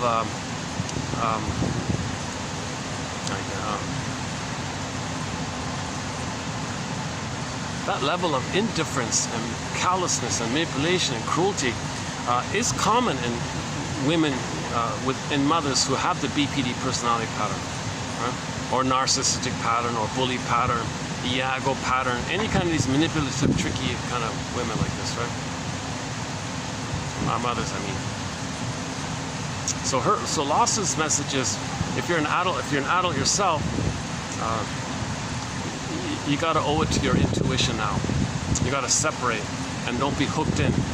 Okay, there's a cartoon that says, with a bubble on it, mothers know how to push your buttons.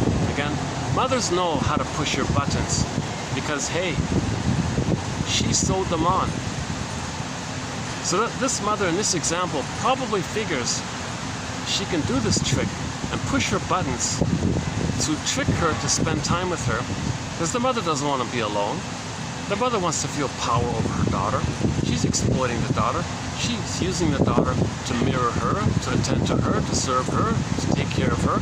She's using the daughter as a mother for her. So the mother doing this tactic, the tactic within is the witch character. So it's as if the mother creates a witch within her that, hey, witch mother within. No, so the witch mother within is an amalgamation of all the pain and unmet needs for mother's love. So this mother is also still looking for mother's love. So she uses these lies and tricks and flip-flops and manipulations and guilt trip tactics, emotional blackmail, games people play, duplicity this, duplicity that. Okay, she's using all these poking around, trying to hook her, right? Remember, the fish sees the bait, not the hook, right? So she's doing this kind of thing to get the daughter to continue in symbiotic mother mode, to take care of her, see her as important, and so she's indulging in the childlike hope that she can still get mother's love, using the daughter as a mother. So this complication means this mother in this example has the Jocasta complex. And the daughter here, if she does get hooked in, then she has the Electra complex. Now the advice is for a mother, for an adult daughter who has the Electra complex, is to, okay, no, trust their intuition now, not take the bait, and then she can separate from the mother. Now that mother will be screaming and all hysterical. So then you say to her, what do you really feel under the hysterics? Like, what are you really feeling underneath that?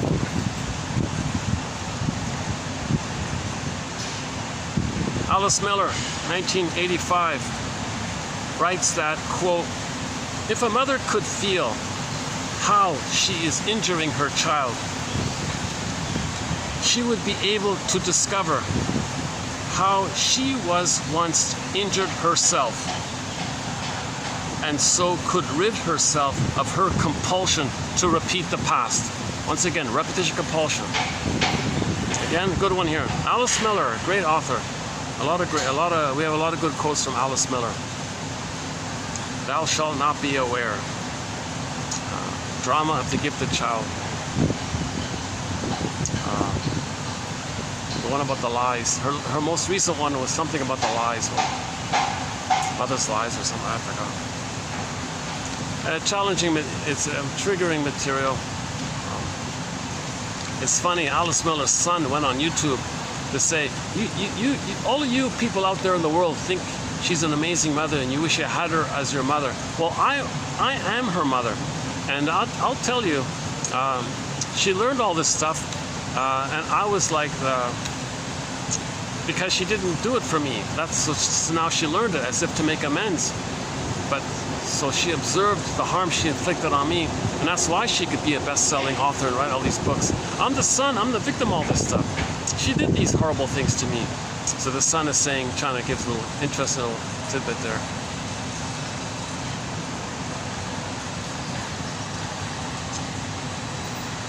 He sounds okay. He's doing okay. He's not that bad off. Alice Miller, 1985, writes that if a mother could feel how she is injuring her child, if a mother could feel how she is injuring her child, she would be able to discover how she was once injured herself, and so could rid herself of her compulsion to repeat the past, unquote. Many mothers with the BPD, borderline personality pattern, seek treatment because they know their behavior is destructive to their children. Those who do not know and those who do not want to know are most at risk of passing the disorder to the next generation. Parents should want to find out what they are unconsciously doing to their children.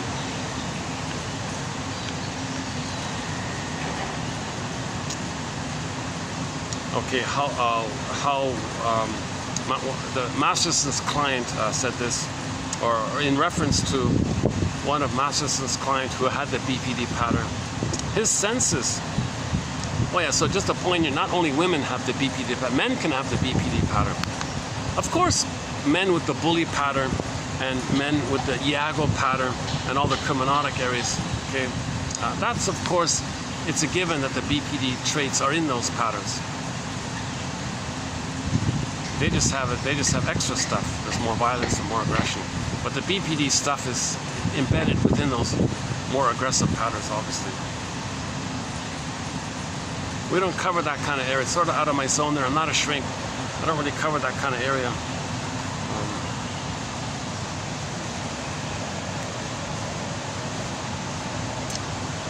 Okay, so this male, this man, he senses but cannot understand the hollow core at the center of his life. He has lived too long on deception, fantasies, and myths of the false self. So somebody with the BPD pattern, narcissistic pattern, Iago pattern, bully pattern, etc., the stinger personality patterns, okay, there's an emptiness in there. There's a hollowness of self in there. So they got all these beliefs and talionic fantasies, revenge fantasies, justifications, excuses, lies, and they're addicted to thinking they're little gods on the throne. This addiction to being a little god on the throne means that underneath there's an emptiness. There's a vacuum there, because the real self went down a tunnel, down a cavern. There's a kind of emptiness by that. The Tin Man is missing his heart. The lion doesn't feel embodied. The scarecrow doesn't have a brain to know it all. Now Dorothy's trying to heal. Dorothy's the part of the psyche that's trying to heal the person. So first things first, give the scarecrow a brain. These 10,000 quotes we have here are an attempt to give the scarecrow a brain. Don't first directly try to find your feelings or your embodiment. It won't work. You need a catcher's mitt. These 10,000 quotes are the catcher's mitt.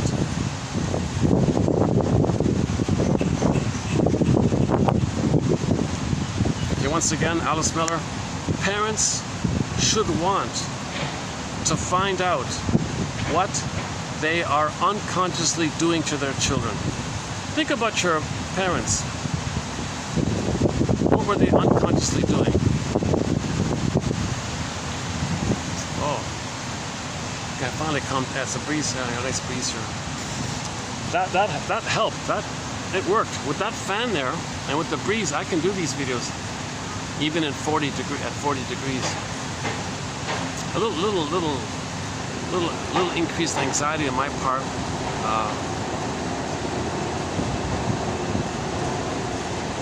How are we doing here? Let's see. What's the time? 4:51. Oh, okay.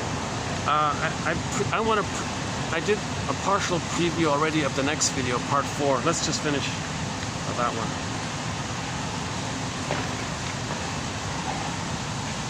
So you mentioned the Hero's Journey one by Joseph Campbell. Okay, this is tomorrow's video. Let's just do a part of it.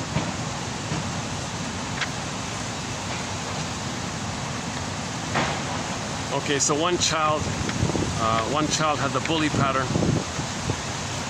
Personality development suffers because most of the energy is devoted to getting over, like recovering it. And there is little time for getting ahead. So this child with the bully pattern couldn't love life in the present, set goals for his personal expression of his real self. He was still trying to get over the trauma. Besides, success would please the parents and redound to their credit. Yeah, so part of self-defeating behaviors, you don't want your parents to take credit. There's a very good quote from the TV show called Nashville. It's in our collection here. If you type in Nashville in the search engine, you'll find it there. It's about it's about the shoplifting girl, lady. There's a young lady who was a famous singer, country singer, and all this. And you know, she never got mother's love, right? Freely. At all. So she went to department stores, went to the feminine section, and wanted the feeling that she could receive mother's affection without having to pay for it, that she's entitled to get mother's love. So she symbolized mother's love in the cosmetics section, and so she would be a compulsive shoplifter to take lipstick and creams and whatever. She's a millionaire. It's not about the money, nothing to do with that. She wanted the feeling, I never got affection, I never got tenderness, so the creams and the smooth, I never got these kind of tenderness. So she still symbolic, was still trying to get symbolic mother. Okay? So that was a clue to why she was the shoplifter, right? All babies are entitled to receive unconditional love, where they don't have to pay for it. So she goes to the store is mother, I don't want to have to pay for it, give it to you. So that's what she did. Now that same woman, we met her mother. Sure enough, she was a miserable, sad, depressing woman and all this, meds, depression and all this. But she did do one good thing. That mother of hers did one very good thing. She said to her successful daughter, you know, everything that you accomplished, all of your stardom, all of your success, all of your house, all of your money, all of your fame, all of this hit singles you sang, all of this ability, all these skills, all of this you accomplished, all of that's you. All of that's all you. Not at all from me. In fact, it's the opposite. It's in spite of me, despite of my hurting you. You still created all this. That's all you. You did all that. So she was making sure the daughter felt that no way, shape, or form is the mother going to take any credit for her daughter's success. So she did all that success herself. So she did a good thing like that. when she made it clear that she's not going to take any iota of credit for her daughter's success. Because if things turned out differently, that daughter would have had a very miserable life, kind of thing.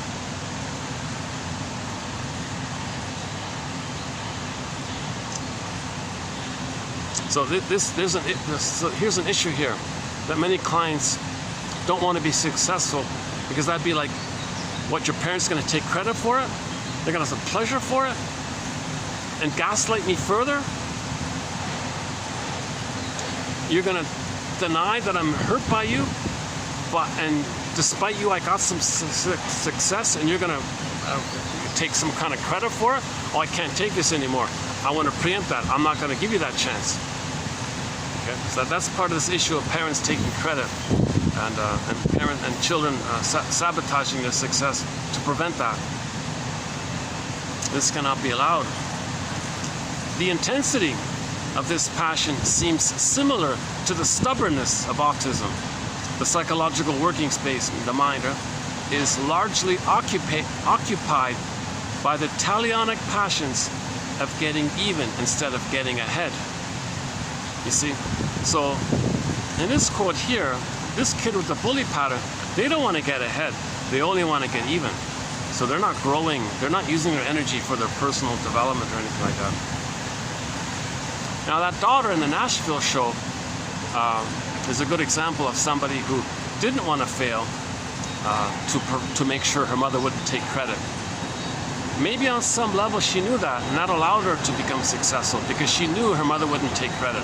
Maybe that's part of it. So that's the positive side of her mother. So you want to see the two sides. You want to see the two sides. She was depressed and had her problems, but still she gave some gift to her daughter. The gift being,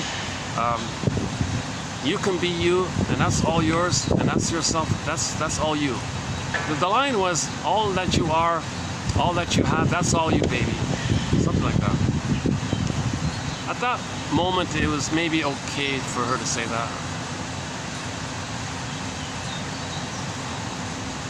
I had a question mark when she said that, how the daughter would react. How dare you, patronize me or call me that or something. So that was an iffy moment there. But it was okay. Okay, this phrase about suffering reminisces. Okay, clients suffer from reminiscences.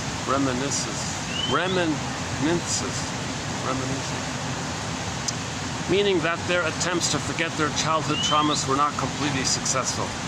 So that's one of the first things Mr. Freud apparently said a fair bit, that people are suffering from pathological nostalgia, pathological memory, pathological reminiscences. Oh boy, I'm a little tired of it today. Reminiscing. The Little River Band has a song, Reminiscing. Reminiscences. Sorry. So we suffer from reminiscing. What's this reminiscing?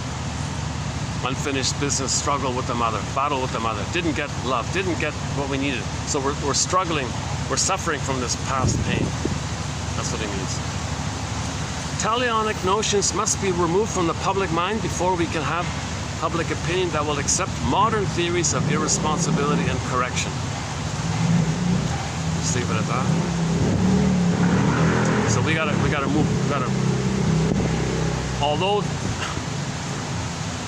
we still have a ways to go, we need to look at the man in the mirror and have some soul vision for ourselves. Then we'll have soul vision for others. And if everybody can know themselves, we'll all get along, kind of thing. If you don't know yourself, you're projecting like crazy, still in battle with your mother in the past. Nobody's making sense. And for those with trauma before 18 months, there's going to be a lot of talionic attitudes there.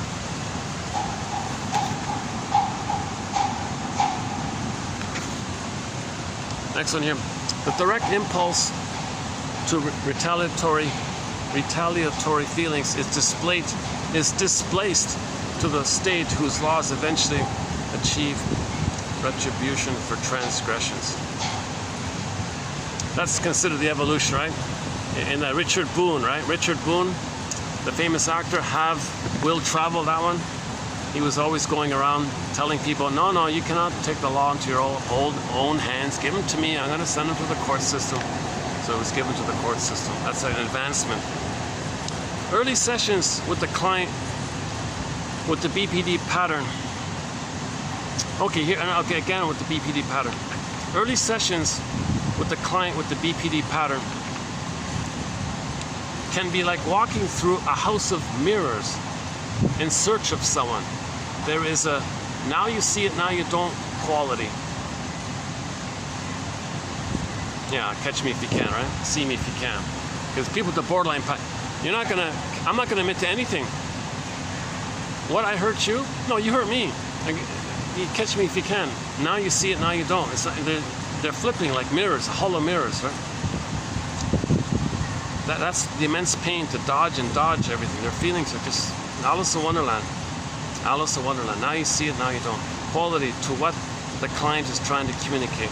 Clients with the BPD pattern may change subjects frequently, often several times within a session, and their presentations will be laced with lapses and silences and premature conclusions and the unexpected intrusion of unrelated issues. Therapists may have to endure a confusing variety of complaints, many about the therapist, alternating with rapid changes of affect and repeated reversals by the client on important subjects. There is little to get hold of with any certainty in such situations. Yeah, so the shrink is dealing with someone who's just so flighty all the time, won't admit to anything, won't stage any theme, just flip and change all the time. A little schizophrenic like that. It's an emotional salad or something.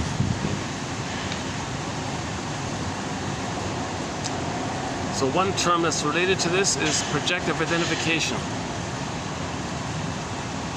This is typically manifested as intense distrust and fear of the therapist, who is experienced as blaming the client. At these times, clients experience themselves as frightened children, and the therapist is experienced as the critical parent. It is characteristic of the borderline client's fluidity that this may shift only a few moments later, with the client feeling like the sadistic parent and experiencing the therapist as the guilty, frightened, no good child. So they can flip it around easily. So in the psychic structure, you got these relational units. One relational unit is sadistic mother, shamed child. Another unit. Okay, just keep it that way. And you can flip it around. Shaming mother, shamed child. They can play the shamed child, and others are the shaming parent. Split second. They can be the shaming parent, and you're their shamed child. And they can flip like this. That's just within one unit. And you've got other relational units that can flip there, another relational unit. So the BPD pattern, they're flipping within the relational units, and then they can flip relational units and they can flip units, and within each unit they can flip two sides within the unit, the passive active within each unit. They can flip it around like that. So the therapist is like watching this jungle gymnastics thing going on. That's the resistance. That's the resistance. And the hope is that with all this moving around, it'll frustrate the other person to create a oneness with the fantasy that if the therapist is feeling what the client is feeling, then they're back in the nursery in a oneness where if the mother knows what the baby's feeling because they're one, then mother will soothe them. That's called projective identification. So BPD pattern, they use projective identification a lot, BPD pattern. The superego, okay, related to this,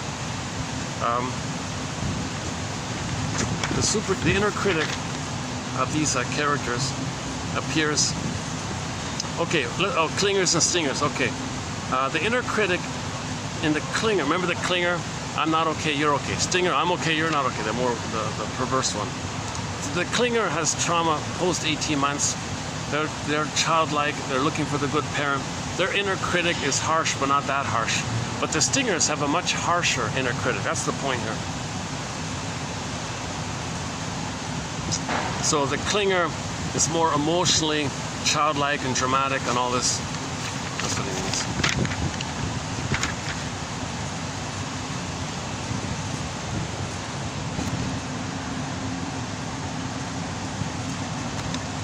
Yeah, okay. So the clinger,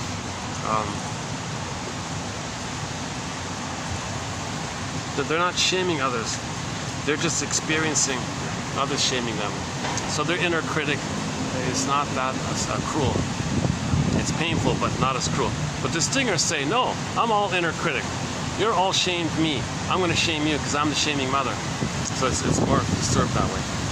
So in other words, stingers have a harsher inner critic, a harsher so-called superego, a deeper memory that they couldn't save the mother, and so they can't be themselves. Remember, that if they save the mother, they can be themselves. Did you save the mother? The superego says. Did you save the mother? No, you didn't. You can't be yourself. That's like a harsh kind of tone like that.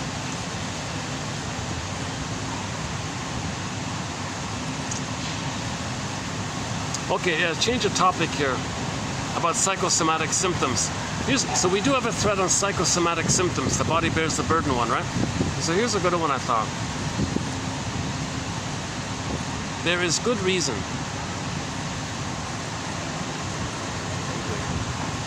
Okay. There is good reason.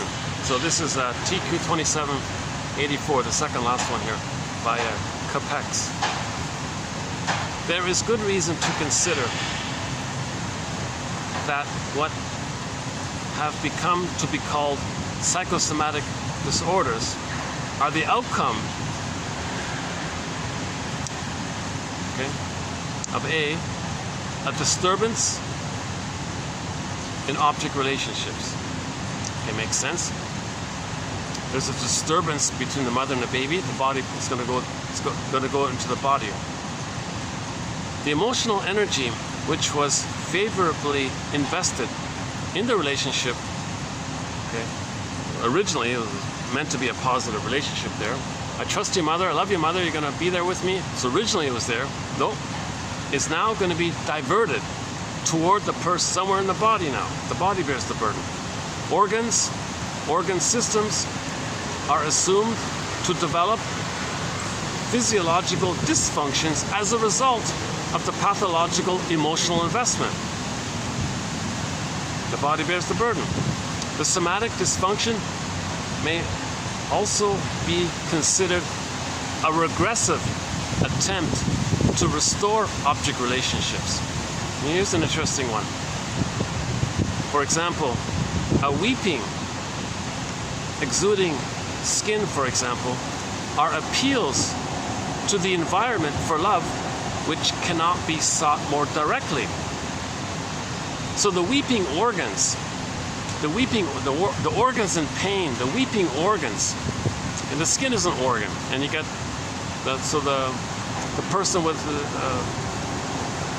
what's it called? Eczema, is that right? That's like weeping skin, right? A weeping in the organs or the skin. You see, the emotions are for crying. They're crying for mother's love. Mother said no. It goes to the body, and now the body, it's going out through the body. Get it? The symptoms are the person's still crying using the body, right? A weeping, for example, exuding skin are appeals to the environment, mother, for love, which cannot be sought more directly.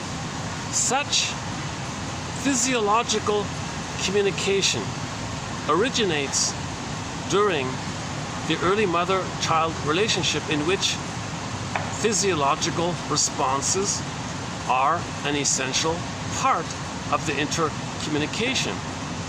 So it's like a continuation, right? The baby might cry.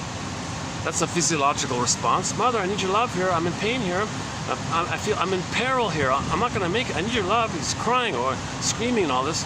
Okay, now it goes to the body. Now the organs are screaming and crying, and there's a psychosomatic overwhelm, and now you got a problem with the body.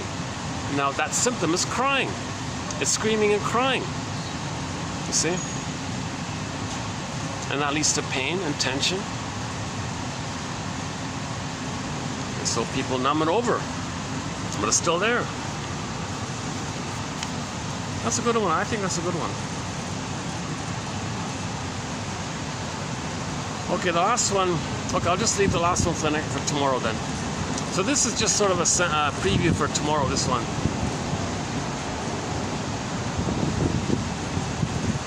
Oh no, that's today's one. These ones are today's ones. What I read before was the preview for tomorrow. But I'm gonna preview, you know what? In tomorrow's video, I'm gonna review these four all again, like I did today. In other words, the next video is gonna be basically an attempt to do a better version of this video. So I'm gonna redo basically this video tomorrow, and that'll be called 2785. Yeah, today's 2784. I've read some of 85 quotes today already. So tomorrow will be officially 2785, but I'm gonna redo all four videos, because all four videos include a few quotes on the talionic phenomena. And then that's it. I'm gonna leave it for the time being. Gotta think about it, kind of thing. Because I feel more at ease when I talked about psychosomatic symptoms, and even the BPD one is easier. Yeah, I feel it's easier to deal with personality patterns than psychosomatic symptoms and the therapy process in general, and Alice Miller even, and yeah, Thurber's tale, the unicorn in the garden. This kind of stuff is easier to deal with. Once we get into this talionic topic, I really feel like there's a lot there. My goodness. Give me a second.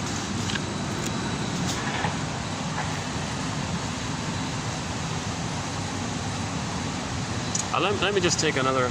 Let me take another tangerine. Let me take another tangerine. I got one left here. Let me take a 1 minute break here.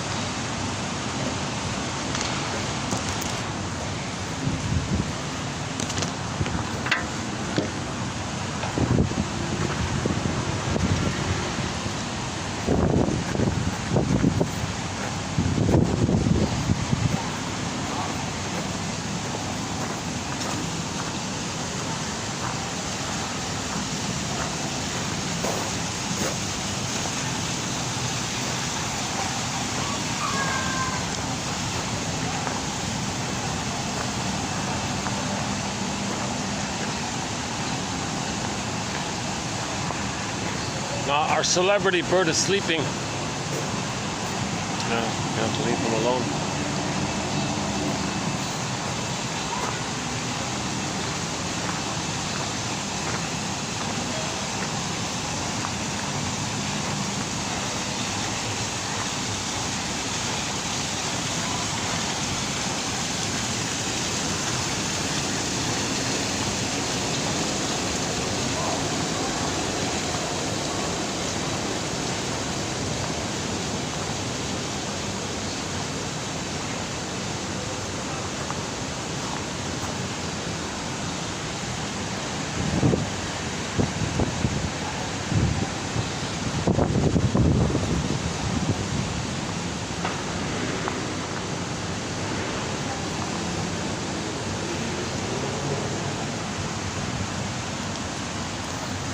It's too bad there's no little park around here. I could walk around and I could show you the park and we could talk a little bit.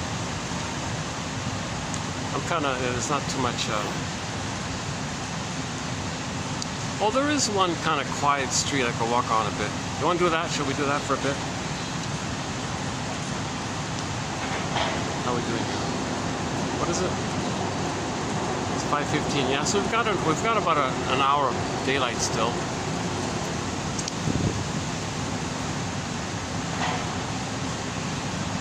Yeah, okay. Hang on a second.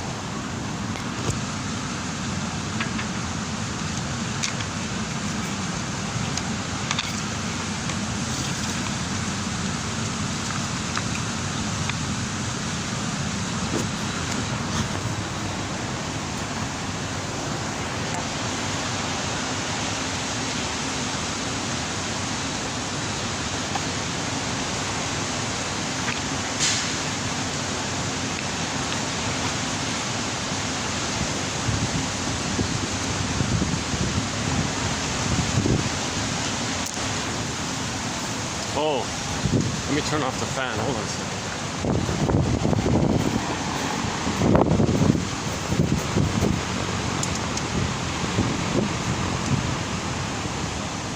All right.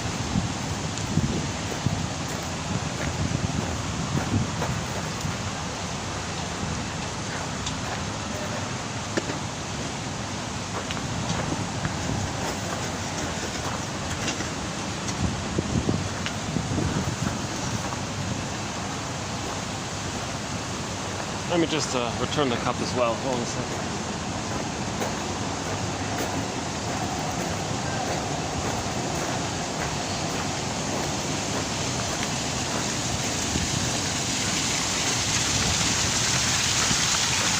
Okay, thank you. Just leave it here, yeah?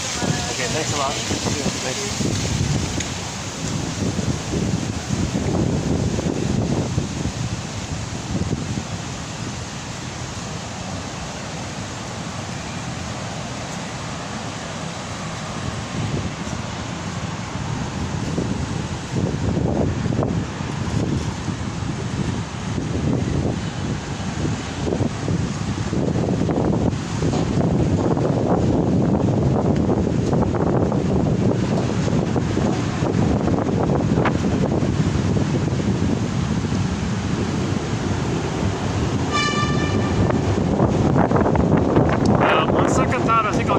I'll just wrap it up here then.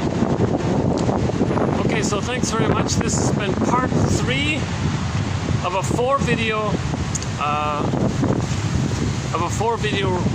run of videos that includes some quotes on the talionic feeling, impulse phenomena, whatever we want to call it. And maybe if you add it all up, maybe there's about I'm gonna guess about 50, maybe let's see, 20, maybe 30, maybe just 30 quotes on it. You know, there's not that much material about it, to my surprise. The shrinks are kind of quiet on it. But Masterson, he's the guy that said, look, you're failing. Well, he didn't say it directly, the other one said it. Another person who quoted, who referred to Masterson's work, she said, in reference to Masterson's emphasis, her way of saying it was that shrinks are failing if they don't acknowledge this identification with the aggressor issue, if they don't progress the person to move ahead from the paranoid schizoid mode of experiencing and move into the depressive position, meaning have an identity, a self-identity, feelings are there. Now joy can run now sadness can be there. Okay, empathy, and you can mourn the process, 5 stages of grief and all that, and you have a differentiation by the forgiveness. You have a differentiation.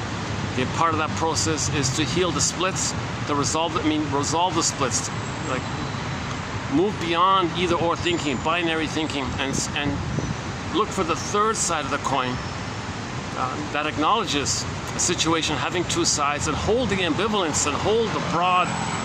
Like a ball, like hold the broadness of it all. It's not just, you know, either or kind of like 2 sticks or something. Under heaven, over hell.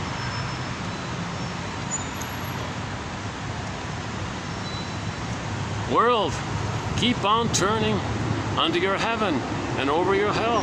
And the storyteller, the song storyteller. I have a fantasy that on the SkyTrain there might be an ad on one that says, "Be your own, find your real self. Find your real self." www.buymeacoffee.com/psychoanalysis. So once again, for a minor, minuscule administrative fee, for less than the price of half a coffee, maybe even a third of a coffee now. Jesus Christ. So roughly €4 or $4 or something like that. Yeah, it's an encyclopedia. These quotes are getting harder and harder to find.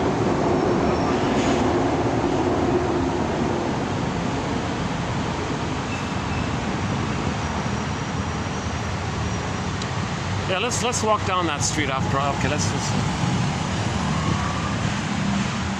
There's a nice tree, by the way. Check out that nice tree across the street there, under the SkyTrain track.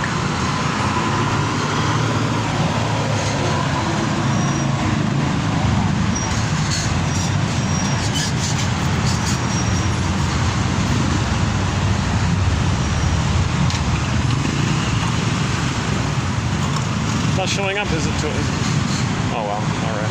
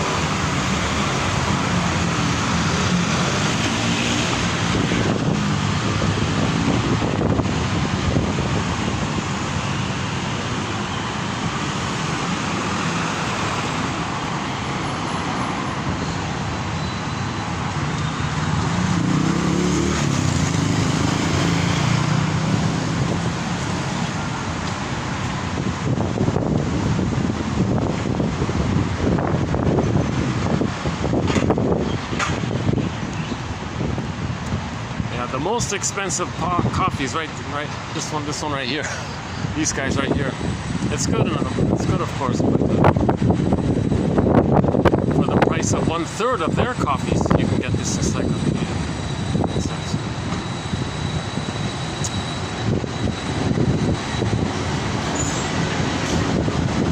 Yeah. So pregnant. Janoff says that pregnant women should not drink caffeine. No caffeine, not even the caffeinated sodas, or of course coffee. Because the baby's set points might be too elevated. Gee, what's with the phone today? Why is it? I've been struggling all. Does that work if I do that? Hey, was that it? Maybe that's all it was. Oh my goodness. Just discovered it now. Oh no.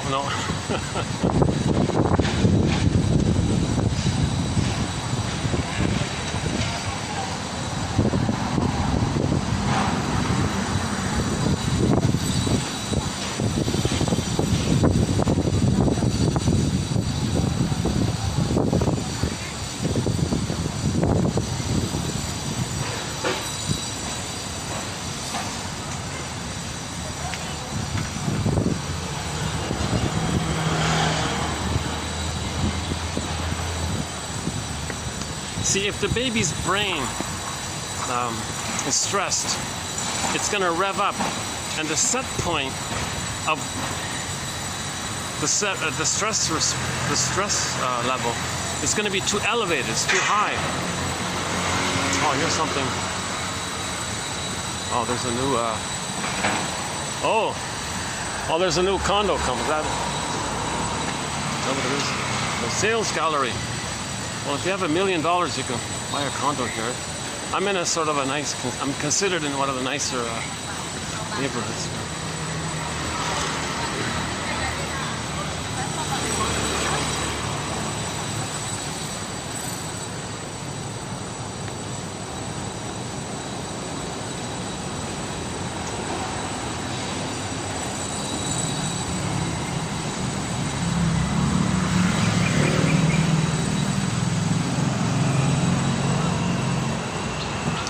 Oh yeah, luxury apartment, yeah.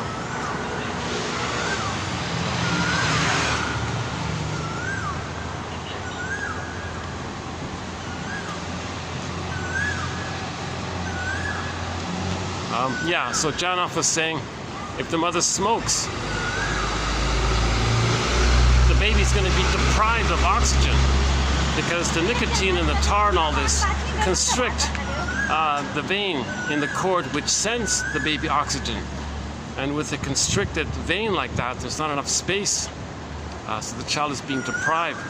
And if the mother does it again and again, the child is under stress out of not getting enough oxygen.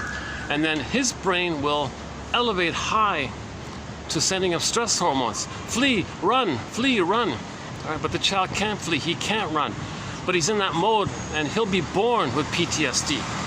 Some babies are abused in the uterus and they end up born with PTSD, and they have a lot of tension now. They have a lot of tension because they can't feel, and when you don't feel, that's pain.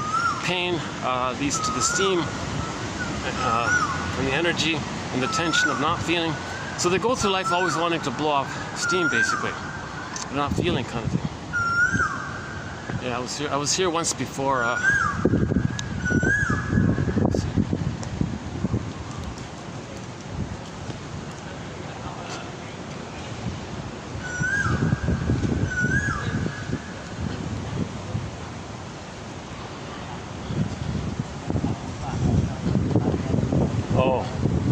Oh no, they're too busy here. They've got a, you know, things are so busy.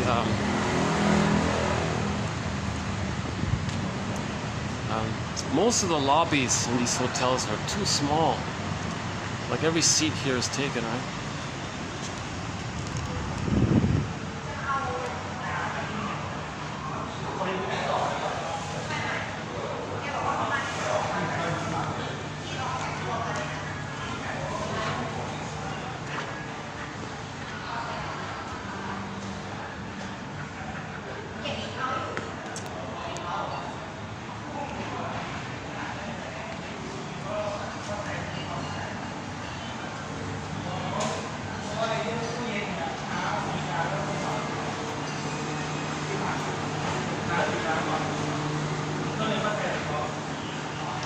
Well, that's the restaurant.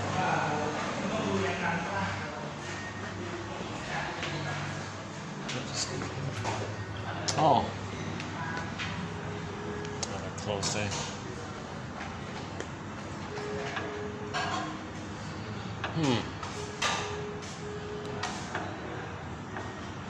Wow.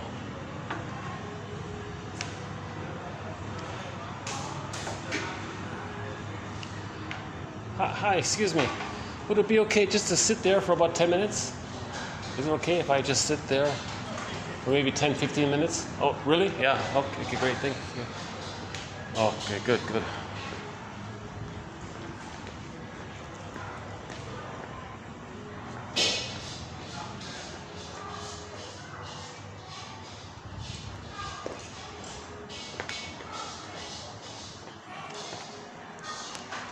Okay. So let's hang out here for a few minutes.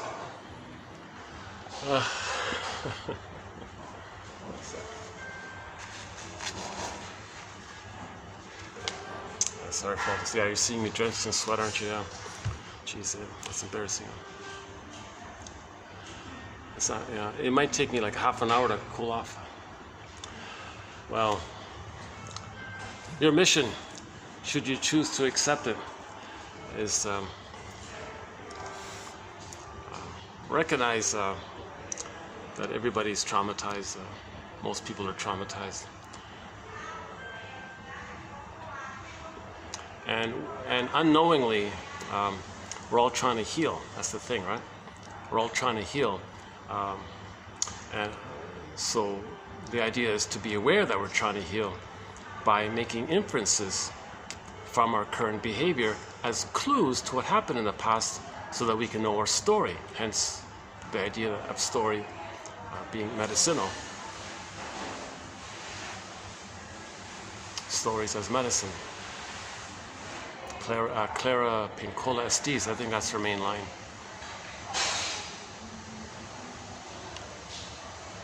Her book was very choppy. I tried to read that book of hers, her popular book. What is it, Women and Wolves or something? Women Running with Wolves or something. They're very kind of fragmented like that, a little confused. Yeah, that was a while ago. Maybe I could look at it again. You know, a lot of the self-help, kind of popular self-help authors, they say comforting things and like fantasies and things and little anecdotes and things. So that's okay. It's comforting for the moment. But if you want to do that, you need the analytic kind of perspective. If you want to like really create a structure for healing, like a psychological space for, yeah, today's quote, psychological space for healing.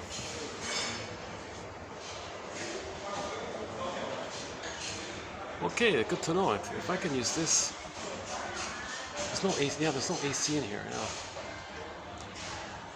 Yeah, you're seeing me sweat because there's no AC. When there's no event, there's no AC here. But the guy let me use the place. Well, I'm thinking just to wrap it up here, anyways. Let's see.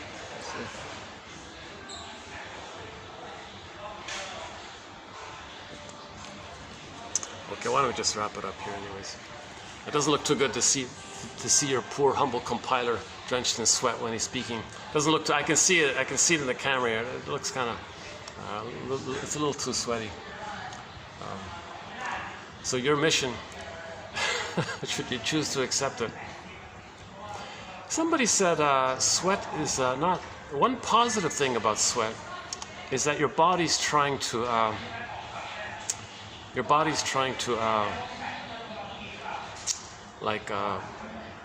Deal with any kind of pollution in the air or something like that. Your body's trying to like deal with it, kind of thing. So that's like the positive, maybe intention of it. But a clue is that it's a sign of anxiety. Now, where does anxiety come from? Okay, according to Janoff, it's in the first brain. Anxiety is in the first brain. If we take that as a premise, then anxiety means there was trauma during the critical period. Some kind of trauma in the critical period, either in the uterus, at birth, shortly after birth, up till age of 3, and there was trauma there where at some time the child thought he was going to make it, kind of thing. Very scary stuff, and that the language of trauma in the first brain is disturbances or irregularities in our physiology, like posture and too much tension in the body, kind of thing. Remember, the tension means the person's not feeling. It's like an armor to not. It's defense against feeling. So the people have tension and tension. The muscles get stiffer and stiffer.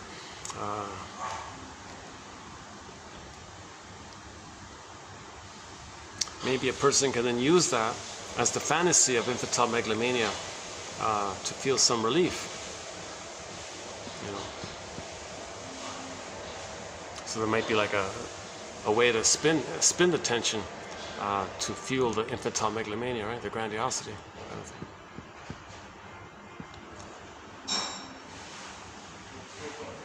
Yeah, so anxiety, OCD, psychosomatic symptoms, this comes from trauma in the first brain.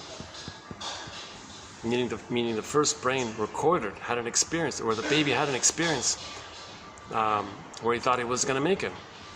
If the mother's not around, rough handling, or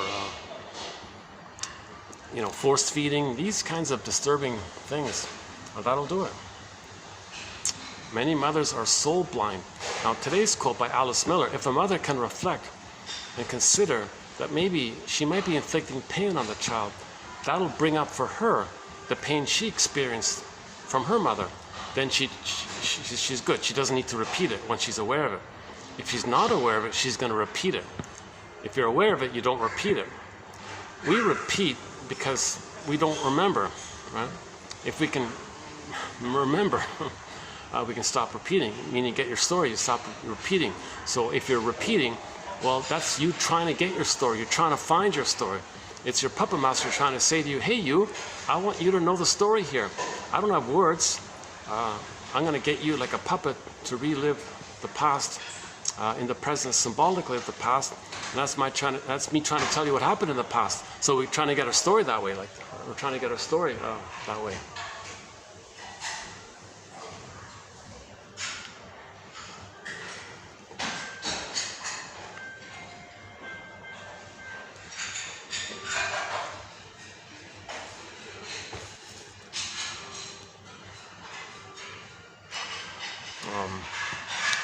Geez, that looks pretty well.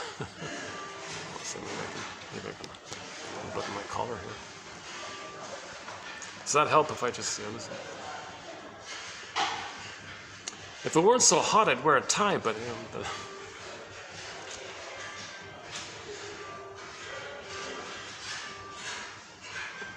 yeah, there's the bird with the black and white feathers. One author actually takes the image of something from nature that's black and white in colors as holding the paradox, seeing the two sides of the thing. Right? Like the whale, the black and white whale was one, right? So the whale holds the two colors of black and white, the two sides. So the sun and the moon, day and the night. Feminine principle, masculine principle. Okay, the yang and the yin and the yang. Okay, so in the stress response, my guess is if the baby's born revved up with the set points of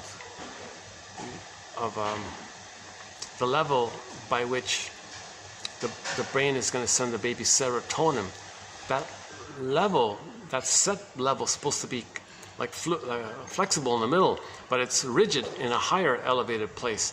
Then the baby's born all revved up in the so-called sympathetic response. Some children have the opposite effect, where the effect is the baby thinks, with all that stress going on, too overwhelming, so he better conserve what he has, kind of thing. So he may be born with the parasympathetic area. So maybe, I'm guessing, maybe there may be a link there when people say somebody's type A personality, sympathetic, and type B personality, more laid back, easygoing kind of thing, energy conserving kind of thing. Okay, like sun, moon, day and night. So this parasympathetic, energy conserving, moon, rest, or that kind of thing. And the sympathetic is the active day doing. But the idea is like the yin yang symbol, or like the whale with the black and white. You need a fluid balance between the two, where our doing comes from a healthy being, and we need a natural like flow, like the yin and the yang symbol, a harmony between the sympathetic and the parasympathetic, the doing and the being. Right? The doing from our feeling, the feeling and our doing comes from our feeling. That's a path with heart. With heart, path is the active. Feeling with heart is the feminine, or the yin, or the being. Path with heart, the path is the doing. So to have a path with heart, okay, then you need the heart, and the path. Then you'll have a path with heart. Obviously, if you're gonna have a path with heart, you need heart. So that's the. So in normal development, the child develops this kind of a general orientation where they're feeling, and they can do from their beingness, do from their feelings. So it's connected like that. But with trauma, maybe there's too much in the being place, just mellow out, just take it easy kind of thing. And they're more a little bit type B personality, maybe more introverted, people might say. And then the A one, well, it's manic revved up. They got to blow off steam all the time, so they're running around manically blowing off steam kind of thing. So obviously they're more angry, they're more aggressive like that, more defiant, I guess, more talionic like that. But the sympathetic one can also be talionic if the trauma if their relationship trauma is before 18 months. So it doesn't matter. If the trauma is before 18 months, either way, more with the more sympathetic nervous way or the parasympathetic nervous way, they will still be talionic. So you can have passive types who are talionic, right? Obviously. Some people who are very, very passive aggressive, like, oh my God, I mean very passive aggressive, they won't do anything that anybody wants, and they'll find some way to thwart it or something. And they can't cooperate with anybody because they see the demanding mother onto the whole world, and they're in battle with the mother on the whole world.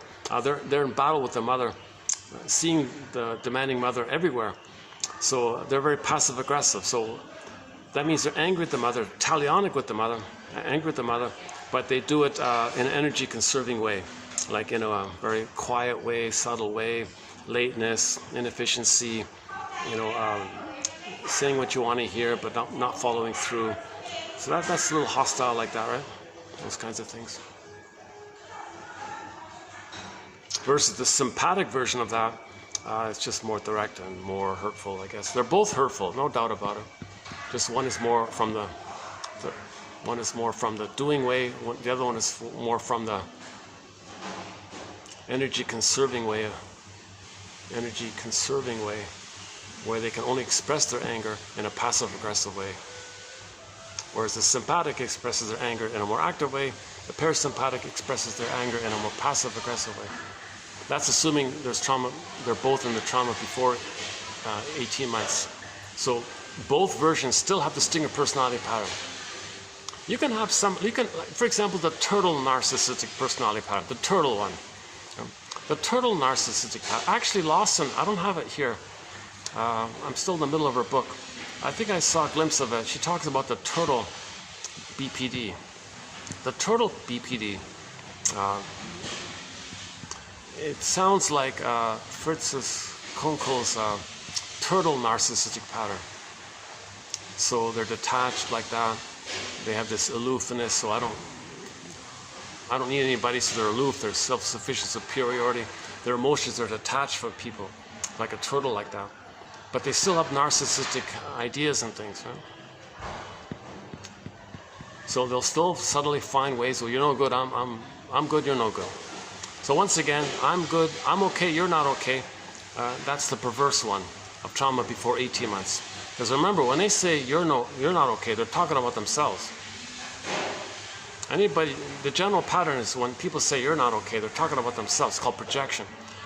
They regress to the time in the uterus when they were on the throne and say they're okay from that place. Again, it's an illusion. But the mindset will be, well, I'm okay, you're not okay.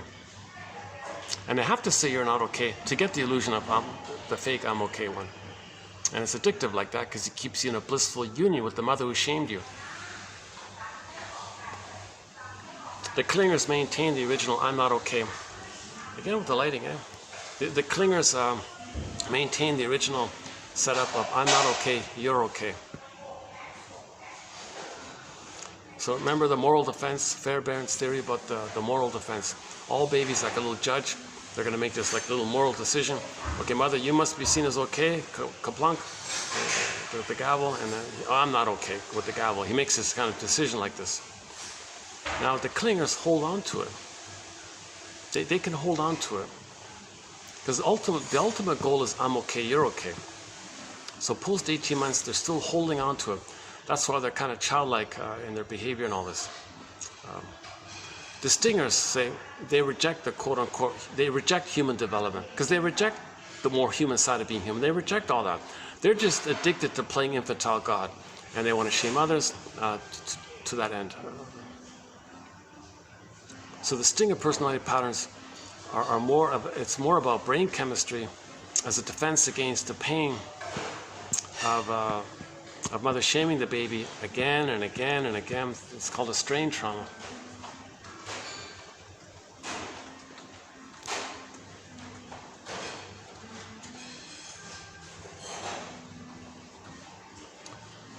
Well, I'm thinking let me just wrap it up. Now let's close it up outside. Yeah, let's just wrap it up.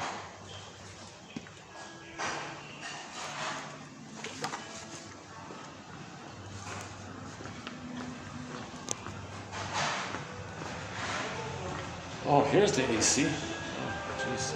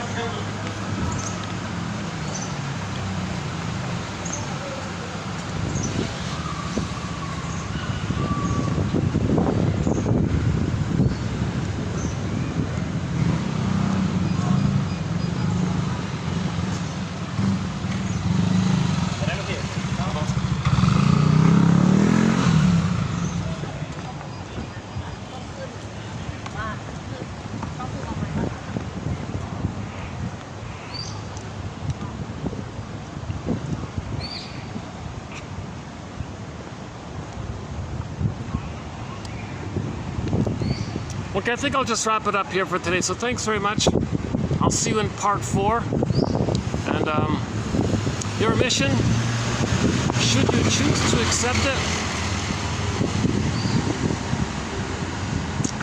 is to read psychology every day for 10 minutes. Forgive it for its jargon. Please just forgive it, says Robert Bly, one of our guest mentors. And I'll see you in the next video.